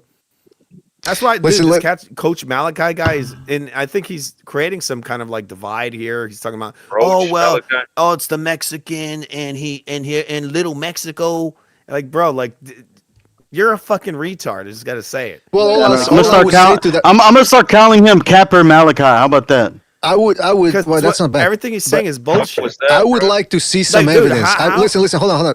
Fu, can I say something real quick? And then I gotta go to a phone call here because the phone lines are open in case anybody wants to call in and weigh in on this subject. Because evidently, it's got people very interested in this. Now, Bucha once got into it with two people who said, "Oh, you guys are, the Mexican LDBC," and Bucha's like, "All right, show me evidence of that, and show me where these Mexican LDBC people are." They can't come up with it. And I've actually gone at it with another person over at Black and Browns. It was a guy who used to be part of the community who then admitted that he was only here to try to get views. Logical Man. Undisputed. Yeah, that dude. Yeah. And he said, he once told me, and this was November 2023. I'm gonna make a video exposing you and your biased Mexican ways. I said, fine, go ahead. It's been 2 years, hasn't done shit. I stand on that. Yeah, show me the evidence. Show, because I'm open-minded. Maybe you're right? But show me that you're right. Don't just say it. Let's go to a phone line here. A phone call. Let's go to. Is this even on? Yeah. Let's go to 410. 410. You're on the air. 410. What's on your mind? What's up, guys? Oh, Jerry. What's up, man? I used to call into his show from time to time, mostly because he's one of the few shows that has a call-in number like you do. Mm-hmm. And, things went fine for a while, but I started, a lot of times when I call in shows, I don't call in to agree. If I'm agreeing with everything I'm hearing, I'll just type I agree. But if I'm going to call in, it's likely because I disagree on something, but I'm cordial about it, always. But I showed him up a number of times, and after a couple of times, he got butthurt. And then, out of nowhere, he starts calling me racist and saying he don't like me and I don't like him. I never once said anything I don't like him, certainly never called him a racist. I got into it with him once or twice, and he told me, he said, the first time I talked to you, I knew you was racist. And I was like, well, how did you know that when the first time you talked to me, all you knew was I was white and a boxing fan? Exactly. That's all you knew. And he, and then he starts telling you how he doesn't give a fuck and copping out. And I'm totally done with the guy. He would get on my nerves anyway with his fake laughing, his everyone's racist. Like one guy said on your panel there, you can't say nothing about a black fighter if you're white or Mexican. You can't say nothing. Anything you say, they interpret as racist. The very definition you can't even say of anything racist. about a black fighder if you're black. They'll say you're a coon. You're a coon, It's that, Uncle Tom. that chain gang mentality, bro. I'm telling you. It's crazy. Oh yeah, man. They, and what's made it worse, and I'm just gonna say it, is black fighters fairly dominated the sport for about 5 decades, but it's changed. It's not what it once was, and it ain't never going back to that. Eastern European fighters can now fairly compete where they couldn't prior to the Berlin Wall. And it's been a go. It's been a bit of a slow go over the last 30 years. But starting with Klitschko and on and on and on, Golovkin, Kovalev, you name it, these guys are bigger and bigger players. And there's always been Latin fighters in boxing, but now there's a whole lot of Latin fighters, a whole lot of them. And so they see that they don't dominate the sport. And they having a real tough time with that. But I got news, man. It ain't going to get any better, especially with a lot of the black prominent fighters fouling up and falling off. Charlos, those guys screamed forever that Canelo was ducking them. But then when it came time to fight, what happened? One of them refused to do so because he was whacked out on alcohol and drugs. The other one took the payday and ran like a coward. Tank Davis can't get done beating women. Keyshawn Davis showed his true colors in his last fight. And Bud Crawford, he's just about done. He's approaching 40 years old. Now, there's always going to be good black fighters, but they need to stop with acting like they own the sport of boxing and realize great fighters come from everywhere, from the Philadelphia to the Philippines. Well, Jerry, to your point, first of all, a couple of things I want to say about that. Rafael Garza in the chat says, Jerry went through some hazing by being called the Zodiac Killer voice and stuff like that. However, we know he knows boxing. Yeah, I remember when the first time you started showing up here, some people started sort of like calling you Zodiac and all that, and you used to go at it sometimes with some of them, and you're still here. Also, I listened to the Ringside Reporter. Shout out to the Beebs and Laurta. I forget his first name. He's the two hosts. Yeah, I'm at it with him, too. What's that? Yeah, I've had it with him, too. I've had it with him. That's what I was going to say. Are you talking about Derpy Styles? But hold on, I've seen it. I've seen episodes where you go at it with them, and then the next day you call in and they're laughing and you're laughing and it's like, yeah, nothing happened. So you're a guy who's got thick skin. You don't take shit too personally, or if you do, you end up forgetting about it the next day because it's boxing. When people start making it more than it is. Grudgeful. Yeah. Yeah, I'm not a grudgeful type of guy. That's why I've even with Malachi, even after he called me racist and stuff. I love to talk boxing, right? In my home, my phone. Every time I try to get on a panel, it's terrible signal.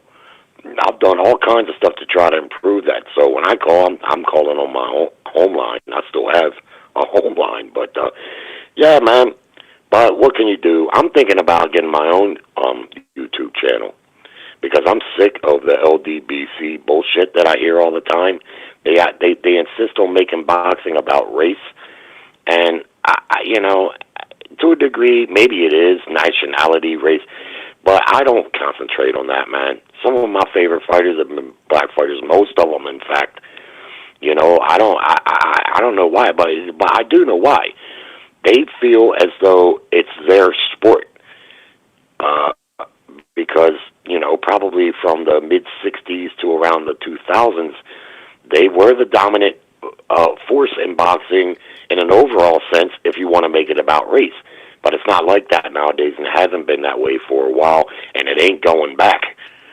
It ain't going back to what it was. So going to have to get used to it and realize, I mean, you can look at the rankings right now.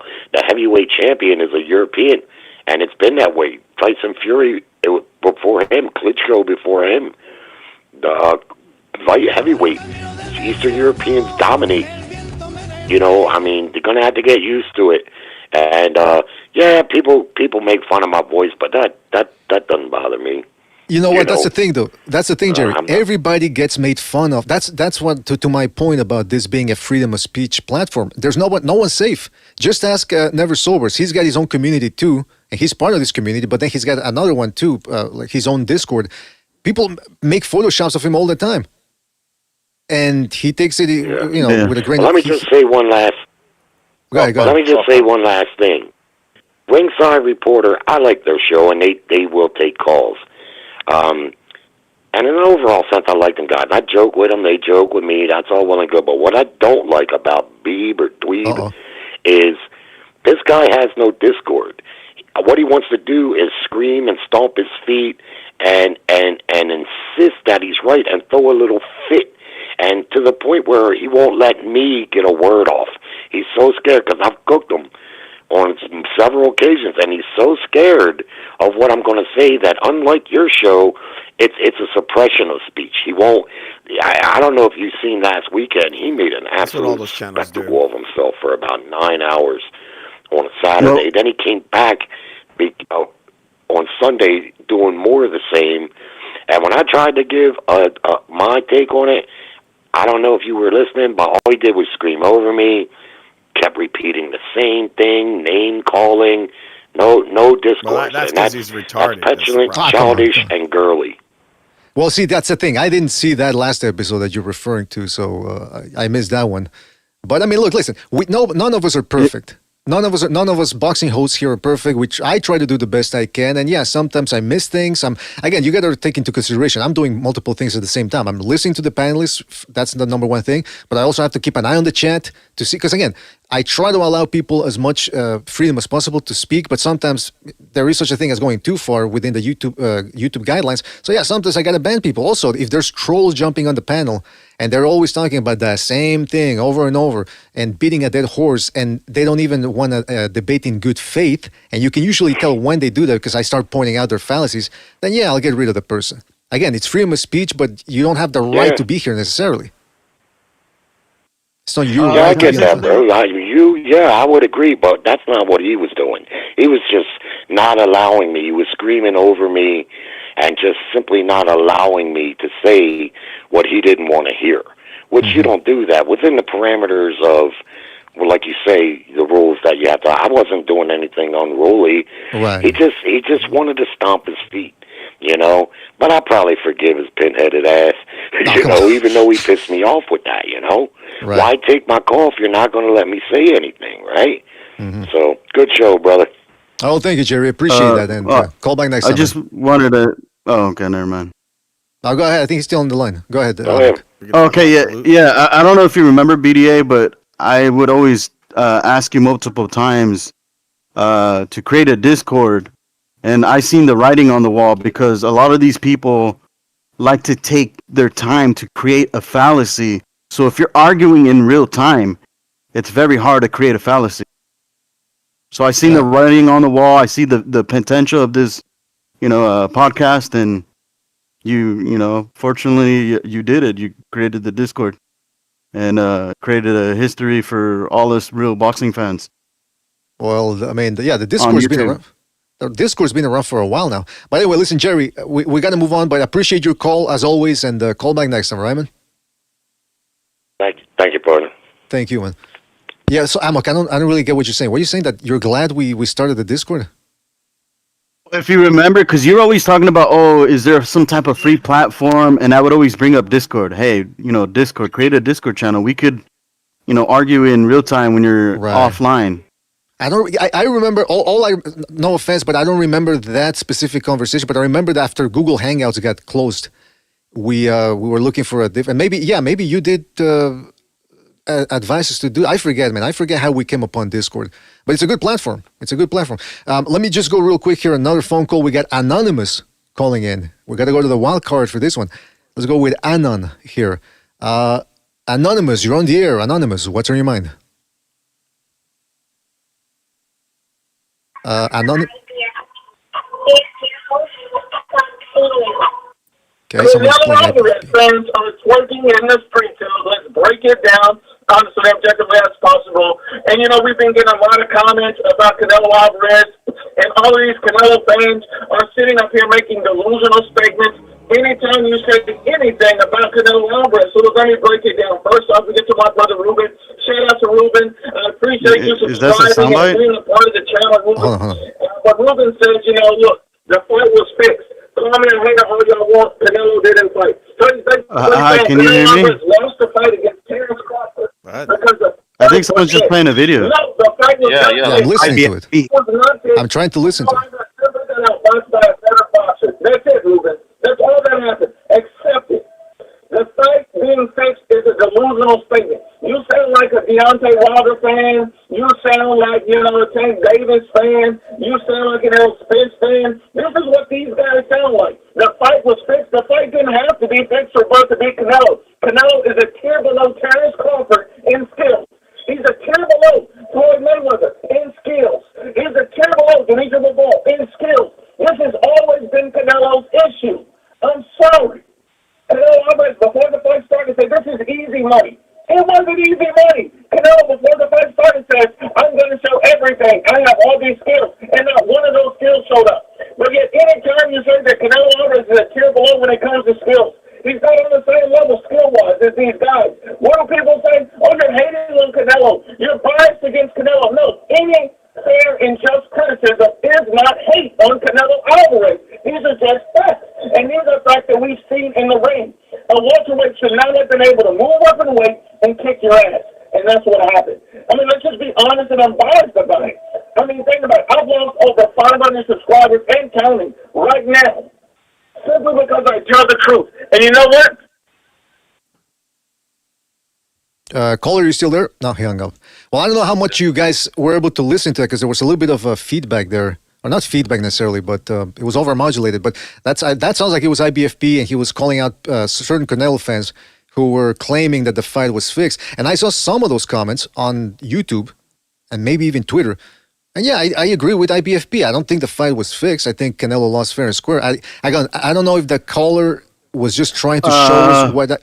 I don't think the guy won. I don't think it was fair. I think Julio made a great finding. Shout out to, FU TV. Mm-hmm. I don't think that fight was. I think that was okay. Well, that dude was railroaded in that fight.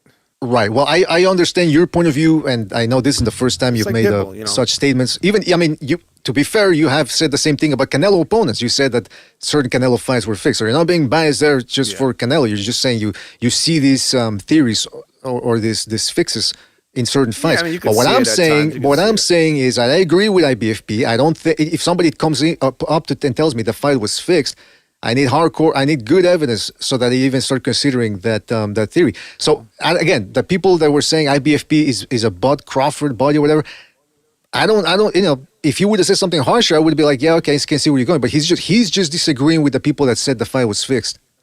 So again, he has no proof of that either, So well, he's just kind of listen, that's a long ass discussion for another time. But yeah, listen, the I phone mean, lines are still. he's a closet homosexual. It's okay. Oh, come on, listen. I don't. God damn. You know, you should go on his panel. IBFB or whatever your name is. What? You should go on his panel, man. I should, would listen. He's got an open panel. Yeah, you should, man. What? He's pretty fair. He'll let you speak. That's one thing. I've heard he will I've let analyzed people some of speak. his videos. It's terrible. It's terrible. Snackford in the chat said. Snackford in the chat says IBFP got guilt tripped into claiming Canelo got destroyed like 11-1 by Crawford. Well, see, again, I don't know. I didn't hear that part, but that I would disagree with. I don't think it was 11-1. Nevertheless, the phone lines are open. Make sure to call in. If you still got some juice left, some fuel for this discussion. But let me read a couple of comments here from the chat. See what the community is saying. First of all, shout out to Frank Bay. Frank A. Shout out to Frank for his contribution to the super chat. He says, BDA only talks about black fighters. There you go. How can I be racist if I'm always talking about black fighters? That's what a certain someone always says. Shout out to Frank Bay again for his contribution to the super chat. He says, I'm not racist. I like Hagler, and I have a Mike Tyson poster. I mean, that's a lot of people there. It's a lot of people. All right, let's see what people are saying here. He likes the abs like Custom Model did. Yeah, exactly. Jaime Raiden says, I stopped watching that channel after he called Jerry a white nationalist. Okay, so I guess he's talking about Malachi. What else we got here? This is played out, somebody says. Handsome Mechanic says, everyone is racist. We hate racists towards the human race. Teofimo was right. Yeah, exactly. We're all racist because we're all against the one that matters the most, the human race. Gene Ryu says, hey, that's right, Jerry. That's where I remember first listening to you. Mexican Boxing says he is a racist. I don't know who he's talking about specifically here. Roach, Malachi. Oh, okay. Skull Kid says blacks are racist towards their own people too. Well, somebody made that point to Jerry on the panel too. Was it Sobers? No, or was it Fu? I did. Or Frank? Yeah. One of you guys said that. Yeah, when they start. No, I did. Yeah, they start calling each other these, coon and all this. They call each other, coon and Uncle Tom and all that. Yeah, they use psychology to guilt trip them. Yeah, it's a good mechanism, though. It works, though. They argue like communist leftists. That's how they communicate with each other. Anytime King KO, the great says, King KO says, Roach Malika, jeez, Luis, is a coward. He would never enter this chat or call in. He knows what will happen. Well, what's going to happen? All I would ask is, okay, you made this. What statements did you make? And, why would you say that? And that would be the starting point. I'm going to start attacking the guy. All you would hear is... Oh, you saying the guy's a turkey or something? What's the matter with you? He sounds like a goat. Like, you ever seen those videos of goats and they go blah, blah, blah, blah, blah, and their tongues all out? That's what it sounds like to me. You on about? Handsome Mechanic says BDA is a black French Canadian. Of course he talks about black fighters. He's been on this rant for years now, Handsome Mechanic, saying that I'm half Haitian, half Mexican or something. And I don't think the last essay we read from Jean-Jacques Richelieu changed his mind about that. Oh, yeah. He looks like Steve Harvey, sort of. It's kind of weird. Now that I remember, I called him out in another channel, and Frank Bray, your buddy was defending him, knee bending him. Who? My buddy. HD or what's his fucking name? HLD. Yeah. That knee bender.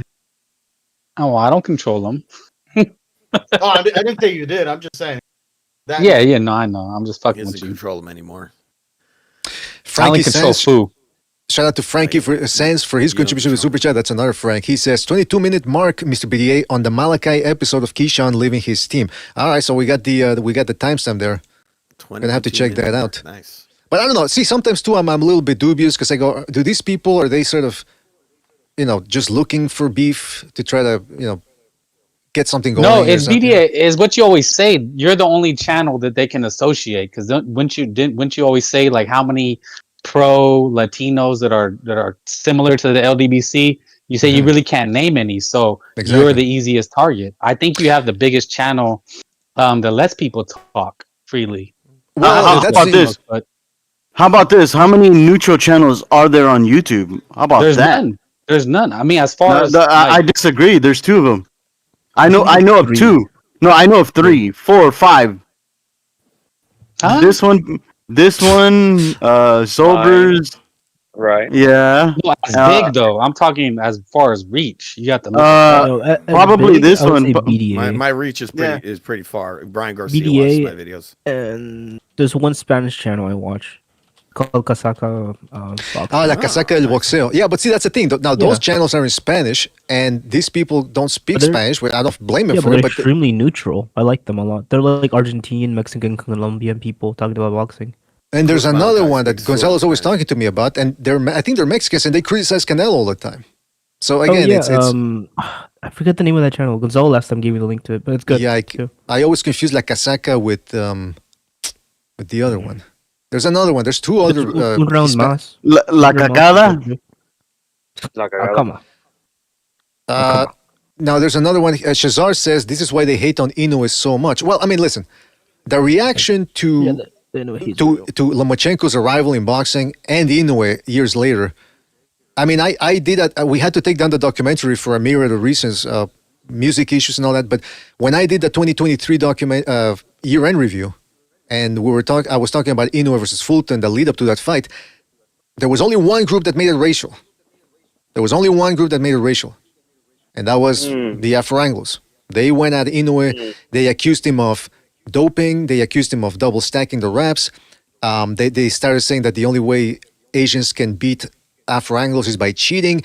And they would bring up the race thing by themselves. And I pointed that out because it's very easy. Listen, I'm not going to call these people racist if I don't have evidence.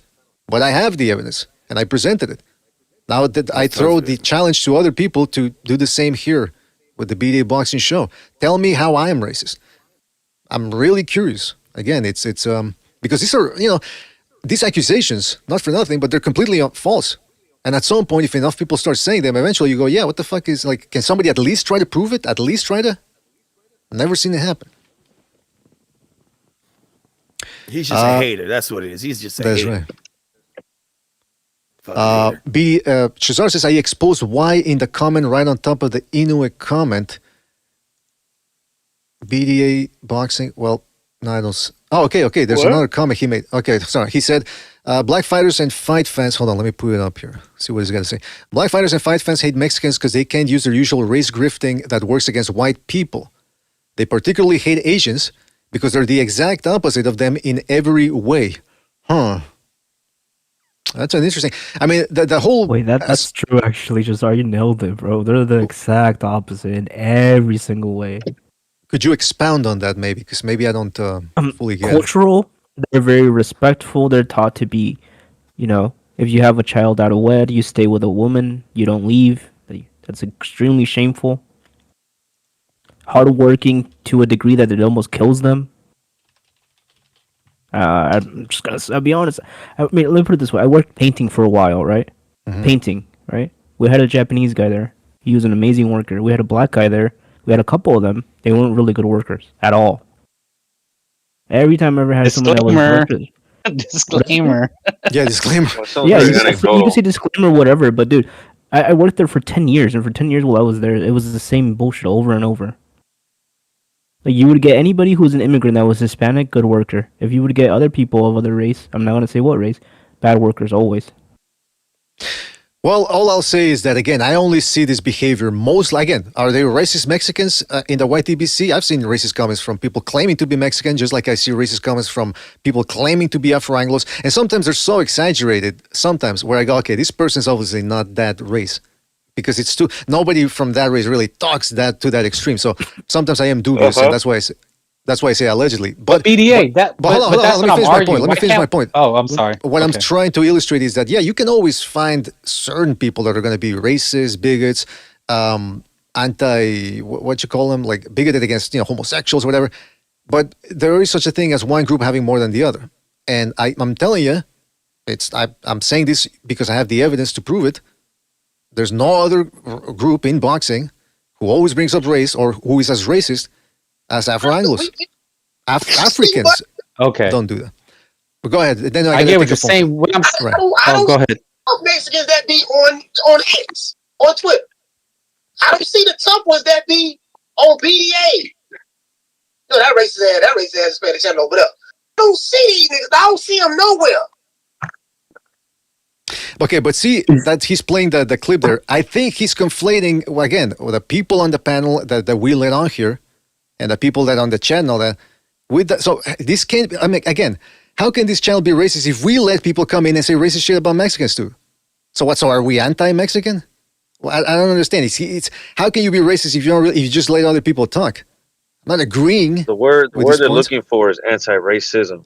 That's what Right. But I mean, how come when they have black supremacists on their channels, they're never complaining? That you know what I've noticed that some people complain about they don't complain about certain comments, but then when it's about them, then it's wow, this is a racist channel, blah blah blah. So again, he's saying this is a racist ass channel. I'd like to talk to the guy, but unfortunately, people are telling me in the chat and other comments. Right, I'm getting comments here. People telling me he's not gonna show up. But again, if I could just have a conversation with the guy, an open conversation, open discussion, in good faith. And just explain why you feel that way. Because again, it's these You can call in to his show. You can call. Well, apparently people are saying that doesn't work. BDA. That fool got punked by 780 pounds TV. You know what I'm saying? That little fat. Oh yeah, he Jelly did. Roll Right? dude. They've seen him He in the punked him elevator out and at one of the fights. You know what I mean? And then he got on his stream was talking shit. Like say what you was. You know what I mean? Like he was Mr. Get Bad when he was safe inside of the studio once again. He's a midget. You know what I mean? Right? Well, see now if that's So- true, then yeah. So if that's true, then I don't expect much to come from this. And again, wouldn't be terribly interested in that type of runaround or rigmarole. But Frank, you were going to say Acting like something. he's saying Sorry. he said all these tough Spanish people. Like, what's he talking about? All these tough Spanish people. Yeah, exactly. How are we? How are we Is he protecting? looking the tough? for a fight? Is he looking for a fight? Yeah, that's a weird comment right there. That was a weird comment right there. Shout out to Quen for playing it. But Frank, you were going to say something, and then I got to go to the phone lines here afterwards. But go ahead, Frank. Oh no, I'm just saying I'm okay. See, I'm gonna keep stressing this. I'm okay with the racism. No, yeah, I like I'm with it. too, bro. I think it's funny. Look, I find it's it the chain gang comical. mentality. That's chain Yeah, gang but mentality. I like it. I want to see more of it because, like you, BDA, you don't want to censor. Let them. I like it. Exactly. Is that no, wrong? you're right. You're right. No, Frank, you're absolutely right. And I didn't mean to say that you were angry. I guess maybe more that you didn't like the flag thing. But yeah, listen, if people have listened to this show long enough, you can see the type of sense of humor that we have. We're not, nobody's here is insulted, offended, whatever. All I'm saying is you don't see me censoring people calling us Mexicans and ICE coming for you, cucaracha and all that. We don't do that because, again, where are we going to be at then if we start censoring everything that we don't like? There's no open lines of communication. Fuck, somebody hung up. Somebody was going to call in. We need people to call in. I want more people to weigh in on this issue. But yeah, listen, again, but notice that he left it very vaguely too. He goes, that racist ass channel. So maybe if he comes on here, he's going to be like, well, I didn't call you racist. Like, okay, well, that's why I prefer to talk directly to people. Not face to face, obviously, because we can't be face to face, but directly here on a phone call, audio, one person at a time, not talking over each other, blah, blah, blah. Because again, a lot can get lost in the he said, she said. Yeah, well, I talked to him before on another channel, and he was like trying to indirectly call me like racist for not wanting to agree, and I just called him out. He was being passive aggressive, and I just, I'm a straight shooter. I'm just gonna call him out. Yeah, but you see, if what you said is true, and if what Jerry's saying is true, then we're getting multiple examples of when people get upset or they don't have anything to say, they play the race card, and that's a major red flag. Well, that's I mean, the worst part of it, I could do it too then if that's the case. I can do it in four different situations. Four is a higher number than one. How about that? 4 is a higher number than 1. That's right. Yeah, red, white, yellow, brown versus just black. Well, no, Mr. BDA, that's the worst part is that if he's doing it just to play that angle, because that's what I suspect, that he really doesn't even mean that. He just does it because... He's a pretty phony yeah. person. No, he does it on purpose. He does it on purpose. He's a passive aggressive individual. Well, he probably knows I'll call him out for it. I'll be on record. Like the anti-BDA, so he probably he placates to that market. People that don't like the BDA channel, so he probably has people watching. Are you talking about Coach Malachi's repressed homosexuality? No, wait a minute. Yes.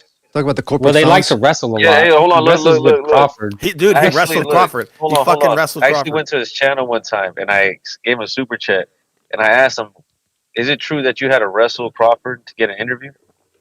And he got all up in arms, bro. He got all upset about it. He's like, hey.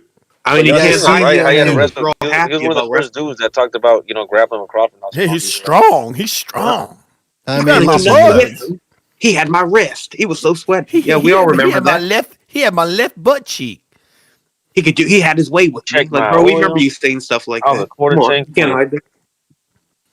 yeah, listen, you need to have a sense of humor, man. And I mean, listen, all the stuff we say about everybody, you know, it's like just for example, we're watching this Shakur Stevenson. We were watching the Shakur Stevenson versus. Okay, people want me to play it. We were watching the Shakur Stevenson. That's Coach Malachi. Nah, come on. We were watching the Shakur Crawford Stevenson got Teofimo him. He Lopez thing. smacked his ass. We were watching the Shakur Stevenson Teofimo Lopez clip, and we're making fun of a lot of things. We're making funny observations, and look, we can't do that and then start censoring people when they start making fun of us. That would be insane. That would be saying, "Hey, I want to dish shit out, but I can't take it." And no, that's not how it works. If you're gonna put yourself out here, you gotta be able to take jokes on. And yeah, I understand sometimes you don't know how to interpret a message or a comment, and you take it. Is that person being serious or whatever? It's like live and learn. That's life. You can't control what other people say, but you can control how you feel about it, how you act on it, and whether you take it seriously or not. And that's a lesson right there for a lot of people. I mean, hey, listen. Yeah, but yeah. Oh no, you didn't call him out, and none of us called him out. Nobody mentioned these guys. No. I'm going on record calling them out because I called them out on another channel. Listen to what I'm saying though first, and then you can respond. Is that as we're talking, nobody mentioned these guys, IBFE, Coach Malachi with the chat. They're bringing it up, and then you're just responding. So it needs to be said. It's not like we're making an entire show about these guys. It's just it was brought to the attention, and so then you get the attention. So go ahead. So it just shows that BDA and Bucho are doing something right because the fact that they don't bring up any of these other channels, but yet somehow they get brought up by these other channels. It just shows they're doing something right when they're getting talked about. Well, look, you can tell the dude was phony, Roach Malachi, right? Because, like you said, BDA, he used to call in. He used to be friendly with you. Why? Because you had a platform that was bigger than his. Now that he has his own thing going on, he don't fuck with you. Now you're a racist Spanish channel. That dude D-Block, he used to call into here. He was real cool with Roach Malachi until the listeners started saying, hey, you basically got a co-host. Is there a way we can start splitting these super chats between y'all? Like, hey, how can we start giving him some support? He had to get rid of that dude. So you know what I'm saying? Like these guys they're trying to climb the ladder. You know what I mean? They're phony as fuck. Just like the other dude, Frank Fred Hawthorne. Fred Hawthorne. He's on the same shit. They're phony. Fred Hogwarts? That guy right now, Coach Malachi, is on his channel saying that Lamont Roach was robbed. This is how fake this dude is. I agree with him there. But anyway, that dude was not even. That dude actually. This guy Pitbull was fucking robbed in that fight. Yeah. If this guy really thinks that Roach won that he don't know jack squat about how to score boxing. I disagree with you, FUTV. I think Roach was robbed. He was robbed from a loss. How about that? Well, listen. Here's what we're gonna do. I'm gonna close the phone lines, and I think this is an important subject because you guys got a lot to say. So we're gonna go to the open. Whatchamacallit? Yeah, the BDA, the main Discord. The main Discord. If anybody wants to jump on. Whoa. What happened? What? You're opening up the Discord. No, okay. Come on. That makes no sense, man. I'm with you on that, but this one made no sense. What you're saying, it makes no sense. So yeah, listen. There's a Discord. Jump in. We're going to continue this on the Discord. We're still on the air, by the way. But I'll see you guys there, right? Main Discord. Main Discord. You know which one it is, Discord. Right? Oh my God. I'm gonna put the link. There you go. It's in the main thing here. All right. See you guys there. All right. All right. Yeah. Every once in a while, a little YouTube drama never hurts anybody. But yeah, I posted the link there for the main Discord. Anybody can join.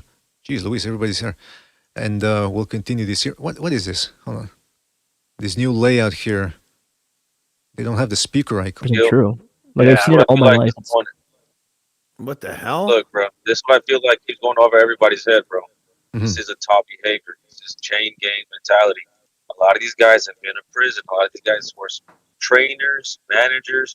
They've all done time, bro. They adopt a certain way of thinking, and it does not just. I don't think it's only the prison thing because I see it outside of people who are not in boxing. I see it daily. When I went to college, I saw it. It's like mental. It's mental I'm subjugation. talking about boxing. I'm No, talking but about. I'm talking about beyond boxing. Yeah, I agree with that 100%. Yeah, it goes beyond boxing because I saw it in Yeah, well, college. I'm not I talking saw it about like you guys rich walking black around kids that and grew up I'm in talking about suburbs that still boxing. had this Hold on, mentality. one I'm at a talking time, fellas. about the guys One at a time. involved One in at a the time. sport. I'm talking about the people involved in the sport. I'm not talking about anything. I'm not talking about Candace Owens, Andrew. I don't give a fuck about that. I'm talking about people involved in the sport and the mentality that they push, that other people who haven't done time or they think everything's cool and fair, like say someone like Lomachenko, they don't know what they're getting themselves into when they start interacting with these people. Hey, what's wrong with Candace Owen? What? She's hot, man. Oh, I'm a leftist and now I'm a right. Yeah, she's a grifter. Get out of here. My husband's best friend Yeah, she's a back in the grifter, but day. she's good looking. They Very killed good. my boy. Nah, They she looks killed like my a gay fucking best bubble. friend. Get out of here. She's a phony too, Yeah, we bro. all. She's phony. Hey, Yeah, I know. preferences, Quentin. Preferences. Or you can write dumbass on that forehead too. Oh, Jesus. She looks like an insect, doesn't she? You see those eyes? She is kind of ugly. She looks like a who, like a black who from like Yeah, Whoville. her eyes are. That's way true. far She actually apart. does look like a black who. Well, the thing Whoever that thought she did was hot anyway. the thing Well, that did you guys just stole my joke. Thank you. the thing that did people are starting to point out about Candace Owens is that somebody mentioned that used the word grifter, and yes, she used to cry racism in when she was in college. Then she actually went into the Gamergate thing against the Gamergate guy. So she started saying that there was misogyny. This is what I read. I don't know if it's true or not. And then she went into the whole anti-woke thing, and now she's in the whole anti-Semitism conspiracy theory. Can Charlie people Kirk. not change their political ideas? Like I was a leftist That for the much longest though? time as a That kid. much to that? Yeah, but to Well, that you degree. know that she always Radical goes leftist. to I was a, like, whatever's in radical leftist. style, whatever is edgy, right? Now the thing that's in Playing style a right lot. now that's edgy is being, oh, I'm real mag. Before I I'm grew not up, and I real was mag. like, hey, I'm that's real kind of mag. retarded. Yeah, you notice that she always goes to whatever's the newest edgy thing. The That's newest what I'm edgy saying. thing is being real mag. Like, oh, Trump's not real mag. I'm real mag. Exactly. That's okay. That's why you see these guys all intersecting. These streamers getting like desperate to stay relevant. You know, someone like that's why you see someone like Candace Owens doing streams with someone like Sneeko. You know what I'm saying? Like some stupid. And goofy Sobers, ass- when's the last time she was this relevant? It's been a while, right? Now since she's bringing up, Erica, Kirk, and Turning Point USA, they orchestrated the death of Charlie Kirk. Now she's bringing up all this dumb shit. Now she's getting more hits out there now. She hasn't been this relevant since 2020. Yeah, bro. That's just like she's always been phony as fuck, bro. Yeah, people underestimate just how much money there can be for these political pundits on YouTube. I mean, if the do dissidents guys, they get about 3,000 people watching live, and that's if they're doing that about 3 times a week or more. They're getting super chats on top of that. They make a lot of money. But the problem is listen, and this goes for the YTB. This goes for the YTBC people as well. A lot of people that I've talked to, they want to be famous. They want to be that level. They want to be Joe Rogan famous, Candace Owens famous, or all these other political Or people. want to be showed the next showbiz. Exactly. And I usually tell people, so fucking annoying. I usually tell people, look, this type of fame, you don't know what you're getting yourself into. Because a guy like Joe Rogan, for example, he was already famous, a celebrity, before the podcast took off. So he was been in the business for about 20 years. So he sort of got into it. He had that resistance, that thick skin, developed that thick skin throughout the years. And on top of that, he learned the business. But then you have people like the Liver King. These dudes they want to be famous, and they hire PR firms, blah, blah, blah, and they become instantly famous, but then they don't know how to handle questions. They don't know how to handle adversity. What's the word I'm looking for here? When something happens, like a drama type of shit, where people start divulging things about them, and they don't know how to deal with that. Conflict. Well, they end up self-imploding. Who was another guy? That Wes Watson. He became famous because he was just talking shit about. Man, that guy, and he was talking shit about criticism. Yeah, he was just talking shit about the prison lifestyle, blah blah blah. Fuck the food, do push-ups, blah blah. I always found it funny that it turns out he was like a midget. That's hilarious, bro. Like he lied about his height. That is fucking hilarious, bro. But what I'm saying, bullshit thing you can lie about, especially because he went to prison and people can look it up. Right, but that's what I'm saying is these people they get famous too quickly, and they don't know how to handle the adversity that comes with certain gaffes that they might make. Yeah, or but certain. You mean famous for being nothing, right? Talentless. More or less, Like yeah. there's no inherent talent with these people. Right. That's You true. mean like the Kardashians? Yeah, or what was that one before that, Paris Hilton? Like you get famous for being talentless. Like, Or- look, or at the- Michael Jackson, Michael Jordan, Tyson. Like, you have to have some inherent talent to become famous. Like the Catch Me Outside girl. Yeah. She's pretty talented. Well, just like there's guys like Kai Cenat, come on. I Show Come on. Speed, the Paul brothers, all that kind of stuff. It's just I like show Speed's kind of funny though. Hey, by the way, Rafael Like you said, Garza in the kind chat of, says, kind shout out to Rafael Garza for extending his membership program. Shout out to Rafael Garza, who says, I worked corporate 20 years ago, and white and Mexicans, we bonded by calling each other names and slurs. We just had to be careful who was around because of human resources. Well, that's to my point. Look, listen, growing up, I never really was part of any team sports. It was only until I started boxing that I had that, whole sports experience. And listen, that gym culture, I forged a lot of friendships in the gym. And here in Canada, it's a very diverse country, made friends with Asians, Arabs. I was already friends with them from way back. With those types of races from way back, but Haitians.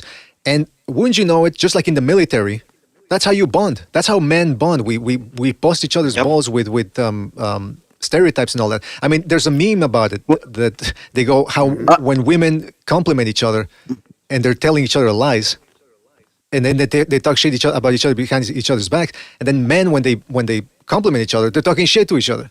So it's a very different dynamic. But anyone that's ever been in a team sport or that played for a team or was in the military or in a gym setting, that's how we bust balls. High school, that's what it used to be. You used to bust balls, and you tried not to take it too seriously. Every once in a while, somebody would blow a gasket, and again, you don't know if the other person's really kidding or if he's maybe hit a nerve, but then you work it out. If you're honest. Around the time when that changed BDA is when they started putting women in men's spaces, and men had to watch how they talk to each other. That's a good point. HR changed it. Yeah, that's a HR good changed everything. I don't know if you look at if you watch any sports shows, like if you were to watch them like in the mid 2000s or something, these guys are just shit talking each other all the time. But now since they got more women who don't know what the fuck they're watching, now that they're on the show, now they got to watch out what they say. They can't make jokes. Damn sure they can't make jokes about the woman because they'll probably get a fucking lawsuit or something. And when you push a female in a male space, the male now has to talk a certain way that he wouldn't usually talk. And it's sad. That's true. That's absolutely true. And Good point, we could get into the debate about whether that was by design or whether it just happened organically. But be that as it may, it did really change the dynamic. That's for sure. And again, listen, that's the internet. I've seen it happen to. I remember, who was it?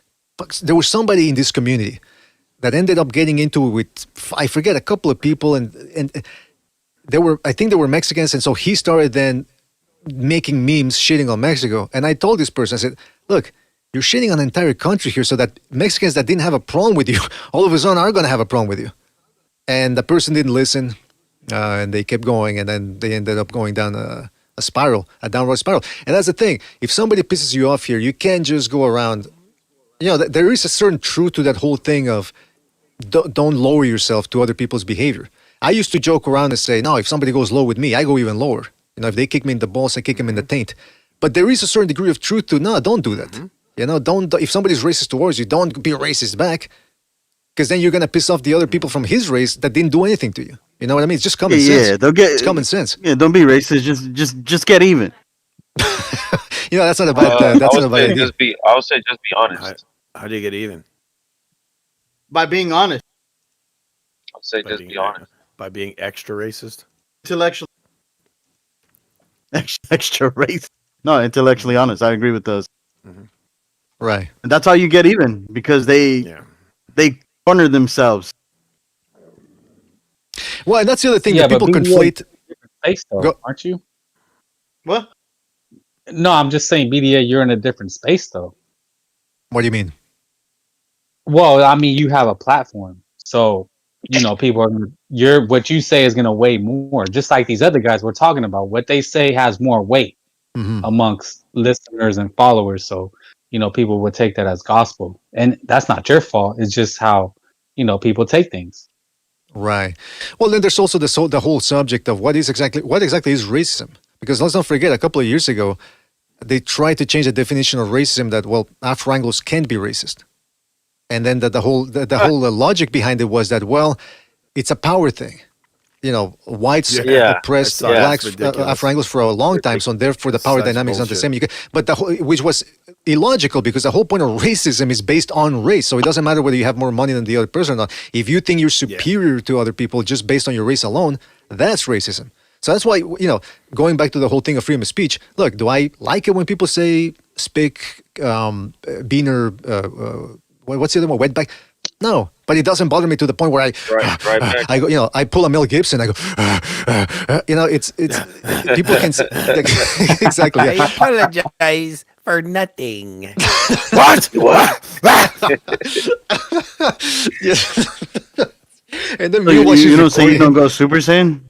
Exactly. I don't go Super Saiyan because look, you can't. Again, I keep saying it. I know it sounds cliche and cheesy, but you really can't control what people say about you. You can only control how you react to it.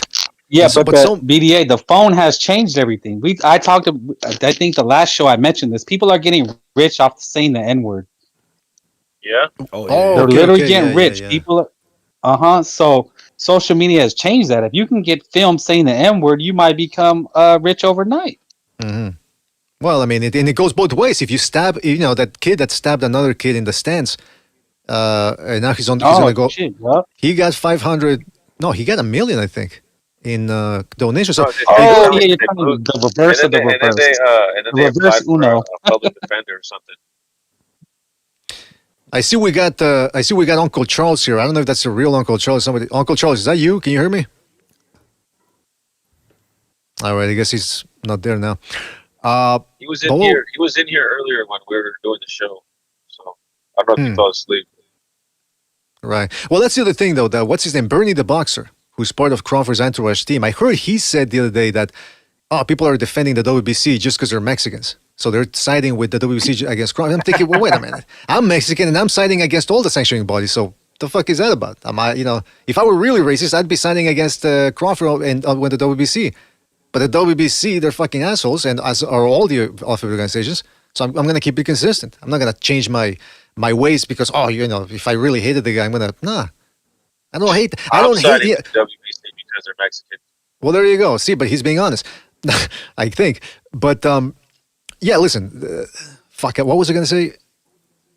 This whole thing of people. What people just say whatever that's the other thing. People already have their minds made up about somebody. And no matter what you tell them, you're not going to be able to change them. I'll give you an example. There was that right-wing guy, Mike Cernovich. Years ago, when Black Lives Matter was in its first wave, the dude, Cernovich, put up a picture of one of the founders of BLM, and it's a fat lady. So he put up the photo, and he goes, "This is the leader, or the face of BLM, or the leader of BLM," something like that. And people in the comment sections, oh my God, how, you're not good looking yourself there, buddy, and blah, blah, blah, and fuck you. And then he said, see what I did here? All I did was I posted a picture and said, this is the face, this is the founder of BLM. And he said, people already think I'm a racist, so they reacted that way. And it's true. If people, that's why I don't try to debate this, and I take it, water off a duck's back, because you can say anything about anybody. But sometimes people have this weird vision of the world, and they're going to apply that to you when they look at you. And there's nothing you can really say or do to make them change their minds. So why even try? Somebody in the Discord is saying, breaking news via Chava ESPN. Eddie Reynoso, Canelo no pelea el 5 de mayo. El objetivo, okay, so he's saying Canelo's not fighting on the 5th of May, or 5 de mayo. The objective is a revenge against Crawford in September. The renowned trainer and manager needs a full year. We already knew that was going to happen. Perfect. Look, I was saying that from the get-go, right? I was a draw. I needed a rematch. And perfect that Canelo's going to take a year to prepare so he gets sauced up too. You know what I mean? Be sad, bro. We're going to take a whole year and lose again. That's kind of sad. We need to hit up Memo Heredia, get on that good shit. Then we'll see what's up. Oh, you're saying get Memo? Yeah, that's interesting. But get Memo already on the line, bro. But wait a minute, is this because he's got 2 fights left, and so they're saying, well, listen, let's just give him a tune-up. That's one fight, and then the Crawford fight, and then boom, the contract's done. Crawford kind of is a tune-up, Crawford. Nah, man, they wrote him off. I think off. he's gonna fight Crawford, and win or lose, they're gonna give him what's his name, Shiraz next. Yeah. Who, Canelo Alvarez? He has Yeah, I two more think fights. That's a dangerous fight, He has right two there. more he'll fights. take So he'll take he those fights belts Crawford. back. Man, But he's just gonna fight that one He time, fights Ross next. they got their deals, man. He's gonna take. bro. that They shit wrote back. him off. That's my statement. They wrote him off. Everybody's writing this guy off. So, people are pissed. They lost a lot of money on Canelo Alvarez. Nobody This wants is the nothing to do hunger with he him. needs. He hasn't had hunger like this for a while. This is good. He doesn't give a fuck, man. He's out playing golf. He's taking pictures with models. Frank, He you're don't you're care. 100% right, bro. This motherfucker's gonna take a year, take another loss, and then that's it. It's over for him. Now, I'm not saying that. I'm just saying we listen how you're talking. We're writing him off. Everybody has written him off. Yep. He wants us to get back. That's what he wants. Well, But you know what He is doesn't care about interesting? boxing I didn't no even more. realize. Let me just finish this BDA. Is that I didn't even know that Duran and Leonard fought a third time. Like, what kind of that shit was was years that? later. Yeah, That's that one disgusting. sucked. That one sucked. That was a bad fight. Right? That was a bad fight right there. Yeah, That it was was horrible. Boring to yeah. watch. But, No, but I mean, that wasn't the same guy. It's like what I'm trying to relate it to Canelo, right? Like Duran was nothing. I didn't even know they fought a third time. Was it a big deal? I don't know. well, listen, Crawford. By the time they fight, Crawford's gonna be 39. So it's not like and the first fight again. Watch the Exodus files. Yeah, Crawford won, but when people start saying it was a whooping, then yeah, you got to start countering that because you're not looking at reality. So what I'm saying is, it was a competitive fight. There is room for improvement. Now, whether Canelo can do it, that's up to him to prove it. If indeed they have a rematch in September. But real quick, Chava. So I forgot. There was more to the tweet. He says the renowned trainer and manager told TV Azteca that the plans for Canelo team are 2026. 2026 will mark his return. No, excuse me. It will return the return of Olympian Marco Verde this Saturday in Mazatlan. There we go. So yeah, okay. So That's he's what I'm being talking trained by he's being trained by Lenoso, and he's coming back. Yeah, he's with Canelo Promotions. Yep. That's right. If you're a fan All of right, now- Mexican boxing, remember the name Marco Verde is very special. That kid's very. I've been very saying that special. for a while. That's right. Every Well, time we'll I've see, seen we'll him see. fight, that kid's special. Let me just read a couple of chats here. Hold on a second. Open lines. Hold on a second. Special like Running out of steam. Kung Fu TV? Ah, come on. Yes. Going after Yes. Fu now. Shout out Nah, to we kid with each other. We kid with each other. These It's Filipinos good. love to talk shit. Shout out to Gene Ryu for his contribution with the super. Shout out to Gene Ryu for his contribution with Super J. Says BDA just showing some love to the channel. I appreciate the channel and content you have, and honestly, the community within this channel. You guys keep up the great work. Shekels for la marijuana. Ah, come on. I'm on the true. Nice, I'm on the nice. true path of the Crimson Cross. I don't. My body and my spirit must remain pure. But shout out to Gene. Obviously, that was meant for me, BDA. Exactly. Sobers, yeah. Exactly. But shout out to Gene Ryu for his contribution with the super chat. And shout out to Fu, the real Fu TV. There's only one Fu TV. And he says, Crawford told me True Media Podcast is hosted by a closet homosexual / racist. Oh, wait a minute. Well, I mean, that's how rumors start, right? You just say whatever you want about somebody and just, no need for evidence. It's so. true. It's true because Crawford told me. Well, if Crawford still told you, it must be true. He said when he took him down, there was something hard going on. Ah, come on. Wait a minute. Brr!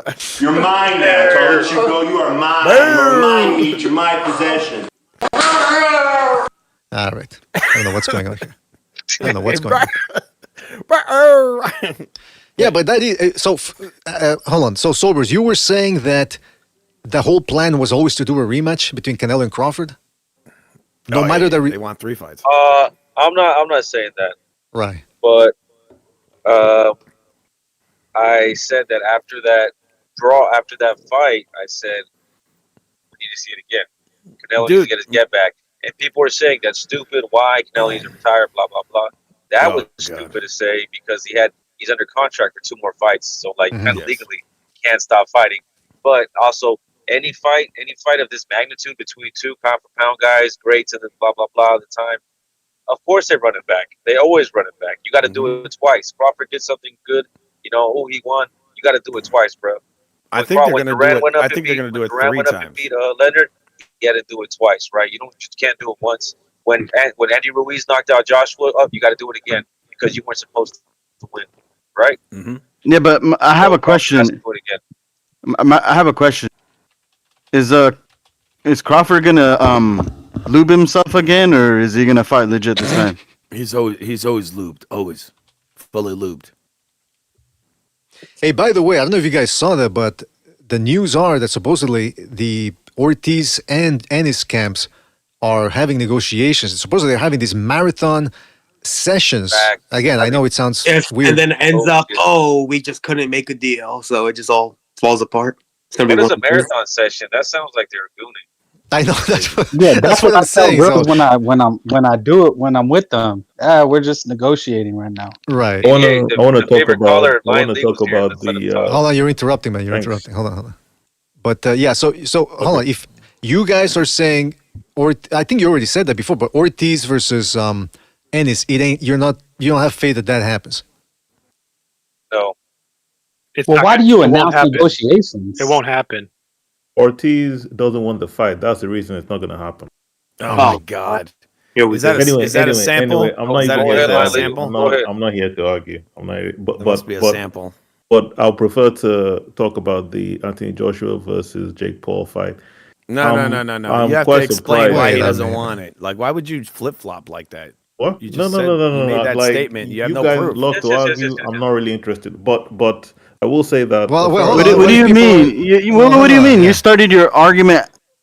I mean, your opener was an argument. What do you mean? You can hop on the panel and talk about what you want It's to not talk an about. argument. It's not an argument. It's a fact because in How's the it a ring, fact? Ortiz acted as if he wanted to fight Boots next, and then the next thing that he said is that he wanted to fight Errol Spence. What type of skullduggery is that? What type of Earl Spence is worth more money. He's worth more money.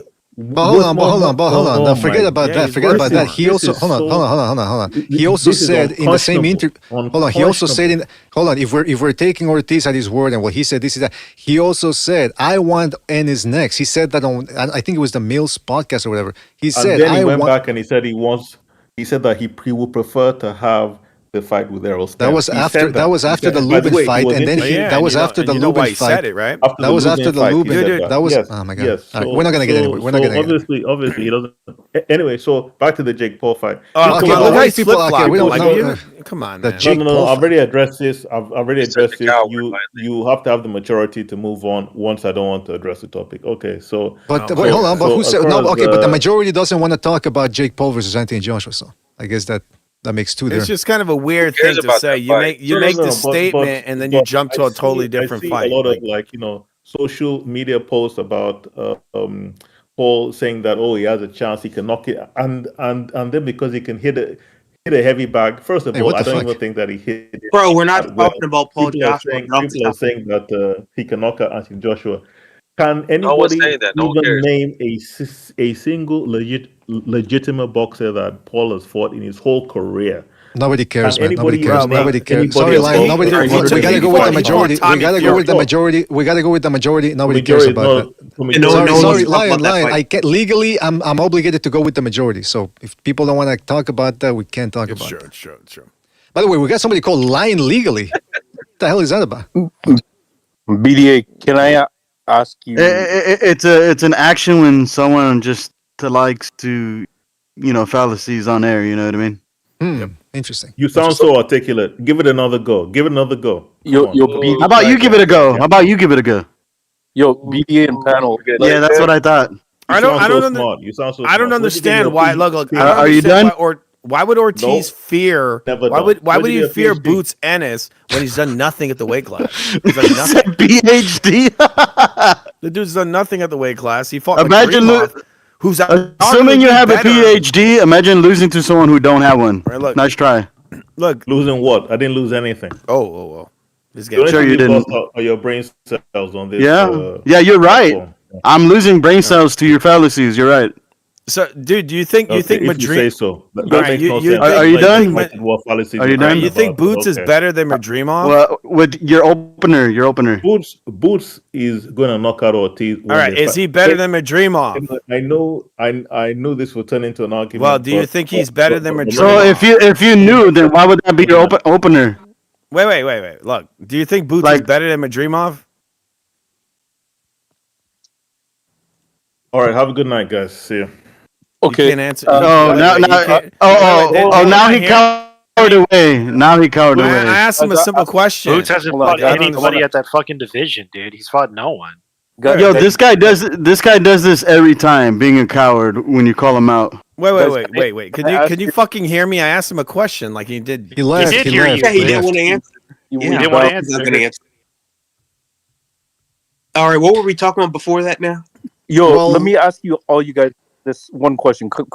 No, this was weighing on my mind in the context of the Mexican monster of Dave Benavidez. Now, he was chasing. Okay, Canelo was the huge cash cow before Turkey ever made an appearance. Okay, everyone wanted the Canelo because they knew that was their inevitable, the closest way to a retirement.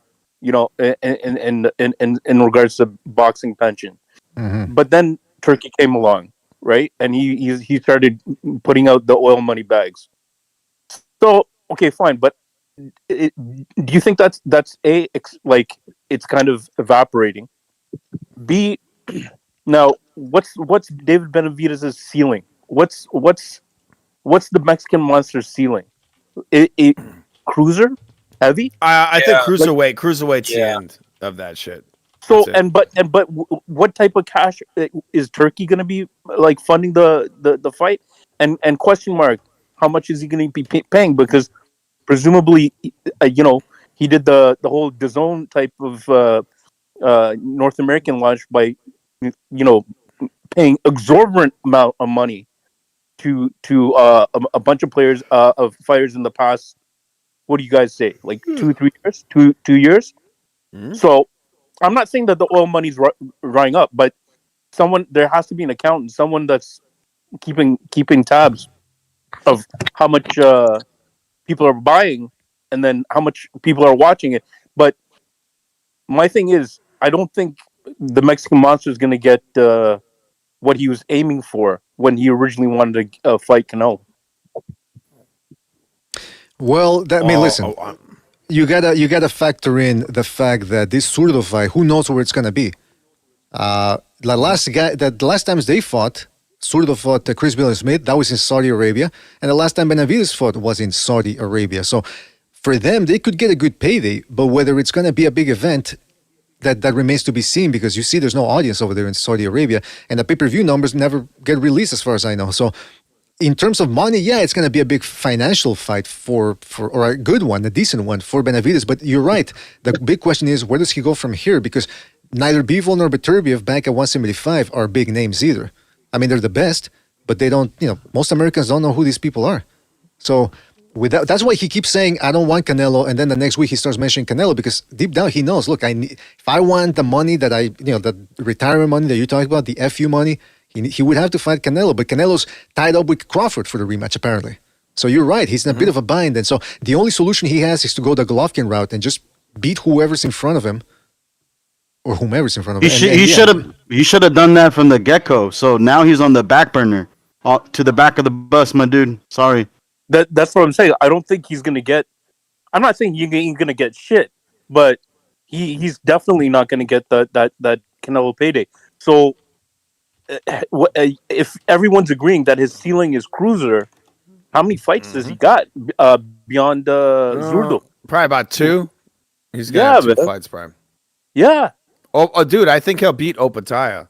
I think he'll destroy him, completely destroy him. Destroy him. Yeah, I don't know, man. He's going to destroy him. TKO win. He's not even going to TKO him. He's going to TKO him. So are we going to go by your famous words? Anal destruction? Look. We'll say anal destruction. Look, just mark that down. If he fights Opataya, TKO win Benavidez. Watch. He's going to beat him badly. Who's a bigger Benavidez fan, Fu or Mirage? No. Do you think that he's going to put that guy away? I'm telling you. Well, word on the street is that Mrs. Mirage has an 8-speed. Yo, his footage leaked. Didn't you guys see the message? Here, I'll post the picture for you guys again. His footage leaked. I don't know about. Well, my bad. Not footage. His selfies. Yeah, let me find them. I've said it on the BDA channel. People are going to know when it happens. I don't know about Zurdo is a lag dog in that fight. Go ahead, Chisel. I was just gonna say, Opatai is there to lose, man. This guy, Dude, you saw his last fight? I caught the little bit of it. Oh, it's terrible. Opatai is there to lose, man. This dude, It's Britas so fucking bad. cracked his chin, man. Like that. Yeah, dude's but got to be no, much hold up, more. man. Obatai is no, he ain't no fucking Anthony Yard, and Oh, fucking he breaks Benavidez, man. down easier. Benavidez grabbed a hold of fucking Yard and was wailing on. I don't even know if that was He did. He legal, was bro. holding, I'm not hitting, saying he was holding the fuck out of him. Man. He was, but I mean, Anthony Yard was fighting like a bitch. But I think we can all agree that Anthony Yard Opatai was is the holding guy on that to fights him, down bro. to his level of competition. I'm not saying that Dude. Benavidez like destroys him, but all I'm saying is I think Opatai is just like he's like a time bomb. Like He's gonna get outwork cracked. him, man. He's gonna outwork him. He's gonna He's beat not the been the fuck same out of him. fighter I think since, me and since he got Sober is the braided. only one on. I think me and Sober is the only one on here that gives Zerto a big chance to. I think Zerto upset Benavidez. beat him. I think If- Zerto or will Benavidez- be stopped. He will Lomachenko, be- baby. Zerto will be stopped in that fight as well. And once he who's realizes speaking? he can't handle Zerto, he's gonna go back down and wait. Yeah, if he can't speaking? handle Vic Zerto Clark? for sure. Look, if he can't That's handle Cesar. Zerto, he for sure has to go back down. That's QCQ Shazar, okay? Oh, Shazar, are you talking about like who can take over the Canelo dates? Is that really what you're saying? Because No. that's what he's trying to do.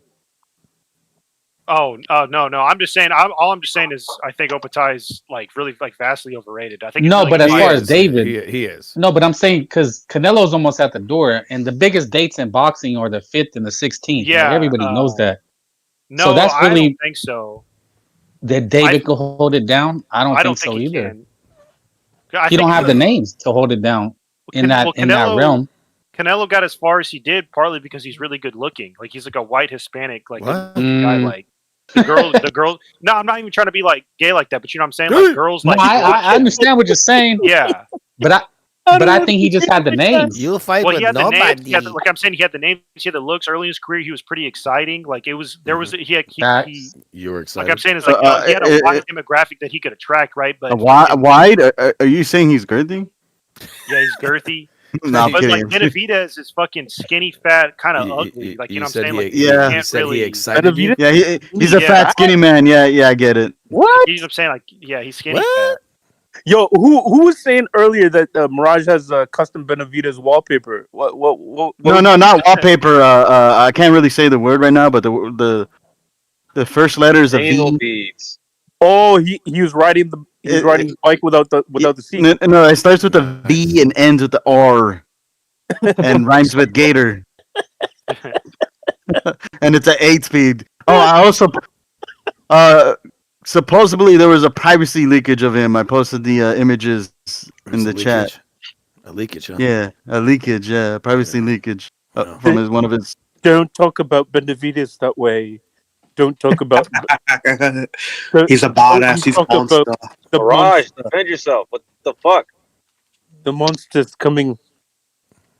Look, man, if that guy could have stayed at 168, he could be headlining every Mexican date, but he just couldn't do it. That's why we called him a weight bully. Fat. Yeah, he's fucking fat. Boy, he looked kind of weird at this weigh-in against Yard. He looked kind Yo, of submissive. dude, if That's you- why he's probably Yeah, moving he up looks to super 200. drained. Yeah. Hey, I gotta find out what Memo's putting in the shakes, man. Because whatever he's how he's losing that fat, his fat boy shit every fight.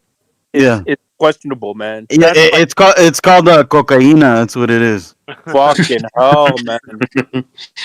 The Peruvian sands, huh? Okay. Yeah, I think Benavidez. I don't know if he loses to Zurdo, man. Yeah, you guys are right. I don't know. He very, very well could lose to Zerto. Zerto's kind of underrated.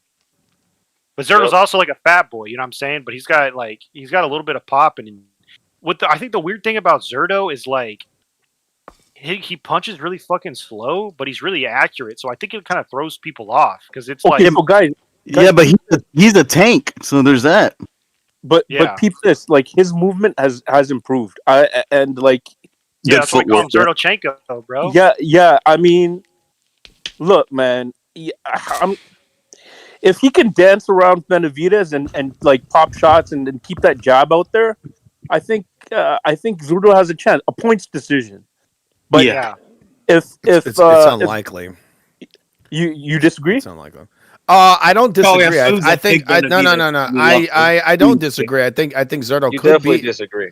No, I don't. What I'm He's saying got, is like he's got his Zerto glove signature with the Benavides family. No, love. Zerto could beat him, but I got if you go by Love percent, Benavidez. if you go Say it. by percentages, I think Benavidez is gonna TKO him. That's what I see. Oh hell no! Yeah, he's gonna beat the Hell shit nah. out of him. No, he's fought heavier TKO him. than No, Benavides. The last guy that he fought was Too much activity, too many punches. Technical knockout stoppage. Kung Fu TV, are you smoking those paint chips again? That's what they all say. Well, Devin Haney can't knock down. He can't knock down Brian Norman. Everybody said that, but then, he did it. And who called that? I did. Yeah, man, Berlanga can't knock out Shiraz, right? No, yeah, I never said that, right? I never said that. You guys, I never said Berlanga was going to beat that guy. I said that was a 50-50 fight. That's what I called that.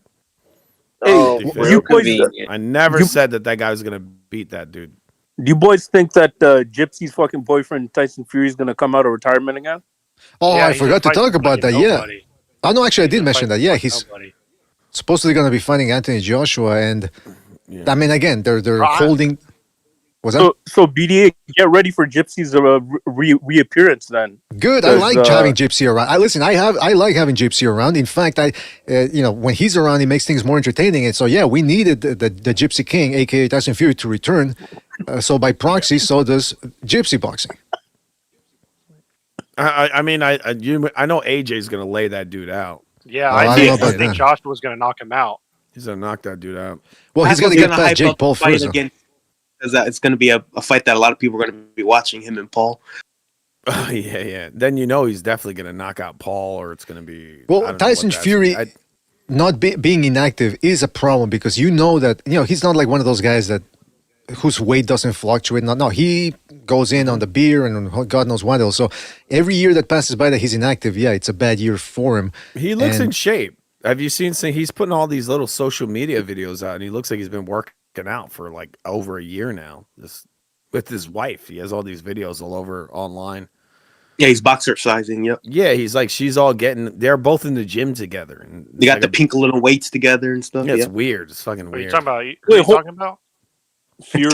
Tyson Fury and his wife. They're doing all these videos online. They're working out. Gypsy's girlfriend. Come on. Yeah, Gypsy's girlfriend. I don't know. Yeah, No, but why are they doing tuna bouts? They said they're gonna have two That's tuna all bouts. boxing before- is fucking tuna. It's like, man, our fighters are 40 Why don't they years just old, get finally to time it? for them to Like, fight. Yeah, it's see, fucking that's the retarded. bullshit I don't like. They're like, Well- they need two tuna bouts before they get to each other. Yeah, because that's a good Fury's point. a bitch. That's why he's always been a bitch.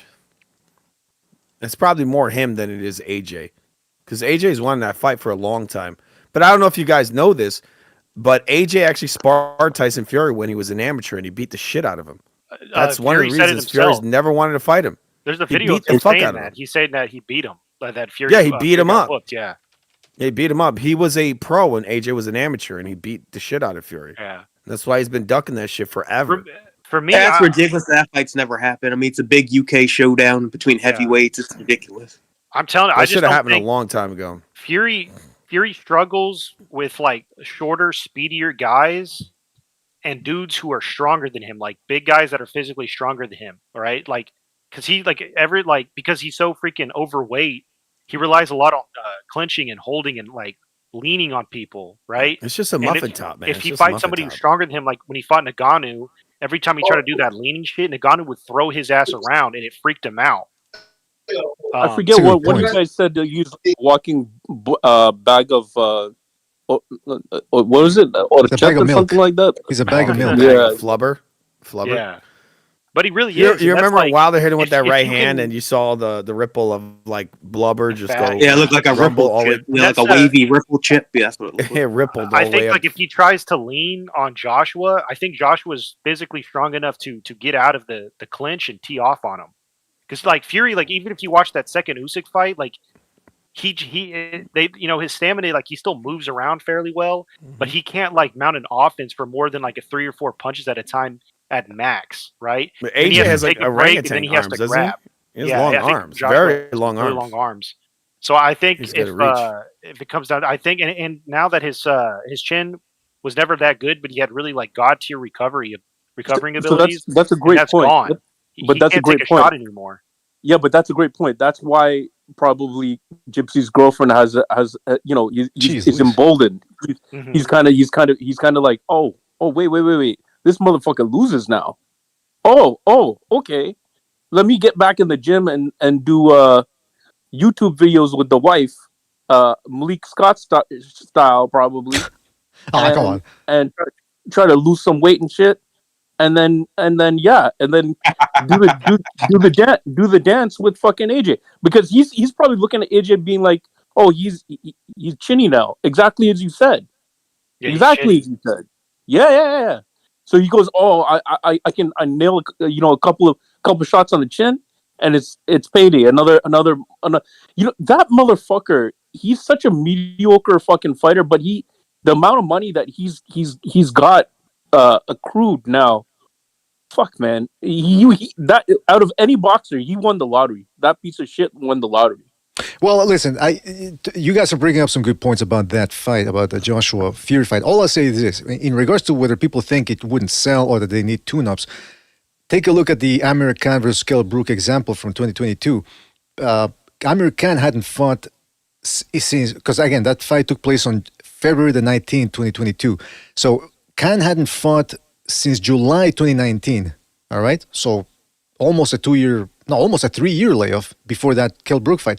Kell Brook, for his part, had been out of commission for almost 2 years as well, because he last had fought in November the 14th, 2020, and then when he fought Khan, it was February 2022. No tune-ups, no nothing, and guess what?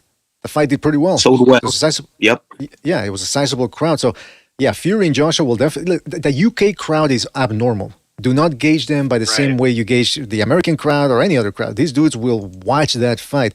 But Joshua has to get past Jake Paul first. So, shouldn't overlook that dude. I was going to say that. He has Jake Paul problems. What the fuck? But it's true, though, what Cesar was saying. Fury, he didn't do well against Ngannou. And I know that supposedly Fury didn't train and, blah, blah, blah. He always has an excuse, by the way, which I can understand. But at some point, it's like, well, whose fault is that? Are you going to train for Joshua? I heard he had a broken hand, actually. He said he didn't train, but then you have Joseph Parker, who said he was in camp with him, and he said that Fury was training super hard. Mm-hmm.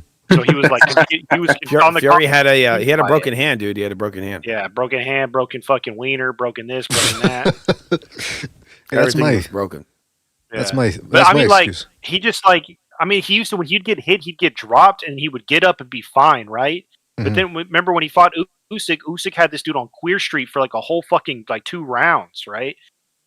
He was pretty hurt in that the third Wilder fight. It took him a while to recover. I think it took him a minute to recover with when he fought Ngannou, and he had to start throwing elbows and shit. Like he gets buzzed when he gets hurt. It takes him way longer than it used to get recover, and he gets caught all the time. Like, he's not some defensive wizard. That dude, he's been dropped 8, 9 times. Like, he's there to be hit. I mean, let's face isn't that weird though? Go ahead, Amok. Isn't that weird though? You're a boxer throwing elbows at an MMA fighter, and he's a striker-based MMA fighter at that.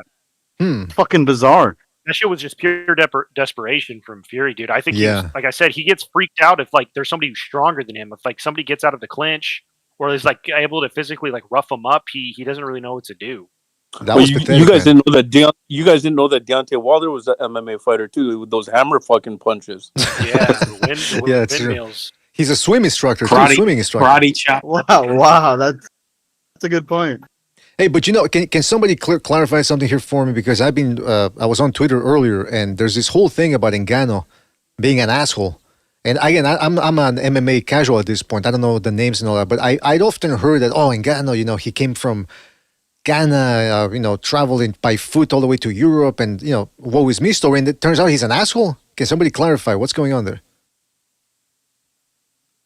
I don't know. Dana White says he's a piece of trash, and that he doesn't. He just wants to demand. He basically is like a Shakur Stevenson or a Floyd Mayweather. He demands all this. I think he was protecting him. I think he was protecting John. Dana White went on a podcast saying that Francis Ngannou physically grabbed him and like muscled him around, tried to manhandle him, and say, "Hey, after this fight, you're gonna put me on a private plane to France." And like Dana White's like, okay, and he's like, no, I'm not fucking playing. And not only did he say that, he roughed up, like he tried to like muscle around Dana White. He did it to Hunter Campbell, like the lawyer and the matchmaker for the UFC, saying, you know, I'm not cool with this matchmaking. You need to fix this shit. Like he's unsatisfied with what they told him, and he's trying to intimidate them with his size and shit. Yeah, but doesn't Dana White Ngannou got a chance to address this on the Ariel Helwani show, and Ariel Helwani hates Dana White. He's like, so what's up, man? You know, I brought you here. He's ready to call him a liar. You gotta do the voice. Do the voice. And Ngannou says, he's like, so what's that? What do you have to say about that? And he's like, nothing. Like he doesn't deny anything. You know what I mean? Yeah, that's weird. I mean, I can understand maybe some of his fans, because it's always the fans that defend the person or speak for the person and not the person that's himself. But that's true. Yeah, what would you say? Complete whole horse shit. I never did that, or you know, I'd like to hear his version or whatever. But for him to just say, I don't know. Did he say I don't know? Straight up? No, he goes. He just like plays dumb. Like as soon as the guy asked him the question, like he looked off and he like took a big drink of water, and he's like, "Oh man," he's like a nervous drink. I have nothing to say about this. You know, Dana White. You know what I mean? Like he kind of just did a line legal and just started going like, "Oh yes, I'm so sorry." You know what I'm saying? The line legal is what Amok calls him. Yeah, that is no. Lying legally. Because that's all he does when he's on the fucking panel. That's already 3 times I caught his annoying ass. Well, you know he called in saying that Jamal Charlo is going to knock Canelo the fuck out. He never mentioned that at all. Oh, yo, that's a good call. Yeah, BDA and panel. Let me ask you guys this: the most slick black fighter, Caleb Plant, he's gonna be fighting. He's gonna be fighting the wrong brother, isn't he? Like, because Jermel. Because he slapped Maul, didn't he? Did he slap Maul? So why the fuck is he? So why the fuck is he fighting the little brother? Because Jamal doesn't want. Jamal doesn't want to fight. That's why. We're doing parent trap shit, dude. One fucking says he's the fucking hell, and the other one does it. The one gets slapped by Caleb. How funny would it be if they switch between rounds? That would be fucking take turn silly, between dude. rounds. Yeah, that would. Bro, hey, imagine they switch. Yeah. Trap. That's a good point. Imagine they switch at the last minute. I definitely got the slick black fighter Caleb Plant winning, but I don't know, man. I'm shocked, man. Maul got slapped and he ain't stepping up. Come on, man. That's not the first time he was supposed to take that Canelo fight, remember? And then Jacobs took it instead. Hey, by the way, real quick, let me read here. Shout out to Rapax Trunking Company. Shout out to Rapax Trunking Company 10-4 for reestablishing his membership program. He says, I'm getting nervous because my boxing crush Erica Cruz is fighting Amanda Serrano, and I love Erica, he says. Does anyone have her phone number? I don't even know who that is, by the way. Who's Erica Cruz? Little Puerto Rican chick. Look up a picture. Put her up on the YouTube feed. Erica Cruz. All right. Let me check my folders first, see if I don't already have her in there, for archival purposes. Yo, and question to the panel, man. How many of you motherfuckers actually knew that Cal Brook was doing the dice with fucking Ebony Bridges, man? Because everybody thought he was gay, bro. Maybe that's his beard. Bro, that guy gets all my respect, man. First off, I love that fucking Amir Khan fight, even though both of them were like, they're in their golden years. But I was shocked. That must have been secretive, man, because I was like, what? They had a kid? And like, what? He's been if I remember correctly, she was like hanging around with Conor McGregor like a week before that or some shit. Oh. Yeah, no, agreed. With that fool. Yeah, but that's what I'm saying. It's been like they kept that shit under wraps like big time, because she moved out to Sheffield, and obviously he probably prompted that shit. He probably was like, "Yo, look, I'm gonna fund your lifestyle, baby." The worst thing I ever saw from the Kell Brook camp. He's like, shut your OnlyFans down, baby. He's making mad ducats probably now because those guns are guns, bro. Yeah, but I will say this though: the one thing that weirded me out about Kell Brook, not him, but his camp was, he's trained by Ingle. What's his name? Sweat thing. The sweat thing. Dominic Ingle. Yeah, the Oh, sweat thing. Angle, yeah, Drinking his yeah, sweat. Dominic Angle. For people that don't, Nasty. for people that don't remember, there was a behind the scenes thing, whatever. They're recording that started like 24/7, whatever. And Kell Brookes takes his shirt off and starts twisting it so all the sweat out onto a jar. And then Dominic Ingle, that crazy motherfucker, grabs the jar and downs it. He just chugs it, glug, glug, glug, glug, glug, and Hey, there's- it's like better than Gatorade, eh? oh my! I gagged the first time I saw it. I wanted to throw up. He tried to be sneaky with it. Remember? He tried What to do you hide mean? it. He was gonna drink it even before. Yo, before look, they said man. anything. BDA. I've been to It's UK weird. maybe twice. Those cats are they. What they do? Those guys do for kicks is kind of crazy. I forget what one place I went to. After drinking at the pub, they would just get into brawls with other dudes just for kicks. And like be bleeding on the pavement afterwards and shit like that. That's just for kicks. Shit like bleeding on the pavement. Yeah, I always. Well, no, but yeah, anyway, the pub culture is crazy over there. Yeah, those dudes they like to have their drinks, play darts, and then they start throwing the darts at each other. That's just the way they do I it. just love to bleed on the pavement. That's what I do. Well, you got to do the accent though. Oi, but Oi. hey, shout out to Telkines. Shout out to Telkines who's coming in here. Telkines, real quick, you're the heavyweight expert around these parts. What do you think about Joshua versus Fury? Who would you pick in that one? Because they're talking about it happening in 2026. Telkines, I don't know if you're there. Well, I believe that the fight will end in a double knockout, and therefore we'll see it like 5 times over, and we'll never know a definite winner. That sounds like the best prediction yet. Wait, I gotta tell you. 5 times in a row they fight, Double and 5 knockout. times. How can a motherfucker be double knockout? It can happen. Well, they knock each other out at the same time. And they never get up. That's the rarest outcome in boxing. Yeah, like Halo 3 when you freaking hit the other guy after you take his shield down. I played the first yeah, Halo. but honestly, I think Fury. I never liked Halo actually. All right, hold on. Like no trolling. Never liked no Halo. trolling. I think Fury edges it. All right, no trolling. Oh, so you were trolling before? How dare you? Yeah, listen. I played the first Halo when it came out, and I didn't even know there was a third one. Uncharted. I was a weird kid. I didn't even know there was a third one. But listen, there's a whole bunch of Halo. Halo 1 was awesome. All right. Yep, Combat Evolved. Absolutely. That's a classic. That is a classic. Did you guys see the Jordan Peterson lecture about how GTA 4 is better than GTA 5? Did he cry during it? It's definitely underrated. In some ways, I think it might actually be. It might. Of course. I like GTA 4 is underrated. That's You know what I used to.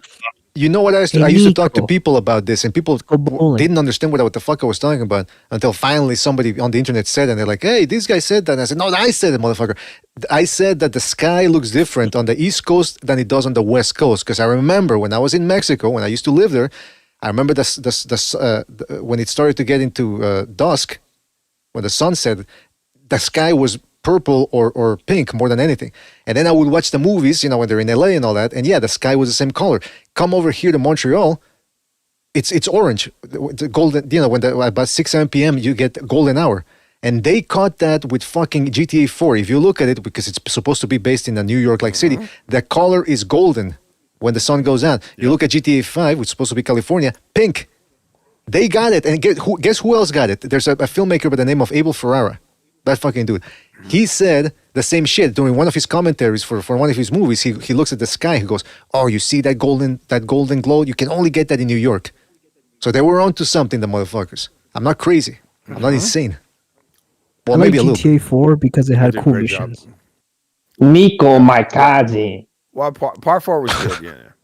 Yeah, it Abel was Farr has cool. really It good had body They had the stories tied That's too. underrated. A lot of people don't talk about his version of the Body Snatchers. The combat was better in part 5. I think they cleaned it up. But I think Fu, you really appreciate the Ballad of Gay Tony, right? Oh, wait a minute. Wait a No, minute. I never. To you in Well, I particular, never. I actually. never played. Or to Ballad of anyone Gay. else here. I never played Ballad of Gay. Tony. Because you lived it, right? What is he? Hey, What you know, the fuck? this is true. Projection DJ is a Khaled funny the words thing. of the Arab guy, Projection yeah. is wait. Projection is pretty funny. That is Huh? a great Gay ass. man. That is a great ass. This nigga gay. I don't know what's going on here. But I tell you That what, is a though. great ass. Irish. Yo, on the basis of like video game shit, the new Street Fighter fucking movie looks like ass. Yeah, it looks like shit. I saw looks clips like of it. garbage and Yeah, shit. I mean, it looks photos. exactly It looks like both garbage and shit. I think it looks like the video game. Are It you looks saying a terrible. It looks movie? terrible. Are you saying a movie based off a video game looks Looks bad? like yeah, bad? like come on. Oh my I mean, to god! me, it looks like the video game. I thought people would like. Telling me for the first time. It probably looks better than Avatar. Like anything looks better than Avatar. Remember the Dragon Ball Z film or the Dragon Ball film when Yeah, they got I like the watched that wimpiest, shit. like I think he was like Dragon Ball Hispanic or Evolution. something. The actor. Yeah, that one. There's a Puerto Yeah, well, Rican guy. I think they cast a white dude. Yeah, listen, these But movies now, he you looked gotta like a pencil neck. you gotta be careful with these movies, man. I don't even know why you would take the risk at this point to go watch. I mean, it's still a risk because sometimes the reviews can be askew. If you go on opening night, there might not be that many reviews, and so you're going in there half cocked. But if you wait 3-4 days and you read enough reviews, then it's on you if you still go to see a shitty movie. Like for example, the 28 years later, I read about the fact that it has a crazy ending, and then I said, just fuck it, let me see the ending. And yeah, it was a crazy ending, and I still saw the movie. I said, fuck it, I want the experience, and it was a good movie. But you take a risk. I mean, I looked at photographs of that Street Fighter movie. You fucking got 50 Cent, who's got 50 years old now, or plus 10, Oh, he's playing like over Balrog. 50. And I'm thinking, okay, what's this? Who made this casting decision here? It's like you can't get Mike Tyson. Like what the fuck? It doesn't make any sense. Like, he's It looks modeled terrible. after Mike Looks terrible. Tyson. Why wouldn't you just get Mike Tyson? Well, okay, now come on, you. I mean, well, I mean, actually, that, nothing. yeah. Nothing sells these days other than like Marvel, right? Like the studios are Marvel's not not going to even take a risk anymore. I No, would Marvel's kill. not- I would kill for cuss about. I would kill for cuss. I can't even remember like a high profile film. I mean, I don't know. It makes you kind of nostalgic for like the 80s and 90s where there are all these kind of like soapy films coming out all the time, but they're at least well produced and had good casts. Like I don't know the Kevin Costner We know films. what kind of movies you're into. All right, Kevin Costner, get out of here. Well, there are plenty of those right now. You know, so Like Waterworld? Kevin Costner. Costner films. Yeah, that's a classic. Waterworld. Drink your piss like they do in the movie, huh? It is actually. It was pretty good. I mean, I think it was underrated. I thought Waterworld was pretty good. It was a box office tragedy though. They lost so much fucking money. It was fucking unreal. You know where all the money went to? It was all those fucking sets they created. Yeah, the production was retarded. The It was production the was sets. They created like these mini islands, and they sunk. Their sets were sinking. Hey, it was where all the money went. But it was Lucas selling to corporate fucking Disney. That's what ruined it. He ruined fucking Star Wars. Because I went and seen Jurassic Park. The last one this past summer was terrible. I mean, it would have Scarlett Johansson. Yeah, but it was pretty hot. You do realize they're running out of storyline, right? So it's like, oh, bring them all together. Bring them all together before Jeff Goldblum starts to actually die or something like that. Nah, You know but what I mean? Jurassic Park should be able to sell as dinosaurs, and they ruined it. But it had the same name as the first one. They didn't change the name. Yeah, because it's fucking dinosaurs eating people. You can sell that across. There's only 2 books by Michael Crichton that were ever written. They're on the 7th film. They got no ideas because there wasn't supposed to go past 2 films. Right. It don't matter. The first one was dope as fuck. The first one was pretty Yeah, and good. it was also based off a novel. Aren't there still like unadapted Bond You films and your or reading. Bond books? Sorry. No, but There's that, a whole bunch Amazon of, has. Amazon Ian has Fleming total has a whole control bunch now, of right? Bond books that haven't been adapted. Well, that's why they're trying to find the new Bond, right? It just So, stopped. The Bond on Amazon was free until like a few days ago. Now you have to rent it or whatever, which sucks. Wait a minute. But I So watched a ton of those. in the new Interesting. Jurassic Parks, they never did a callback to the Chilean sea bass. Chilean sea bass. Anyway, listen, hold on, real quick. I gotta give a shout out to Rapax Trunking Company 10-4, who says, Mr. BDA, who is, by the way, shout out to him for his contribution. He says, Mr. BDA, who is your favorite female boxer? Huh. Well, He likes Christy Martin. He went to go see the movie and everything. Hey, no, I give Mia Evan St. John. Jersey though. those huge guns, you man. like him a I little love huge retarded, right, guns. BDA? You like Hold on, him with what? a little bit of Down syndrome? You like him One a at a little time. retarded, right? Yeah. Who? The chicks. Clarissa Shields. Clarissa Shields is BDA's favorite. I said a little. Everyone's talking at the same time. I can't hear. Who's my favorite? Who's retarded? What? AMAC. Okay. Well, anyway, my favorite. What the fuck? How am I back in this page? Hold on a second. That's not it. Hold on. All right. Favorite female. Well, listen. That would. You're assuming that I have a favorite anything in regards to female boxing. I mean, I've tried watching it. Doesn't work. I will say this. Easiest on the ice. Mia St. John. What was the name of the Dutch one? The Dutch boxer. Lucia Riker. She had skills too. Mia St. John was pretty good looking. And I will say that, what's her name? Wolf. What was her name? She used to train James Kirkland. Ann Wolf. Ann Wolf. Who would have won between I think her? Bumgardner looks pretty good. But fucking Wolf would actually knock people out. I mean, that's fucking she insane. knocked You him know? She was a dude. Yeah, she was a dude. Come on. Yeah, she was. Look at her. Look at her Did you guys fucking ever face. see, like, way back in the day, ESPN used to do those, like, sports science, like, pseudoscience crap, and they had, like, Ann Wolf and Terrence Crawford, like, hit a dummy, and they had, like, Terrence Crawford, like, throw a jab, and, like, Ann Wolf, like, you know, take a step in and pivot and, like, turn her hips as hard as she could, and she hit the dummy, like, a slightly harder than Crawford did. This was, like, Crawford when he was, like, 130 or something, and he was, like, unknown. She broke. How come? Now that I don't believe that. How come I never heard about that? I never saw that episode. Look it up. Look up like the ESPN sports science boxing punching power thing. I don't know. I saw this like a way back in the day. I didn't even know who Terrence Crawford was at the time. I mean, look, women's boxing. If they had them fighting thongs, I think it'd be a lot more popular. Good call, man. Good call. That's true. If they have lingerie football, yeah, they have lingerie. If you look at NFL, they have like the lingerie league. Yeah, but BDA, are you going? Yeah, Cisco. I don't fight in a thong. Like, I'll watch. BDA, you're actually going upon like boxing acumen and not their looks. No, I did the opposite. I went on their looks and not their boxing acumen. Yeah, you know what's that you said. So I would say I don't know BDA. I would say like Dina Thorslund, man. She's a good fighter. Gina who? Dina Thorslund. I don't know who that is. I'm sorry. Oh, who's that? Sounds made up, by the way. Did any of you see there was like this Kazakh chick like a week ago? Who Wait, hold on, Rickstar. Are you making out of her opponent? Are you making shit up, Rickstar, on the spot, or is that a real person? Gina, what? No, that's a real person, BDA. That's a real person. What about Lorena? What about Dolores? Dolores Crawford. How about her? Is she good? She's sizable. No idea. What about Galakma Hamachikis? Yeah. What about Lorena Rodriguez? How about Lorena Rodriguez? She any good? Because I've heard the name, but Becky Crocker the third. Me, it's Ronda Rousey. You're not including that.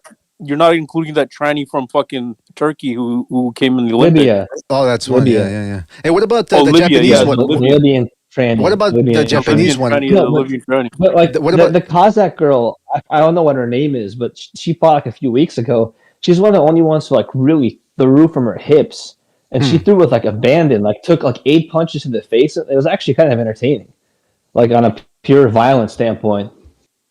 Well, listen, there's got to be some out there, right? Yeah, people in the chat are saying Caroline Dubois, whom Jake Paul just recently signed, right? She's going to be on the undercard of his bout. But I mean, yeah, listen, there's something out there for everybody, and for some reason I can't articulate it just because I haven't had the time to be introspective about it. But for women's boxing, and I respect women who try their hand at the sport because they did. Sorry, BD, did you just say you're going to be introspective about women's boxing? No, I said I haven't had the time to be introspective about women's boxing. Yeah, but introspective about women's boxing. Right. That suggests you're thinking about yourself and women's boxing. No. I mean, introspective about why I feel that way. I mean, in other words, you got to be introspective to figure out why you believe or why you feel about a certain way about something. Is what I'm saying. And I haven't taken the time to go, okay, BDA, why do you not like, what is it about female boxing that just doesn't appeal to you? And I can't articulate it right now, but like I was going to say, I respect women who get into it. It's a difficult sport. I've seen women train for the amateurs, and some of these broads train harder than some of the guys. So it's a difficult sport, and whichever woman gets in there, she earns every penny, depending on how she fights, by the way. But yeah, maybe I haven't. Who has watched a lot of female boxing here, and how much? That's a good question. Me, zero. I actually see. Why are you I gonna say watched plenty of broads it. though, I watched BDA? plenty of it. What about it? As little as I think about everyone on this panel, I don't think anyone's as perverted enough to watch a lot of women's boxing. I watch plenty of women's boxing. What's your question, bro? Never mind. What's your question, bro? Like he's throwing down the gauntlet. Like, yeah, let's go, man. I mean, listen, let's go. Me and you. I've watched female boxing when it's live amateurs, and also because I'm sort of invested in it because I know the people. So I'm like, all right, yeah, I'll root for you and all that. But when it comes, I guess it's also one of those things where there's just so much time in life that you don't want to really be sitting there for 7 fights, and then 2 of them happen to be women's boxing, and then some of them can't crack, and sometimes the talent disparity is too wide because there's only a certain select number of women that are good. And it's the same thing with MMA. I was watching MMA, UFC back in the 90s, the mid-90s. And then in the 2010s, I just sort of, it was getting too busy and all that. I can't fucking be keeping up with boxing and MMA. So it's one of those same things. With female boxing, it's a different world for me. So I can't really stick to it. Well, speaking of their cans, there was that one bare knuckle female boxer who flashed the audience after her fight. I think if they had that as a tradition or a requirement, I think that could bring some masses and seats. Yeah, the cans are sellers, man. The cans are the sellers. The cans are indeed the sellers. Look, listen, anybody knows, P.T. Barnum could tell you that. Like, if you want, sex sells. So why would you deprive the people out there when it comes to sports? Now, unfortunately, the thing is, some of these... What's that? Sharnika Johnson. She knows that. That's why people watch her weigh. That's right. I don't know if he's making names up now, because I was making them up before. But No, that's actually a BDA. real one. That's actually No, BDA. You should go look her Homie's up. right. Sharnika Johnson, she's hot as fuck. Shaniqua Johnson? Sharnika. He's like, wait, say it again. Spell it out for me. Now, you know what? I'm not even going to look it up. Johnson, she's a hottie. It's like Chernica. Bad bitch. Chernica. It's a CH. It's a CH with a Z in it. She's like a Kiwi or some shit. Or Barry Nivola brings up a good point. He says, archetypes, not just the physicality. I don't view femininity in that context. Now, that's one of the arguments I often hear is like, I can't stand women punching each other. It goes against my instincts. And is that a true thing there with some of you guys? Is it? Yeah, I was just going to say that because isn't it a misnomer, or am I speaking? You know more English than I do, BDA. But to say ladies boxing, wouldn't you rather say skunka boxing or bitches boxing? Come on, I haven't. Is that what you call a misnomer, honestly, BDA? have no problem with women boxing. I mean, now but they say ladies. Why not lady? You don't think of a lady fighting. Why not just cat fighting? I mean, cat bro. fighting. Let them cat fight, bro. Yeah, but they say ladies as if they're ladies and they're scrapping. I don't know if anybody said they want to get down, bro. Let them get down. As they say, boxing is a gentleman's sport, right? Why can't it be a ladies' sport? It's a good question. I mean, that's a good point, rather. No, I think women should just stick to doing other things. Yeah, but would they have like a trans division? Are they gonna have like a LGBTQ division and all that? The Libyan fighter. When you guys were watching like a women's sandwich making title or championship or something. The only female I'm sure the sports I watch are, like, WBC gymnasts. they're really known for their trinket belts, so they could have like the WBC LGBTQ title. Yeah, that sounds about right. The thing is, with cooking, they can't do that either. Like they stink at cooking too. So well, I mean, no, it's you've true. been hanging out with the wrong woman. Chefs are men. Yeah, you were hanging out with the wrong women. Maybe the bitches you fuck with don't know how to cook, bro. Or maybe she doesn't want to cook for you. as well as I do. So Hey, she don't want to cook for you. That's what it is. no, she's just not good at it. She's a woman. She's not good at anything. She don't want to be good. He's making some points. Yeah, I'm not she's saying not that the best points, but incapable. Sandwich making at the Olympics. That's awesome. I'm down for that. yeah, I'm not saying these guys are making the greatest points, but they're making points. You know, I think you got to give them It credit just for that. it looks wrong. Like ice skating looks okay when a woman does it because it looks pretty, but like boxing never looks good when a woman does it because there's You know what? The high jumping stuff. That's nice. You're That's right nice. about that. You know what the best sport is? Women's tennis. They have the Women's hottest tennis looks pound for good, pound. Women's And volleyball. they grunt. They be like, oh, Yeah, all volleyball. day. There you go. Like, What those about strips look what right about when a that one woman with does it. the what about that one with the double XY chromosome? You know the big one, the big tennis player. Why What's her name? What's her name? Williams. Yeah, she has a. Sometimes they have an extra. Serena. Sometimes they have an extra Y chromosome attached, like it's a real thing.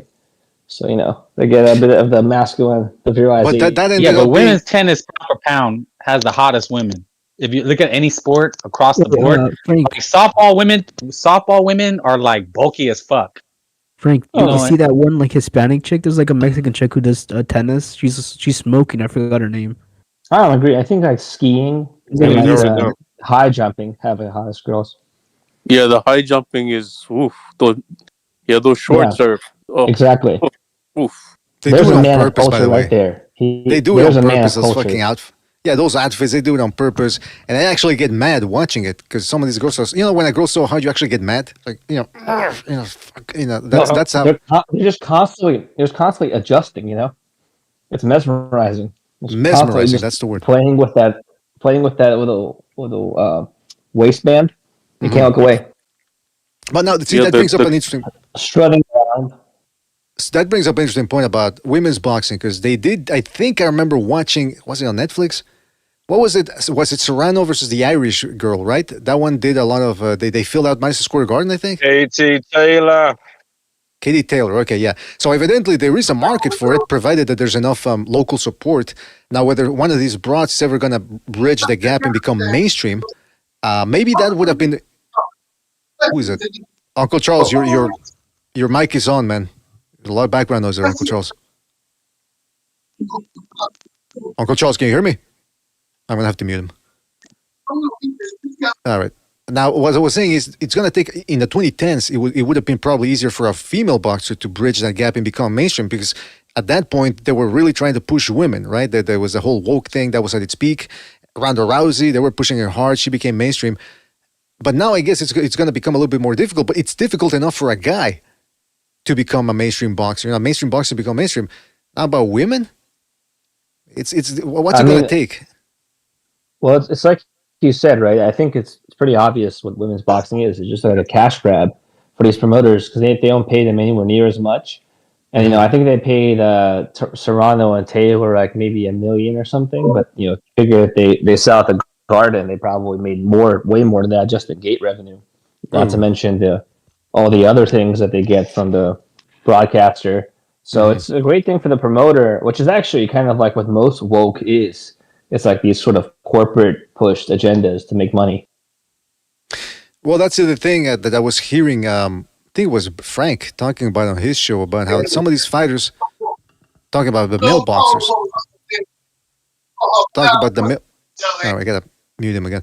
These male boxers, they're overpaid. Some of these dudes. It's like, apparently that was a thing though. It was Keyshawn Davis. Who was it? Dan Rayfield who reported it. Keyshawn Davis was saying he wants $2 million to fight Richards and Hitchens, which. Okay, it's not. No, I think that was a number. I forget. But I'm thinking, look, who are these fighters to start dictating the paydays? I understand. Look, listen, it's a tough sport. Like I was saying, these guys want to get paid. But when they start dictating, I want this amount of money, and then they get paid $3-4 million to fight nondescript opposition, how much are they going to ask, especially with the Sheik on board, to fight a mega fight? A mega fight that's... BDA, that's the problem, is that because, I think legitimately it started with Floyd. Because Floyd, he tainted the water because of the circus fighting with Conor McGregor, and then saying and even maybe the Floyd fight with Manny, like when they were past their fucking their age, thing, but they each got what I can't recall the sum, but the McGregor one was ridiculous because Floyd walked away with $240 million, something of that nature. Jeez Louise. So, well, they sold 4 million pay-per-views apparently. Well, no, I remember like people lined up outside bars and shit like that to watch a fight. But the thing is that tainted the water. So all these boxers now, they think they're all like cash money money bags, big money bags. It's like, no, who's watching you though? That's the question, right? So it's just like, oh, I'm a professional boxer, I should get paid X. But it's kind of like, bro, are you sellable? Are people gonna like buy it? So then, what also happened is the PBC route, like pay-per-view everything, because we don't have enough cash in the pot to pay these motherfuckers. So they're gonna have to be compensated by pay-per-view numbers. So yeah, it's a huge problem. Like I think we all talked about like the bidding wars when PBC first came on. They had like a $500 million war chest, and they spent it on like these kind of lackluster fights, and then Matchroom did the same with the Zone, like Jesse Vargas and Mike Garcia got like $7 million or whatever. So well, they were trying to launch it that shit here in North America. So that's what that fucked it all up. So all these guys, the greed value is retarded. But then now, and that's how I started the whole conversation. Is like Benavidez wanted his retirement fund through the Canelo fight. Well, I suspect it's not really greed, right? You think about like these companies have to pull this money together, so they have to go raise funds, and they probably have certain like expectations in their charter to their investors, whatever, that they have to like show something on the balance sheet. So I think a lot of this is due to the pressures of having to like spend the money early and not having the opportunities, the right opportunities to put it in, And so it's kind of odd why no one with a lot of money has ever like bid their time and spent it, judiciously. I think it's probably something to do with that. Well, you're probably right. Like you're probably right. Probably like you're showing like huge expense sheet right off the jump, but it's not smart. It's just not smart business for longevity, for the longevity of the sport. But then again, like what companies like looking for, longevity in that context? Well, boxing is a sport that a lot of people think that they can just jump into. Hey, I got a couple of bucks. I can start, managing fighters, and eventually I'll start rivaling Top Rank and Golden Boy. And it doesn't work. I mean, I think I've told the story before of Sam Simon. He was a producer for Taxi, the sitcom, and The Simpsons, and this guy was loaded. So he comes onto boxing. He starts managing or promoting, I forget which, Lemon Brewster. And Brewster, he goes through some ups and downs. He loses a couple of fights here or there. He gets a big shot against Vladimir Klitschko, ends up knocking him out. And guess what happens? Don King immediately scoops him up and takes him away. So money itself isn't enough. You got to have the infrastructure, the contacts. I mean, everything that it takes to be good in a certain business. But if people are already established within that business, it makes it very difficult for somebody to break in. In boxing, there was, I don't know who it was, but I remember Ivan Goldman, a writer for Ring Magazine at the time, said he spoke to a guy who was a Hollywood guy. Now, if you know anything about Hollywood, you know that it's a shark tank. These people are fucking, like Mel Gibson once said, you can't take anything personal in this business. You have to accept the fact that people are going to stab you in the back, and then you got to smile at them the next day and shake their hand and do business with them, because that's what it is. It's a business. So this dude who was in Hollywood, and he gave himself, I think, 2 years or something to try to make it into boxing. He told Ivan Goldman, he said, look, the people in boxing, they make the people in Hollywood look like choir boys. That's how bad boxing is. I don't know. I mean, again, that was a story, an anecdote from 20 years ago, but you have to assume that it's still that way. I mean, look at what's happening with the sanctioning bodies. Look at De La Hoya. Look at how De La Hoya slams the Crawford now for the sanctioning body thing. But then a couple of years ago, he's defending Ring Magazine and saying, oh, that's the only belt that matters. Same thing he did with Canelo. He defended Canelo when he tested positive in 2018, and now he keeps calling him Roydnello.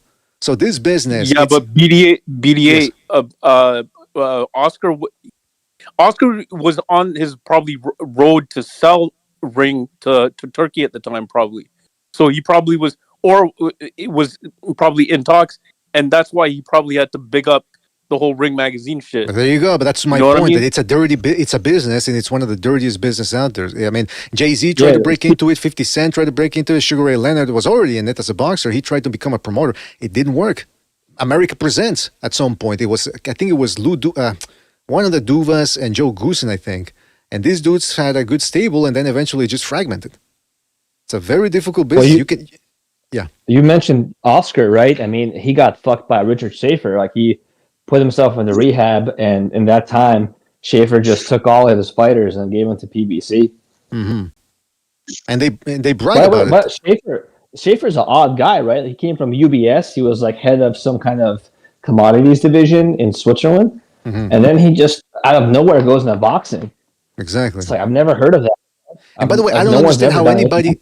I know Canelo was associating with him just to piss off De La Hoya, because that's the type of acrimonious relationship they get. But I'm thinking, how could you really trust that dude after what he did to De La Hoya? I mean, while De La Hoya is in fucking rehab, having the shakes, you know, there's foam coming out of his mouth as he's having bad dreams, and this dude poaches almost his entire stable.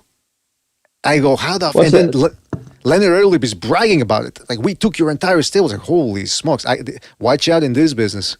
That's all I'll say. Well, it's even worse. That was his brother-in-law. That's his sister's husband, I believe. So his nephews is. You didn't know that? No, I didn't know Schaefer was. BDA, Yeah, I gotta that's say, his sister's husband. Damn, imagine. I gotta say that that term acrimonious. That's quite the term. I got more where that came from. Let me tell you, ain't seen nothing yet. They said Oscar fell asleep at the wheel. You know, he's doing bullshit.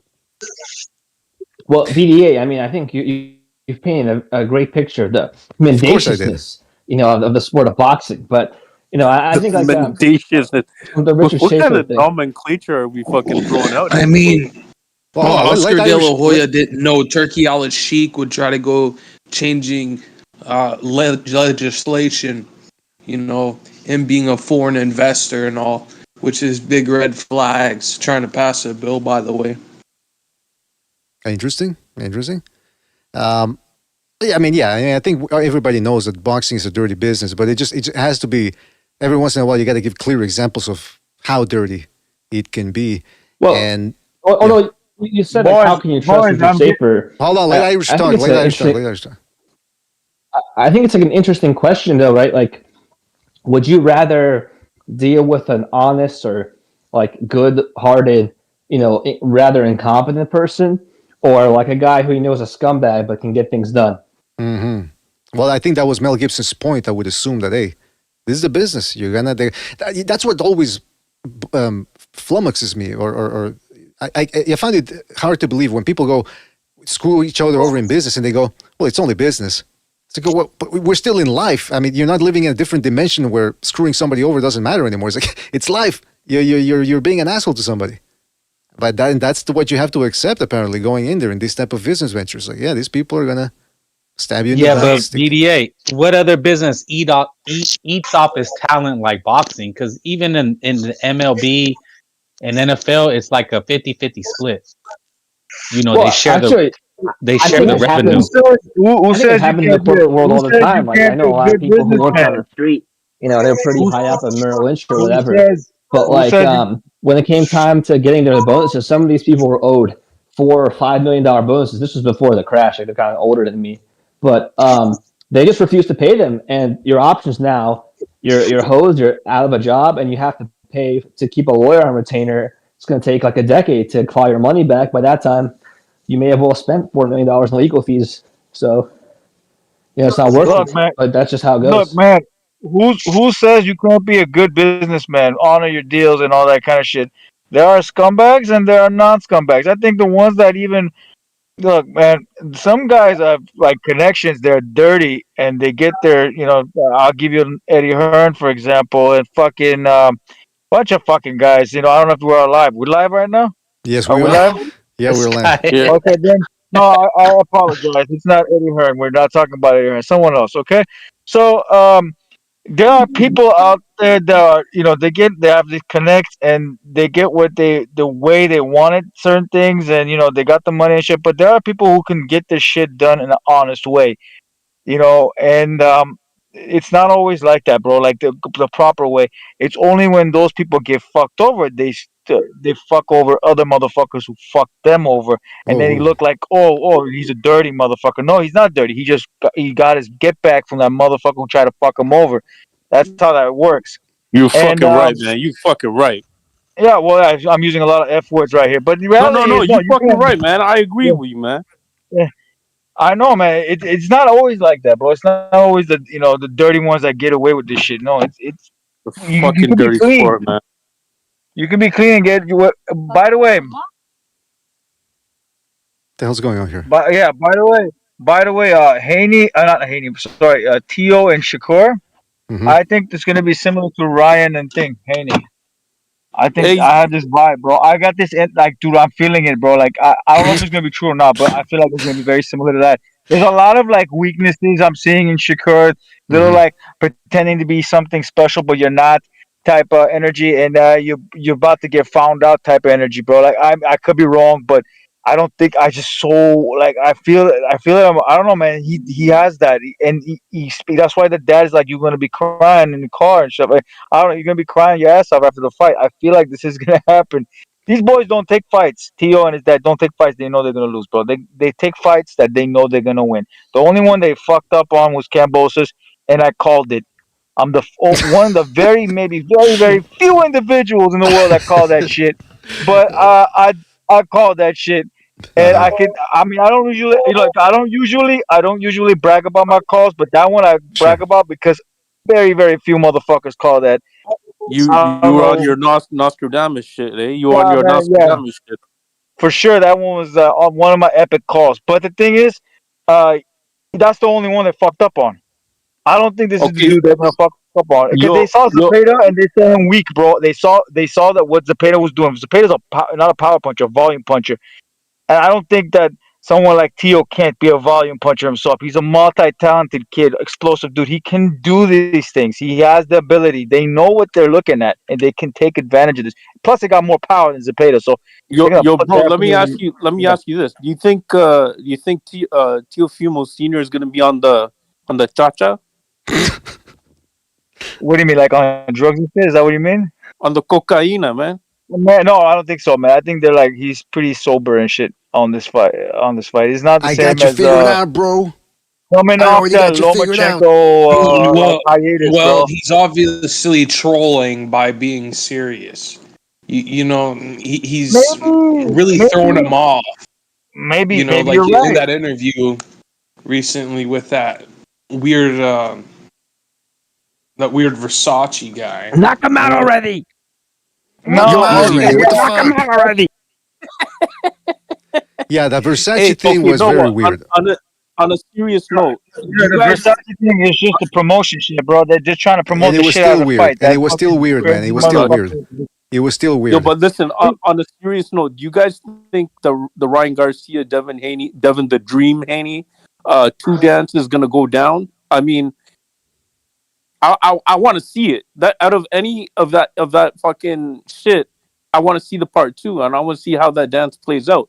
Because Haney's dumbass. No, I'm not gonna call him dumbass. I think that's honorable for him trying to get that fight because that's a wrong matchup again. It doesn't matter if he was on fucking ostrich balls or whatever he was on, bro.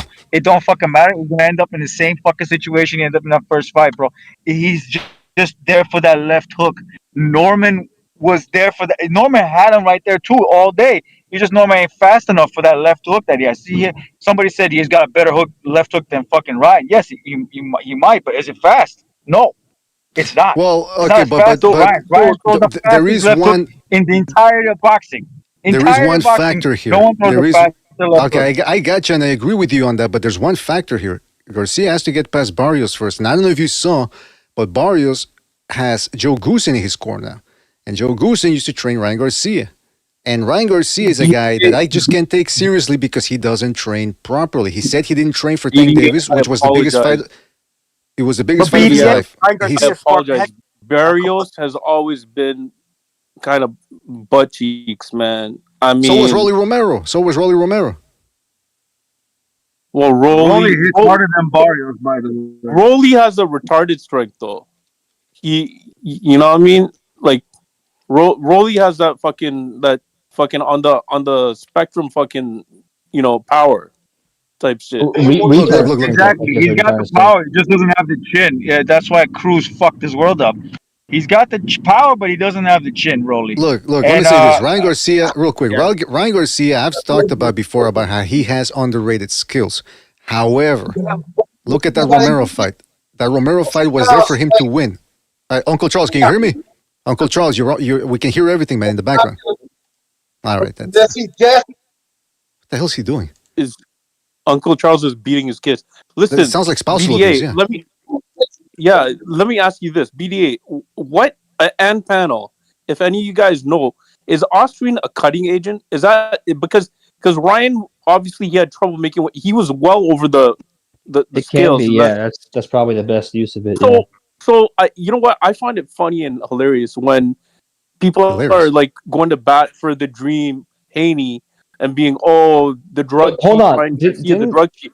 Didn't Garcia submit a hair sample shortly after? And that was clear.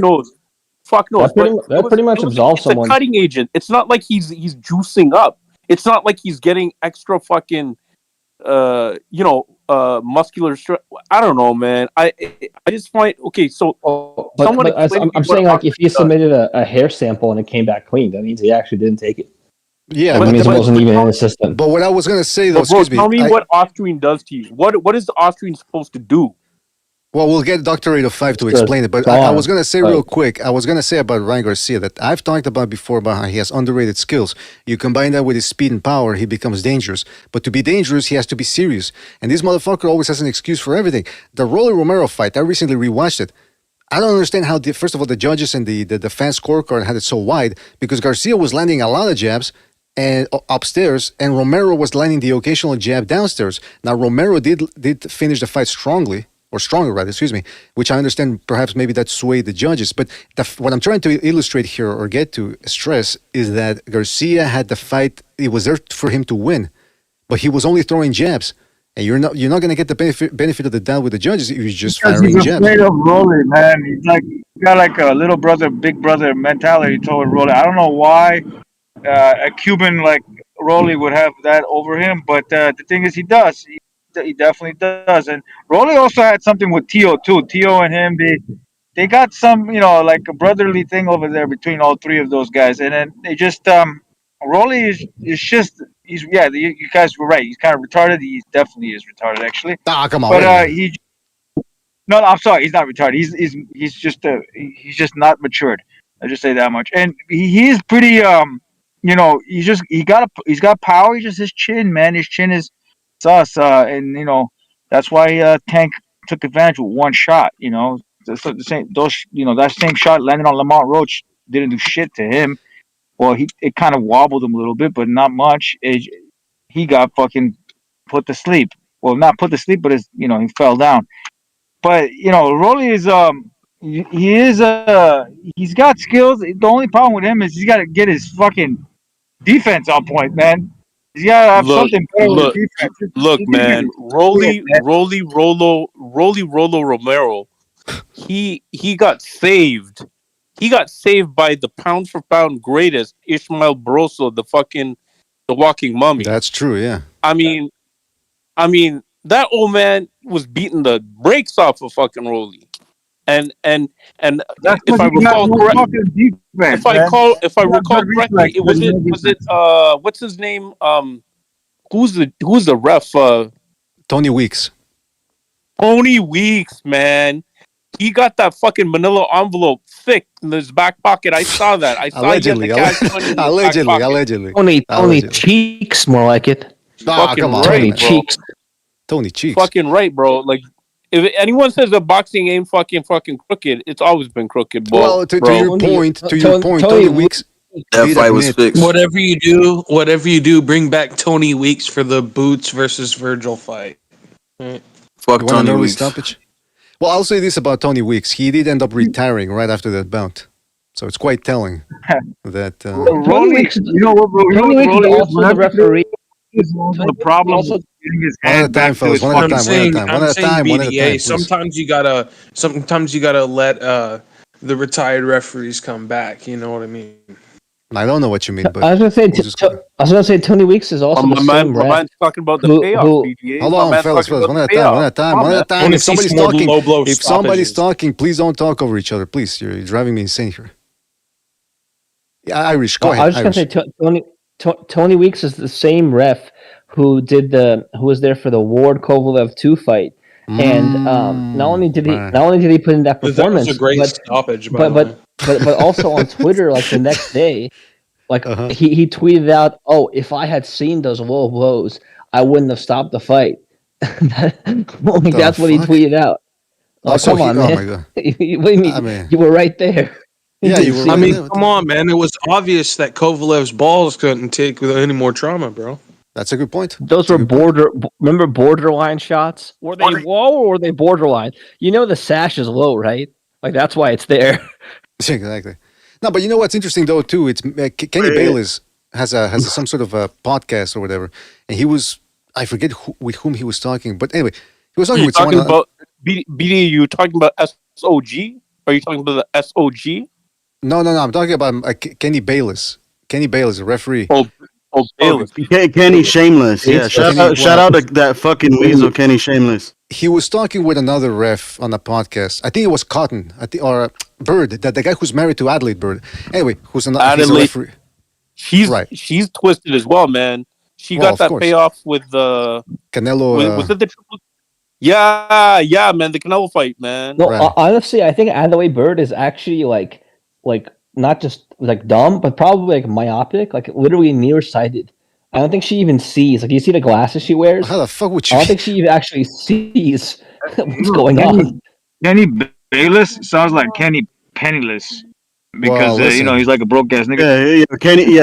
Kenny Shameless. You brought up a good point. So like, in driving, we have to have an eye test. Why can't the judges?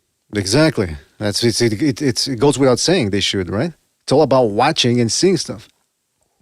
Yeah. I was gonna say too that so Kenny Bayless is on the podcast there with Bird, the other referee, and Kenny Bayless is complaining about Benavidez complaining about him. So he's pointing out like, listen, David Benavidez, he's sort of saying you got to get over it. He goes, and he admitted this, the guy, and Bucho pointed this out to me. The guy goes, I also let Caleb Plant I also let him get away with a lot of things. And Bucho said, okay, so he's admitting that I let Benavidez get away with a lot of things too, he said. So then Bucho goes, okay, so he's admitting he let Caleb Plant get away with the clinching, the fucking dumbass. It's in the rules. Clinching is illegal. I'll say it again. IBA, the WBO, the WBA, and the Association of Boxing Commissions all state clinching is illegal against the rules. Guess which one, a sanctioning body is the only one that adds the quantifier in there.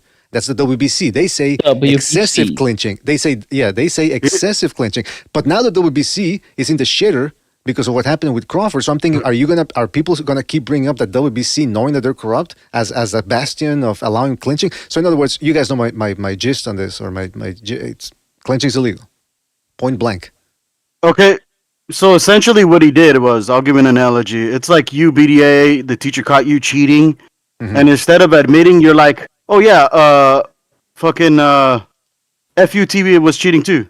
Exactly. Yeah. What about him? What about him? Well, what about him? Okay. So are you admitting that you did it? I mean, it's nonsensical. It's completely nonsensical. And we've talked about it before. This is a main point of contention here. The reason why we believe a lot of these people aren't applying the rules, I'm talking about referees and the commissioners and all that, is because they don't want to have to be interfering. They're afraid that it's going to ruin the product. But these people don't realize that by allowing the clinching, it is ruining the product. I mean, how many people here can say that the Isaac Cruz versus Roach fight was more entertaining because of the clinching? Right? Did the clinching make the fight better? No, everybody complained about the clinching. Well, I'm not going to admit it. I mean, the only time I want to see clinching is when I want to see like an elbow or a knee. You know, I wouldn't mind seeing a disqualification every now and then.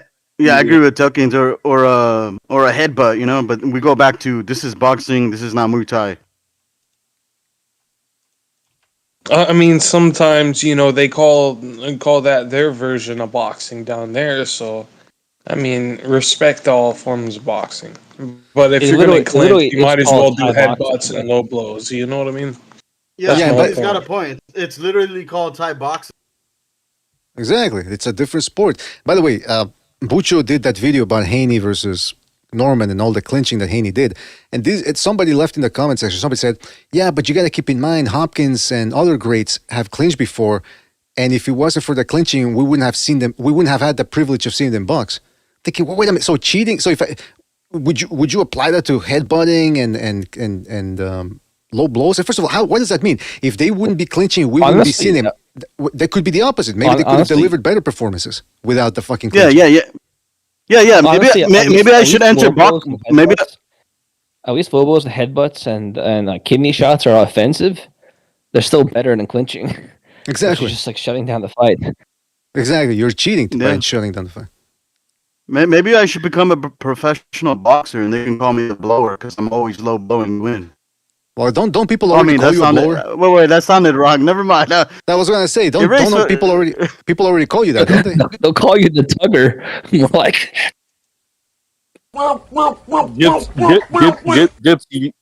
Gypsy, you know you only low blow. No, they're gonna call you Dr. Dick Punch is what they're gonna call you, bro. Oh shit! What the hell's going on? Wait, the blower. I think Tuckins is No, I think Tuckins is sucking off the Kenny Shameless. What the hell are they doing, bro? Well, I don't even know what's that crazy sound that they're making, bro. Well, you see, Telkines, when a man and a woman. No, I'm kidding. Somebody was going. I think it was Irish. Yeah, it sounds like somebody's. It sounds like somebody's on the wrong end of that.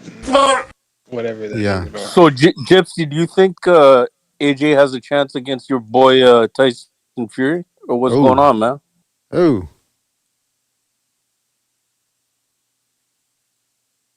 He's ducking the question. No, he's probably busy right now. We'll get back to Gypsy. Who are you talking to? I think Caballo Lynch is fairy. Yeah, I said it. We're gonna have to put up the disclaimer again. Let me tell you, it's too late at night right now to do that. It's almost 1 a.m. over here. Anybody interested in the? Actually, I was gonna mention that 4 hours ago. Boxing is back because we have a good string of fights all until the new year. I mean, we got tomorrow's fights. Then we got at least an interesting event between Jake Paul and Anthony Joshua. That could also give us a lot to talk about. And then the Japanese card, which is taking place in Saudi Arabia for some reason. But yeah, that's gonna. I was talking with Gonzalo about that. The guy that Nakatani is gonna be facing is a 25-year-old Mexican by the name of what's his name again? Hernandez something. Hold on. He's gonna be fighting Sebastian Hernandez. Yes, undefeated. 25 years old. What's going on? What? Sorry, I thought you meant Inoue. Inoue is fighting Picasso. Yeah, Inoue is fighting Picasso, and Nakatani is fighting Sebastian Hernandez. Now, Sebastian Hernandez only has one good win on his record, and that's against Hovhannissian, one of Gypsy's people. And he couldn't stop him. Then again, I don't think anyone's ever stopped Hovhannissian. Unless I'm mistaken. Did Luis Neri stop him? Or? Neri did. He did? Yeah. Right, I forgot about back and forth. Yeah, he had to go to stop it. I mean, speaking of Armenian people, Noah Mikhailian's in that rematch with Badu Jack tomorrow as well. Oh, he's Armenian? That's crazy. Yeah, he's Armenian. Yeah, he's Armenian. Anytime the last name ends in Y-A-N, like Nyan, it's Armenian. Hey, that's good to know. I thought he was from Turkey or something. But Jippo, you should tell him that, BDA. You should tell that to his face. No way, no way. I don't know who Badu Jack is fighting, by the way. He's Armenian, but I don't know who he is. Hey, Gypsy. First of all, Noah Mikhailian, he gave Breedis some great fights, bro. And oh, wait a minute, is that the one that I thought Breedis lost? Opataya absolutely ducked him a while back, so I have a big problem with Opataya going back a while. So interesting. You know, he's not. No. I thought he lost to. See, the thing is, I thought Breedis lost to that Armenian dude, but when I rewatched it, I don't think so. After a couple of rewatches, like nah, Beatrice actually won that. McKillion's a tricky guy. He's very crafty in the ring, but it kind of hurts him with the judges. They don't really see what he's doing. Mm-hmm. I like how Andrew Ward is patting himself on the back by saying that, like, they don't see it, but I do. Like, I know what I'm watching. So, well these very simplistic-minded, observers, I can't hold them to the same standard, but still, I expect something. That's actually how Chris Algieri talks. He's like these very these simple-minded fools just can't see my footwork in the Palatnikov fight. Actually, does sound like that. My face rearranged. They couldn't see what I was doing with my feet, though. He actually does sound like that a little bit, huh? But Gypsy, Rick Star had a question for Gypsy. Are you there? Just unmute yourself so we know that you're. Yeah, okay. Rick Star, you had a question. What's up? Rick Star, you had a question for him, I believe. Regarding, Jippo, do you who do you have? AJ or your boy, man, Tyson Fury. What's going down? I still have Tyson Fury on that one. Okay, I think even though I don't know how much of the game of Fury's mind is, or like how is he still like with it? Because there are two different types of fighters. One is a power puncher who's also a boxer, but not much of a boxer. Fury is more. He has power, but he's more of a boxer than anything else. He's a mover than anything else. So if he's not like sharp, he might get caught. So he's got to be sharp throughout the entirety of the fight, and then we possibly stop him late because we know how AJ's chin is like. So if he comes out sharp, he wins. He should demolish him. But let me ask you something though. This is a Fury that's much older, bro. Even the Fury that fought Usyk, no matter how much we want to sugarcoat, it's an old Fury, man. This was not a fucking fresh Fury. Usyk was at his peak, and now I think he's about to drop his peak. I don't know because that's why he's trying to like get Wilder in there, because he's about to drop his peak, and he knows he's slowing down. Well, Usyk is literally 3 years older than Fury, man. I know, it doesn't matter, bro. It's about what you do to your body. You don't go up become 400 fucking pounds, do coke and drink and all this shit, and then you think you're gonna be the best. That's good to know, by the way. That's good to know. Yeah, like how Usyk is. You you can't be like that. He fucked his body up, and he got. I never looked at it the way Gypsy. If you think about it, it's like Tyson Fury is actually undefeated. The way you present your point. Hold on, I don't look at it that way. No, I look at it as in like you fucked your body up. It's like how Mike Tyson fucked his body up, and at the end he paid the price. I think it's the same thing with Fury. I think he fucked his body up, and he ended up paying the price. If he had it, we would talk about the best fucking heavyweight of all time. Well, not all time, but like one of the best let me ask you, Jippo, let me ask you: have you ever tested that yourself? Like gone up 400 pounds and started doing coke like a madman? I just know from that cannot be good for your fucking liver, bro. But he's a professional athlete. He needs to be held to a higher standard. It doesn't matter, bro. Like the whole reason why he got caught with that shot, besides the fact that he underestimated Usyk at that 9th round, it's also because of his conditioning. The conditioning plays a factor with what he did to his body back in the day. Right. The pace has nothing to do with the conditioning, right? Yeah, but he's a professional athlete. That should be no excuse. That pace wouldn't matter anymore if he just had his conditioning on point. Because he's a longer dude. He's the guy that has the reach. Usyk has to work double time just to get to him, bro. Yeah, just because of those, that doesn't take anything away from Usyk's greatness. It's just that he's the guy that has the physical attributes to beat a guy like Usyk. It doesn't take anything away from his greatness, but he is a fat tub of Florida cokehead, and that's the reason why he lost, bro. And same thing with Mike Tyson, orgies and drugs, all that kind of stuff. And the next thing you know, he gets his ass kicked by Lennox Lewis at the end of part of his career. Gets beat by Buster Douglas. Buster fucking Douglas, who even though I think he won that fight, but because they outcounted, they did too much counting, or they did like a 14-second count or 13-second count for Buster Douglas. You think he won the fight that he got knocked out in? That's he got a 13-second count. Mike Tyson got an 8-second count, and he was considered knocked out. That fool got a 13-second count. There's a video on it. Buster Douglas got a 13-second count, bro. Oh, okay, wait, hold on, Jippo. Let me ask you this: Fury got like a 20-second count against Wilder. Do you agree? Do you agree that the ref fucking saved your boy Tyson Fury against Usyk? Because Usyk was dumbing the shit out of your boy. I don't agree that. I mean, you want to look at it that way, you can. It's all power to you, bro. If he drops on the ropes, just like how Lamont Roach, when he got, but Lamont Roach is different. Lamont Roach wasn't actually hurt. This dude was hurt, but he got dropped on the ropes. That's considered a fucking drop already. It's like almost the same. It's almost the same thing as your glove, if not. He dropped on the ropes multiple times. It's your glove touching the canvas. If your glove touches the canvas, it's considered a knock. It's a knockdown. So you're saying it's a standing standing, exactly. It is. It is, bro. If it was anything different, I would tell you, hey man, he fucking It's. You can say like Wilder. The Usyk fight aside, like he had something with the ref. With the Wilder, Jippo, you did see that Usyk. Jippo, you did see that Usyk's glove was fully fucking cocked back and ready to smack the shit out of your boy. Oh yeah, it was, bro. But that's how the fight game is. If you actually hurt him. And actually hurt him like people. No, the ref is actually not supposed to hold. You should have stopped him at the 10th. There's no excuse for that, bro. If you hurt him that badly, you should stop him at the 10th. That's how I look at that shit, bro. That's what I expected from Usyk after he fucking got him hurt like that. But what surprised me is Fury got back. So what does that tell you? That tells you that fucking fight was supposed to get to the 12th round. Because that's how good both of them were. It's nothing to take away from neither guy. Well, I mean, I understand. Look, listen.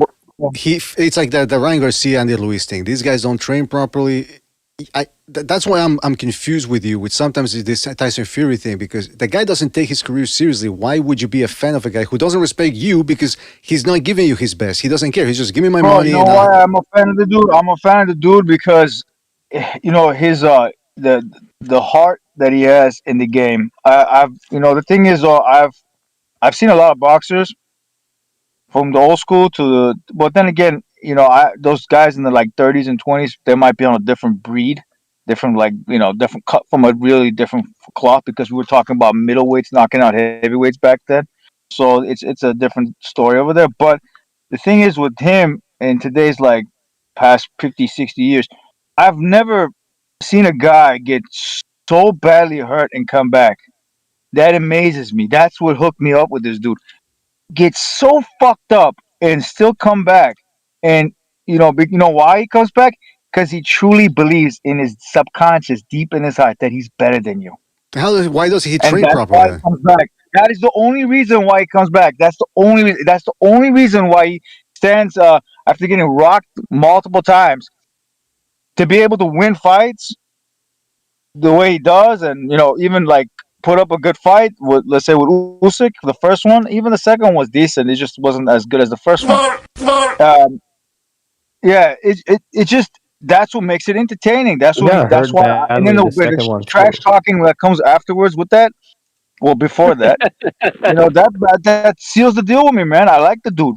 That's why I still would. Even if he goes and loses with against AJ, if he gets knocked out, let him make sweet love you. The Usyk fight aside, I remember. I'm not gay like that, bro. Like, I don't do that shit. You know what I mean? That's not gay as hell, bro. I don't do that gay shit, bro. I don't care if that boxer likes it or not. I remember like that. Who the fuck I am, bro? How the fuck? Why would I care about that? Like, for example, Canelo don't like nobody. Canelo don't like nobody. Know, you guys don't. Canelo's not a guy that likes anybody. Yeah. But he's got a huge fan base, right? It's because of how he fights. Because how he fights. That's how it is. That's fucking, you guys can Gypsy with do Fury. the cow noises and farmlands and shit like. Yeah, shame on whoever's playing those sounds, by the way. Damn, I mean, bro, whatever, bro. You guys rocking with the wrong heavyweight, by the way, with AJ, man. AJ's a I think Turkey Al Sheik would love to see He's a Gypsy and Fury together in the room. No, listen. I'll say this, man. I liked when AJ's a faggot and also Fury in a lot of ways. They're both I'll faggots. say this. What's I'll your say point? this, Gypsy. I'll say this. When Fury fought Wilder the first time, and he wasn't really in optimum shape either. That's why a lot of people posited that the PBC and Wilder wanted Fury right away because he was a recognizable name. He was. Some people even claim he was still lineal champ. And so, hey, let's get him back after barely a year back in the game, and we're gonna really get him good, and we're gonna crack him good. When he dropped him in the first time, I think it was in the 9th round or something, and Fury gets up.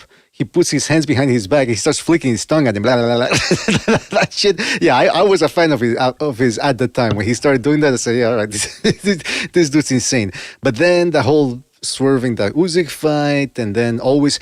See, again, that's the thing, though. How did you have the rematch, the Usyk rematch? Look, I don't... Look, the rematch, when I scored it the first time around, I thought it was close to a draw. But when I look at it now, it's like, he probably won like 4 rounds, and that was it. But the first fight, I had it like dead even. The knockdown was the only difference, and I gave it to Usyk. The second one, I said it was a draw, but then I looked at it, I'm like, oh no, Fury won. That was just me being a fan of one guy. And then I looked at it again, I'm like, nah, bro, I would say 4 rounds, Fury, and then 2 rounds for sure was Fury's, like the 10th and the 5th. That's like no debate.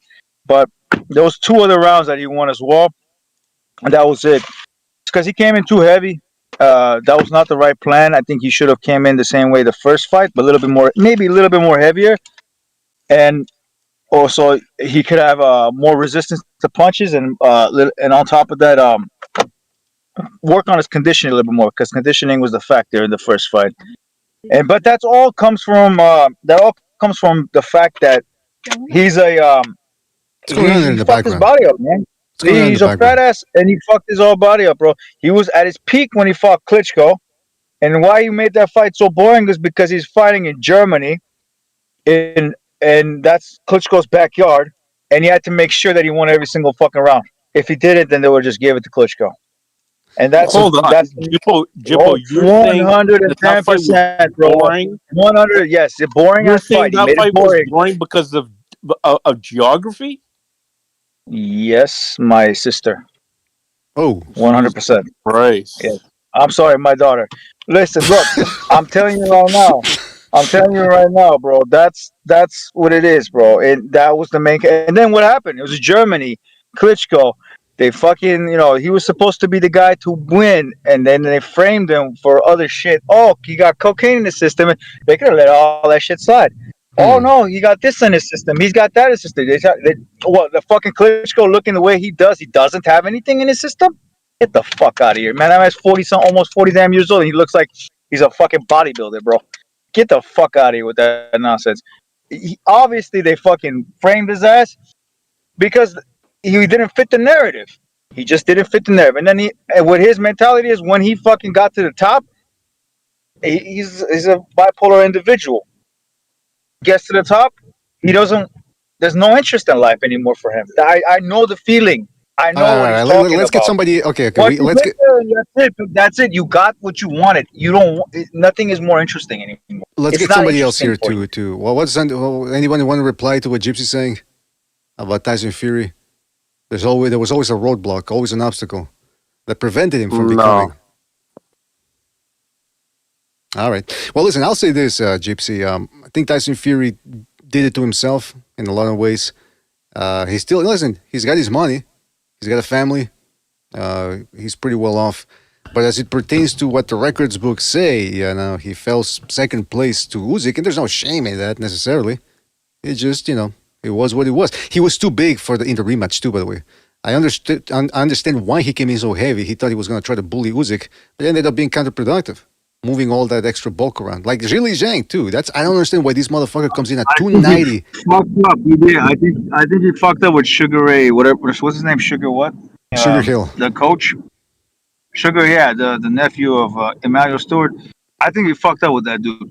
I think he needed to replace him. He needed to find someone that was more along the lines of a Robert Garcia type individual. Okay. Someone that brought in a Mexican aspect to his, because he can fight that, a guard up and just go stay forward, because that's what he did in the 5th round. He was very successful. He backed up Usyk, and Usyk didn't know what to do. He then reverted back to going backwards. See, if he got someone like that, it would have been a different story. But he chose the wrong coach, and he kept going with that wrong coach. And this is the problem. This is why he ended up. And that's another reason why. That's main reason is his body that he fucked up with what he did back in the day. But the coach also played a huge factor in that fight too, because the coach can't even tell him what to do. That's the thing, man. He's too larger in life where that coach is just following his directions. Instead of him listening to his coach, he's dictating what the coach should tell him what to do. Okay, but and this is another issue. Yeah. Okay, but that's on him though. He's boxing is a cruel sport. If you don't get what it takes, you don't make it. Yeah, some people had everything except punching power or incredible hand speed, and they didn't. Jesse James Leija was a very good boxer, great technique. He just couldn't crack that well, and he wasn't exactly the fastest either, the most athletic, and that's the career he got. So if he didn't have Tyson Fury, that is, the ability to call the shots necessarily or to make the proper decisions, that's boxing, man. It weeds out the people with the certain weaknesses. And that's what happened with him. Now, I will say, though, going into the Usyk fight, I did think that people were underrating Usyk. Excuse me. Jeez, Luis, 1 a.m. I thought people were underrating Fury. I think a lot of people were making it out to be as if all Usyk had to do was show up and he was going to win. And it actually ended up being a very difficult fight. He had to really go at 120 miles per hour and redline it to get that win. But anyway, listen, at the end of the day, he's fighting. He was planning on fighting BDA. He was planning on fighting him the third time. He's now hesitating to fight him the third time. Which goes to show you how difficult that fight was to his body. I saw what happened to him after the first fight. Mm-hmm. He walked with a limp. He got out of that shit with he ended up in a car crash. Wait. Okay, look, Usyk should have got a stoppage in the first fight and still should have got a UD even after he was robbed with the stoppage. Man? Just because you're emotionally attached to Ukrainian balls. Oh, I'm not emotionally attached to Usyk. You're attached to the fucking Fairy. You're attached to Dairy Fairy. How about that? Dairy Fairy. How do you feel about that? Break it down. Okay, go pick on some Golovkin fans. If the shit was fucking reversed, if the shit was reversed, bro, I would not be sitting there. If the shit was reversed, they would have gave Fury the stoppage. Okay, now what? No, I don't think so, man. I don't think so. And I'm telling you right now, I would not be here complaining about, Usyk got saved and this. No, I would not be saying that shit. You will not hear that shit out from me. You know why? Because if Fury would have stopped me, come on. You're defending Fairy right now. Stop it. I'm just telling you Usyk right now. I don't like Usyk, and I'm telling you about Usyk. If shit was flipped, and Usyk was the guy that was getting hurt, and he was about to get stopped. Hurt. The referee had to help him. Referee had a fucking full-on conversation with fucking Fairy. What do you mean? Look, are you okay? Fairy. No, you know Fairy's where a you're mythical at? Do you know your social security number? Look. Fairy's a... I might not remember the round, but it took place in the middle of the fight. They're mythical creatures, bro. They're very powerful mythical creatures. You can't just be making fun of that shit. You might end up waking up one day without no teeth.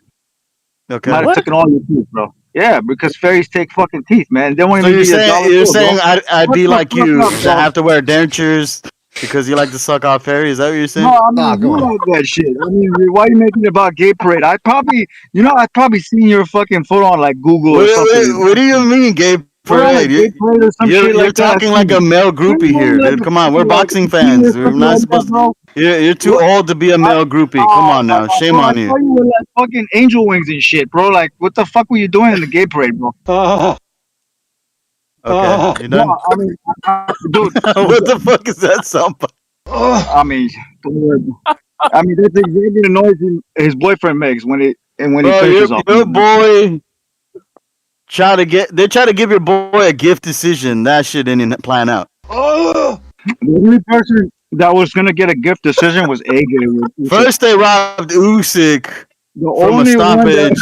Then they try to rob him from the unanimous decision. Look, I like Scorched Earth, bro. Remember they robbed Ngannou too, bro. They robbed Ngannou. They robbed him too. Yeah, they robbed him too. Well, funny thing is, AJ was the guy that was supposed to rob Usyk, and it didn't really work out for him.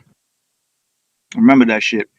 It fits the small hats prophecies and stuff. Like, you know. Wait a minute. I mean, come on. We're getting it. His name is Anthony Joshua for a reason, bro. There's a Joshua. Even the people in the streets are honking at him, saying, "Hey, listen, you got to stump him, man." That's not me driving, bro. By the way, I'm someone else's driving. Anyways, Jippo, you can't really trust gypsies, bro. You can't trust gypsies. I know you can't. You can never trust them. Yeah, they call them fairy queens for a reason. He's probably scamming somebody. That's why they're honking on him. Well, first of all, he's not even a gypsy. He's Armenian. Actually, aren't there Armenian gypsies? Oh, that's even worse. Yeah, that's 10 times worse. Come on, no. I'm not gonna let him. There's a lot of Armenians here in Montreal. I'm very well known in the Armenian community. BDA, I live in LA. I'm from LA, right? There's a special place called Glendale, California. It's the #1 scam Armenian insurance. It leads the country, bro, in scam insurance. Yeah. I heard the vice president is Mrs. Mirage.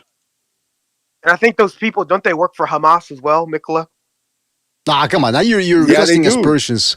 You're casting aspersions on different people. Hold on, Jippo, let me ask you something. You guys are talking about Armenians like you know Armenians. You don't know Armenians. You're just I do, nigga, because I'm from LA. Oh my God, you don't know. You just met like a few bad ones and a few guys that fucking swindled you. No.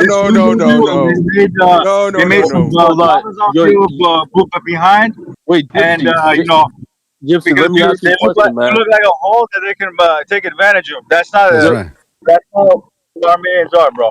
That's right. That's what I'm saying. Let me ask you one question, man. You what you understand is hey everybody, look up the statistics, bro, for Glendale. For insurance claims. It leads the fucking nation. I don't like Glendale. I'm not a fan of Glendale. You don't understand Gypsy. You know that the Russian Armenians do not like the Armenians that are fucking from Armenia. There's a difference between them because some of these motherfuckers are not really fucking Armenian. They're fucking Jewish. They pretend to be fucking Armenian. They pretend because they've infiltrated a lot of parts of the structure of, you know, the politics and the business and everything, and then they claim to be one thing, but they're not because they're mixed. And this is the problem. You're looking at those. I don't like Glendale Armenians. I fucking can't stand those people. But there are fucking Armenians out there they're different. That you talk to them, you hang with them. They're different people. They have different mentality. But if you got hustled by an Armenian dude, man, that's on you, bro. Like that's on your fucking problem. And plus, on top of that, money. When you're talking about money in business, people, you know, those people, they know their shit, bro. Like I'm not trying to brag here, but there's a lot of Armenians that know their shit, and they make a killing. Sure. I got business. I got some Latino brothers that be like, they sure know how to run their fake businesses, right? Guy who makes some fucking killing, and he's helped them out. It's crazy because my only experience was the Armenian. They were trying to scam me from a key. Yeah, they do that shit, man. They do I'm that not to their surprised, own time. motherfucker. Like it's a spectacular. What you telling me? And I told them my key needs a chip. I can't buy it like that. Oh no, you could put the chip later. Like, and I'm looking at him like, are you? I can't really say it on here. Hey, put it like this, bro. Hey, put it like this, right? I hope my wife's not listening, but I used to have an affair with this Armenian chick, right? Oh. And she broke it down, bro. She told me everything. How her dad basically built an empire, bro, like doing credit card fraud and insurance fraud. Yeah, we do, dude. That's everything. They're into all kinds. You're gonna deny it, Gypsy? You're gonna tell me I'm lying? Oh my God, I don't deny anything. I know a guy that's into that shit. At a high level. That piece of shit. I know a guy that's into all kinds of racketeering. But the thing is, though, when you talk about Armenians, the only ones doing this shit, there's a lot of races. Now he's an active northerner too, or what? Well, hey, I'll say this, man. As it pertains, we go to the extremes. So with Armenians, everything we have a saying. We got everything on the extreme side. You want to talk about how come you guys are still around when they genocided y'all? Why don't y'all go to the extreme on that one? What? How come you? Why y'all still around when they try to genocide y'all? Why didn't you go to the extreme on that one? Listen here. Before you talk about shit that is, let's talk about the Spaniards that fucked over the fucking Aztecs and all those people. They fucking I'm not killed. the one saying we take everything to the extreme, right? I'm not the one saying Reality, we take everything to the extreme. Okay, Why are you I'm still gonna here? tell you the story Why didn't y'all about guys that. take it to the extreme and exterminate this stuff? Listen, sister, listen. When you talk, you gotta know what you're talking about before you talk. Those Turkish motherfuckers. This is coming. This is coming from the guy who That's said. one, bro. There's nothing but historians and scholars in this fucking VC right now, bro. Brothers. They were calling them brothers. They did not expect to be attacked by those people. They were attacked while they were asleep. Get the fuck out of here! Yeah, exactly, bro. But the difference between you guys knew what you were expecting with Aztecs. You guys knew exactly what you were expecting. You still got fucked. That's a whole different story.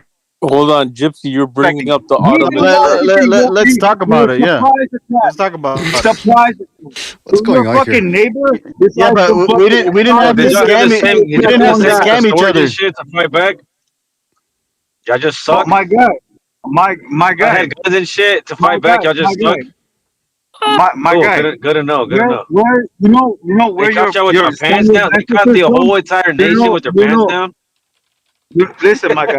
You know where the Spaniards come from? You know where they come from? Yeah, You know where Iberian the Peninsula. entire Europe come from? You know where they come from? They come from the Caucasus region. Look it up. As much as I've denied the fact Hey, you can suck my caucus, all right? well, yeah, you don't have a caucus, bro. It's a putanga. That's what you have, bro. Get on your knees and kiss my caucus region. You understand? Bro, you got a small ass wiener, bro. I know the fucking story. Drag on it, bitch. Get out of here, man. You probably been satisfied. Gypsy, do you shave your back, fool? Gypsy, do you shave your back? Hold up, Gypsy. Hell Let me ask you this, man. Do you got a framed poster of Tyson Fury in your bedroom? No, I don't. I'm not gay like that, bro. Yeah, of course he shaves his back, bro. Look. I'm not gay like that, bro. I'm You gay know as why in I'm coming at happy, Gypsy like that, bro? Hey, check this out. You know why I'm coming at Gypsy like that, bro? Because I'm here to expose him, right? So, the fairy queen. He comes here, bro, last week, right? He came in here like blabbing all his shit, talking about, oh, Pitbull Cruz won. Look at the concubines numbers, right? Blah blah blah blah blah blah blah blah blah. Okay, my guy. Pitbull Cruz is ducking fucking road hold on. But then you tell him, hey, bro, you know the concubines numbers had Canelo beating Crawford, right? He would turn around and say, nah, didn't you see Crawford schooled them? Let it go. Exposed, nigga. You've been exposed. Listen, my guy. Exposed and genocide. Exposed, nigga. Exposed. You just genocide your argument, bro. You're trying to scam us now. You're a scammer. I do not look at the concubines numbers. Your argument, bro. Let Gypsy talk. Let Gypsy talk, man. One guy won or one guy lost. I looked at the fight because I was right there, and I was actually there watching it. Okay, and I saw but the concubines numbers had Canelo winning. Well, then if what you got to say about that? If that was the case, then Canelo should have caught up and said, you know what, I want a rematch. That was bullshit. No. But you come last week, right? You came in last week saying, oh my God, Pitbull got smoked. Roach beat him. Look at the concubines numbers. He outlanded him. Blah blah blah. Nah, bro, that's called being double standards. I didn't say Pitbull got smoked. I said Pitbull lost. I never said he got smoked. Or whatever. You know what I mean. You're making up shit, bro. But bro, I didn't. I said the point I'm trying to make, bro. I respect both of them. But what Cruz is doing right now, he's now you're flip flopping. Now you're flip flopping. I'm not flip flopping, bro. I'm not trying to choose any sides in this fucking dog race. Between Negros and fucking Mexicans, I got no fucking dog in this shit. I'm telling you right now. Fuck, the guy is ducking him right now. What do you got to say about that? He's ducking him right now. He clearly said, I got better fights. Ryan and fucking whoever else. Why? That's a sign that someone fucking is afraid and he thought he lost. He didn't think he won. He's lucky that he got a draw. That's that sign. I mean, what if Roach and Cruz are in the same level when it comes down to who they've, fought against and everything. You think Roach can pull numbers? Okay, yo, Gypsy, Cruz and Roach aside, man. Have you experimented with cocaine? All right. Listen. I gotta say this, man. I gotta say this. This whole thing. He does that thing called boofing, you know, where he sticks it in the no area. Ah, come on. That's Is that what it's called? Boofing? That's where. They probably have that somewhere. Kumatate over there fucking did that shit. I didn't even know that's what it was called. I'm like boofing. Huh. All right, now listen. I'll say this, as it pertains to the Armenians. Here in Montreal, there was a place where they had the monument commemorating. I can't even pronounce anymore. It's 2 a.m. Commemorating the. Thank you. Yes, the Armenian genocide, and you know where it was? It was next to a freeway, next to a donut, in between a donut shop and a patch of grass that they had there, where all the truckers passed by. It's like that's where they put the fucking monument. So the Armenians, they have to fight tooth and nail with city council just to fucking get a half a monument next to a fucking freeway in an alley somewhere, next to a donut shop. So the Armenians, they don't have the privilege of others. They went through a genocide and they still get no love. So I side with my Armenian brethren, despite what Gypsy had to say about my ancestors getting ass raped by the Spaniards. And by the way, the Aztecs didn't represent all Mexicans. They were just in an area of Mexico, and the other tribes ended up fucking them over too because they hated them. BDA, how much did Gypsy just cash app you? How much did Gypsy just cash app you? Well, I can't.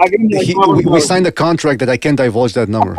But it was a substantial number. Let me say. BDA, I gotta ask. Was the proprietor of the donut shop an Armenian? No, I don't know. I don't know who the proprietor is. By the way, I don't go there. Oh, bro, if you're gonna like go to this like levels, bro, like I'm telling you right now, look, you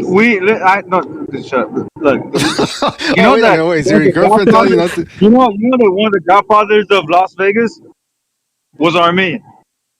Was it Johnny Nash? Was it Eddie Nash? They try to fuck him over. He's the owner of MGM. Former owner, original owner of MGM, Grigorian. Okay, but let me ask you something. Did your significant other? Did I hear your significant? No, I'm small head guys, motherfuckers that represent Germany. Okay. Those are the fuckers who try to do it. I'm not trying to go into my history of where the reason why we had an empire at one point in time. The Mongols came, they took over, and there was no help from the West, which is technically Germany at that point in time.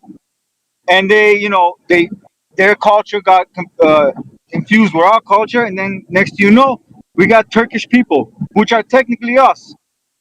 They're us, but they chose a different culture. Just like how Arthur Bieterbev has chosen. All right, listen. These guys were busting your balls with the fucking.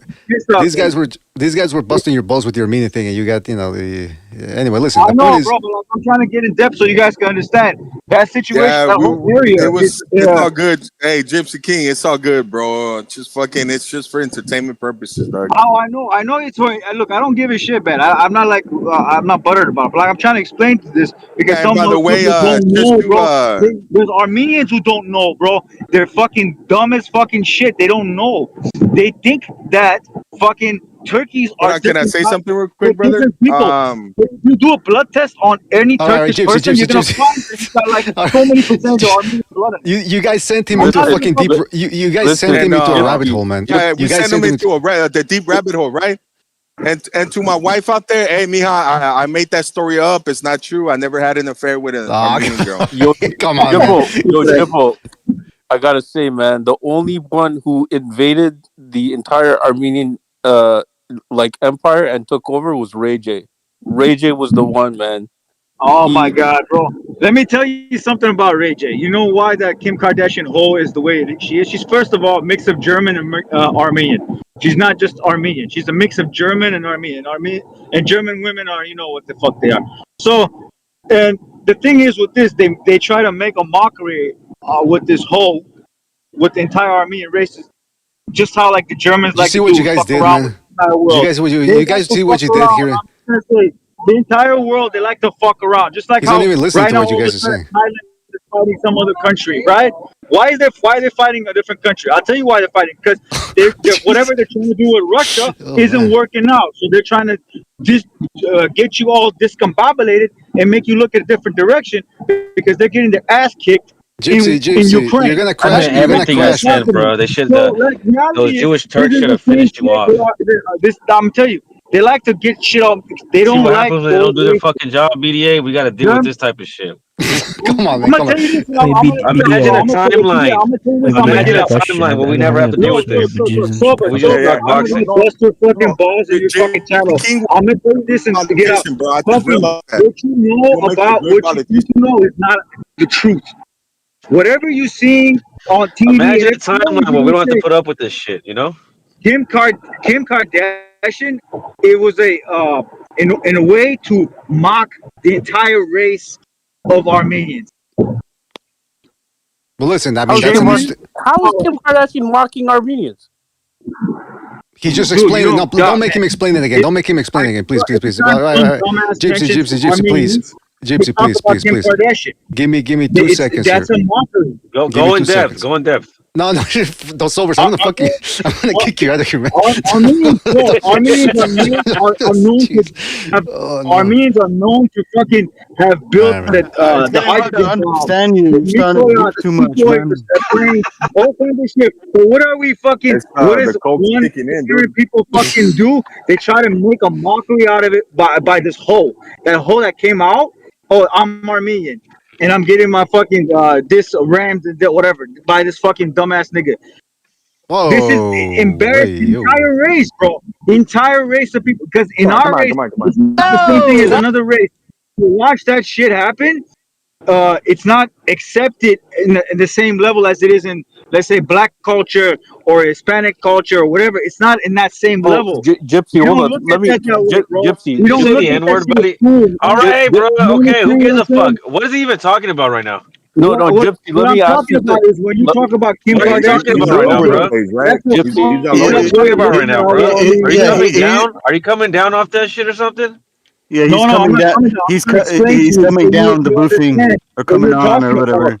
Or coming in. Hey, drink a beer, Gypsy, or something, bro. He's coming down off the salvia, bro, hard. Gypsy. Look, bro, I don't care that there's only 10 Armenians left, bro. Get over it. No one gives a fuck. Gypsy, tell me, how many times did you watch the Kim Kardashian Ray J video? I've watched it one time, and I was Fury at least once. That shit traumatized him, bro. That shit traumatized him. He cries when he jacks that shit, but he still does it. What's up? He jacks off. Yeah, he still goes to it. He still does it. That don't stop him though. You know what I mean? I'm gonna help you out here, Gypsy. Gypsy. I can barely hear you guys. So I talk loud, so you guys can get the fucking message. Look, as soon as he hangs up the live, he's gonna go goon to it. Huh? Say it one more time. One more time. Just ask him who's your daddy. Don't shut the fuck up. Shut up. We said shut up, bro. Faggot, bro. You know that, right? Hold on, Vessel. What'd you say, Vessel? I didn't hear that. Just ask him who won the Canelo fight versus Crawford, and they'll shut the fuck up real quick, bro. Oh. So who won that fight? Why would we shut up? Why would we shut up for that? Why would we shut up for that? Who won that fight? I can't hear you. Speak up. No, you can hear me, you little bitch. Who won that I can't hear you. Speak up. You don't want to hear me. You sound like a little bitch right now. Speak up. I can't hear you. Shut the fuck up. And you're a 6-foot monster with a 5'2" voice, right? One, bro. Fuck. And I spar professional fighters. I have 3 mansions, right? You and your sister can come to my mansion. What are you saying now, bro? I'm saying what you said, you stupid faggot. Do you have proof? When you lie a lot, I guess you lose track of your lies, right? Okay. Who won the Canelo fight? The Canelo won that? Oh, which one? Canelo Crawford, who won? There's a lot of fights. Canelo Crawford, There's a lot who of won? fights. Canelo Crawford, Speak up, who I won? can't hear you. I can't speak up, I can't hear you. The most recent fight, who Speak won? up, I can't hear you, little guy. Who won that fight?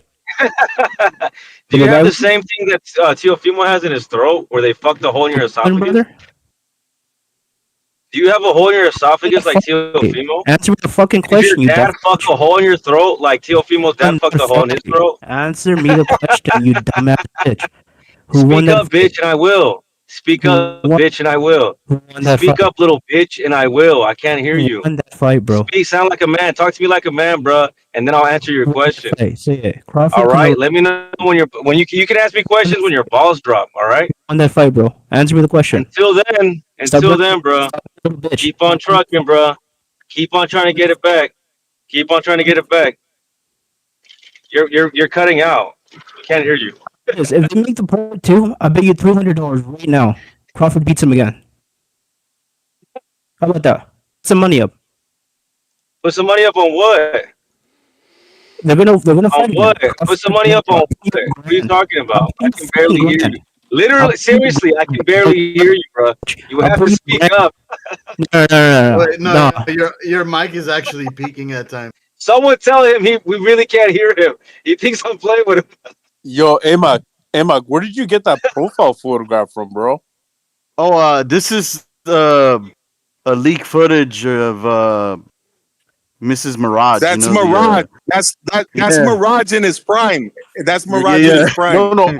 Are you kidding or you straight up you like? Well, according to an unknown source, this is Mirage. You want me to post the pictures? Holy fuck, bro! Who the fuck's Miss Mirage or Mrs. Mirage? Mirage. You know the guy that has like an 8-speed adult machine, a custom to be to David Benavidez. I can't really say that right now. So Right. I get what you're saying. Well, listen. I guess when I have nothing else to say, this is what I say. You guys said it all. We had a back and forth. You guys really tried to set off Gypsy Wait. Last fucking thing, bro. I'm serious on this. If they ever fight part 2, I put you $1,000, up to $1,000 if you want, up to $3,000, up to $5,000. Throw any number, I'll promise. Are you gonna pay me in Bitcoin? I'll pay you whatever you want. Bitcoin, I'll pay you in Bitcoin. You want Ethereum, I'll pay you in Ethereum. I have fucking Bitcoin Lite too. Anything you want me to pay you in, I'll fucking pay you in, bro. Are you gonna pay me in Bitcoin? Just make the bet and loan up to it, bro. Because your boy's gonna lose again, bro. Look, bro. He's out of it. He's gonna get an ass beat again. It's gonna make you all look embarrassing again. Just don't send any more photos to anybody on Discord, okay? He's And then gonna look maybe hella embarrassing again, bro. Promise Your boy me got you're not gonna send any more bro. shirtless photos To a to motherfucker any that's of my never fought Discord that weight class. members. That's hella And then embarrassing, maybe I'll bro. consider betting with you, okay, little guy? You don't have the money, bro. You don't Okay, even got, little guy. that's why I said throw any number. Any number, I'll match it. And I promise. You got this reporting the fucking any number to do it, I'll match it, bro. Payment has to be made. Throw any number, I'll match it. We Listen, can't hear you, payment little has to guy. be- We can't hear you, little guy. Payment has to be made in Pablo Escobar keys, man. And whatever he wants me to fucking pay him, and I'll pay him. Payment has to be made in Pablo Escobar keys. That's the way it's gonna go down, man. All If he wants a kilo, I'll get him in it. Yeah, 1 kilo. Bet 1 kilo, guys. I'm down. Yeah. Fuck it. Yeah. Oh, wait a minute. What's going on You here? On got this me? platform, Hey, they're let's kidding, guys. They're let's kidding. bet all your Bitcoins. Let's bet all your Bitcoins. I'm not retarded. No, I'll bet you one. How much is all one? your now? Bitcoins. I'll bet you Let's one. bet all I your promise. Bitcoins. Oh, give me an address. I'll bet you one. We can hold it in an address separately from each other. You want my address? Oh, your Why would Bitcoin I address, give my you fucking address? idiot. Why would you give me my address? It's 90,000. I'm down. One. I'll make a separate you address. gay? Put one Bitcoin in Are there. you, are you put trying one to in. use a Winner man gets to it. try to That's get it. close to me? You can't come to my house, bro. I'm not giving you my address. No. A Bitcoin address. Okay. You stupid Okay, bitch. gang. We'll make a Okay, separate gang. Bitcoin address. I'll put Okay, one in. gay. You put one in. Cannot Winner have my gets a address, seed. and I don't That's want it. any It's more very photos. simple. I don't want to hang out with you in your mansion. Okay. Bro, don't Stop dodge the inviting question. me, Stop bro. being a little bitch, Stop bro. inviting You me, want to put up bro. money or not? Stop inviting me, little guy. You want to put up Stop. money or not? Or Hey, you're a little you know bitch, what's bro. really funny? You think You're I'm gonna be a little entertaining bitch a real about it. conversation with you? No, you're gonna be a little bitch about it or what? You ain't gonna put money up on it. Let's bet a million Bitcoins. Let's bet everything. Put Let's bet it all. one. Put I'm one betting Bitcoin, everything. bro. I'm betting You everything. don't I'm betting got one. everything. I'm all You in. don't got a single I'm all in fucking with one, all my bro. imaginary money. You bet all your imaginary money. I'm betting all my imaginary money. I know you're Okay. unemployed and shit, bro, but I'm Okay. pushing you to scrap up like And I know you're a $1,000. Bitcoin. I know you're a Bitcoin Around tycoon. your fucking place. I know Just you're a you can scrap Bitcoin up tycoon, bro. $1,000. I know you're a Bitcoin tycoon. I know you're filthy rich because you invested in Bitcoin when you're like Because I 11 worked years old, hard. right? I worked hard, bro. Because you invested in Hard work pays Bitcoin off. when you're 11 years Hard old, work and smart right? investment pays off, bro. Okay? Now everybody just sits around the fucking house doing nothing, Hey, bro. work hard, bro? Okay, Why don't you yo, learn talking shit, bro? Why don't you work harder at talking shit? Because you fucking suck. I'm borderline on the fence about getting Gypsy to start talking about the Ottoman Turks now. Oh, But- jeez, Louise. Well, listen, I gotta go. Listen, this has been a fun show. We've been on for 6.5 hours. I think it's the longest stream I've done in a while. But I want to give a shout out to everybody who joined. You guys made it entertaining. Gypsy, I stand with the Armenian people, and I'm not just saying that because I own a bunch of the money. I also stand with I'm the kidding. people. The genocide was horrific. You're not gonna show the leaked selfies of Miss Mirage? Did you actually post them? Or first of all, I don't even know what the fuck you're talking about. I don't even know if I can post anything. I'm very scared of what Vessel posts, man. BDA. Amak is talking about Mirage's girlfriend, man. You know, fucking Benavidez's. I'm really curious about what Amok does with his free time. I'm really curious. I'm really curious about what Amok does on his free time. He sends me these pictures. He goes, "This is Mrs. Mirage." And, That's a sugar baby. That's a sugar baby. all right, do I have to Oh, put him up? no, not mine. Not mine. That's Benavidez's side piece. Look at that. I mean, I don't know if you guys can't see it on the panel. I don't think, unless you click on YouTube. But I mean, what is this? Amok, what are you up to, man? That's my question. No, according to an unknown, because I don't want to reveal my source. Sure. That's Mrs. Mirage right there. I know you said that. You already said that 50 times, and then you sent me this. That is some frightening stuff right there, man. Yeah, show the other selfie. Yeah, he has another selfie. Don't forget to show that one. I already showed two. Amok, Two you sent me. Amok, is that like the That's Mirage Australian, in his prime.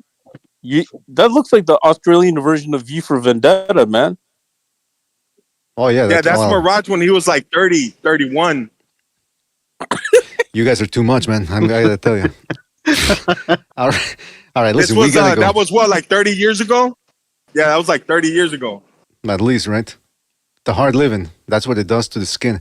Now, Mirage has made a Benavidez amusement park in his backyard. Oh, geez, Luis. I mean, I gotta tell you, you guys are on something. You know what? It's interesting. When as the night goes by, I get weaker.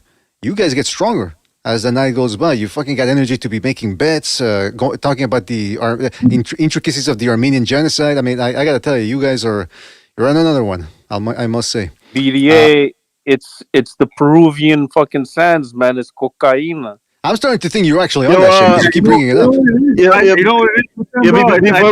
Before we end the show, when is Mr. Mirage gonna pay his dues? Got the best of you guys. I think he did with that fucking Canelo fight, bro. Like Mirage got the best of him, bro. That's the reason why they don't like Mirage. No, he didn't. That's why when I bring it up, there's crickets from him. When I bring up the fact that he was supposed to donate $20 to BDA because he lost a bet, he disappears. He likes to disappear. Which one? He I know he lost. He claimed that he bought years ago Benavidez's pay-per-views. To this day, he still hasn't showed the receipts. That nigga's lying, bro. That nigga's lying. He's a liar, bro. That's for sure.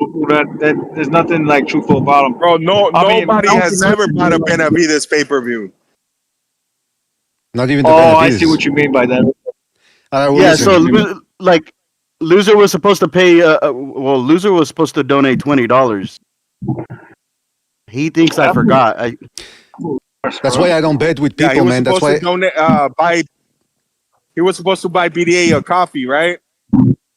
First of all, I wouldn't take a coffee from a stranger. Who knows what they're putting in there or what they're squirting in there, if you know what I mean. I will say this though. That's why I don't make bets with people online either, because you never know who you're dealing with. They're not gonna pay. But again, man, that's true. This was a fantastic show, I must say. Somebody said something in the chat. Hold on. Somebody said BDA, the future is now, old man. Yeah, you're right. Real quick. Somebody says, I stand with Armenian chicks. That's a Parokua. Anyway, some rando said this has been one of the best BDA episodes ever, and I've been listening to a couple of years now. I like Russian chicks as well, too. We get them all cats. Who doesn't, right? Roy Jones, that's the reason why he's in Russia right now. That fucking tight Russian pussy. Now listen, I gotta say this. We gotta go. Well, I gotta go. You guys can stay here, obviously, and keep. And I posted the link in case more people want to jump on the Discord. It's free. Somebody said how much to get on the panel. You don't have to. You don't gotta pay shit. You just gotta show up and bring your best. And that's about it, fellas. I can't slide my Cash App. No. Okay. But hey, Gypsy, are you still driving, or what the hell are you doing at this time of the night? Even in California, even though you're 3 hours behind, you're driving all over the place. What's going on? I'm driving. My wife, she's driving, and I'm talking shit. Yeah, but where are you going? Is my question, because you've been driving around for. You know what he's doing, BDA. BDA, I'm gonna tell you exactly what he's doing, right? Oh. Yo, before you get before you leave, he's trying to make somebody hit him from the back, like ram him from the back, so he can scam him. That's exactly what he's trying to do, bro. He's on the hunt. He's on the prowl. He's on the prowl. No. Yo, I man, thought you finna say something wrong. Gypsy's going to debate, bro. Yo, That's Gypsy's gonna go. I'm messing with you, bro. I'm just playing with you, Gypsy. It's all game. You know what they call that shit, right? Though you know what they call that shit. You know the name for that? There's a name for it. It's called the Armenian neck job. When you you get hit in the back. Oh, come on, my back, my neck. You come out like that, and you're like, "Oh shit, this guy's seriously hurt, bro." Jeez, Louis, I gotta keep that in my back pocket. Let me tell you. All right, well, listen, I gotta go. Yeah, he's giving me ideas now. I'm gonna go. Safe travels, Gypsy. Safe travels, bro. Careful. Yeah, for sure. Thanks, man. I like to keep it old school. I just jump in front of the car and hope for the best. But I listen, I do have to go. I gotta go to sleep. So you guys make sure to stay here. I posted the link in the description, so other people should be jumping in here. You never know who you guys are gonna get at this time of the night. I want to thank everybody who donated. Can I ask you one question though? I've been trying to actually ask you a question, legit. Go ahead. Before you leave. Who won the Canelo fight?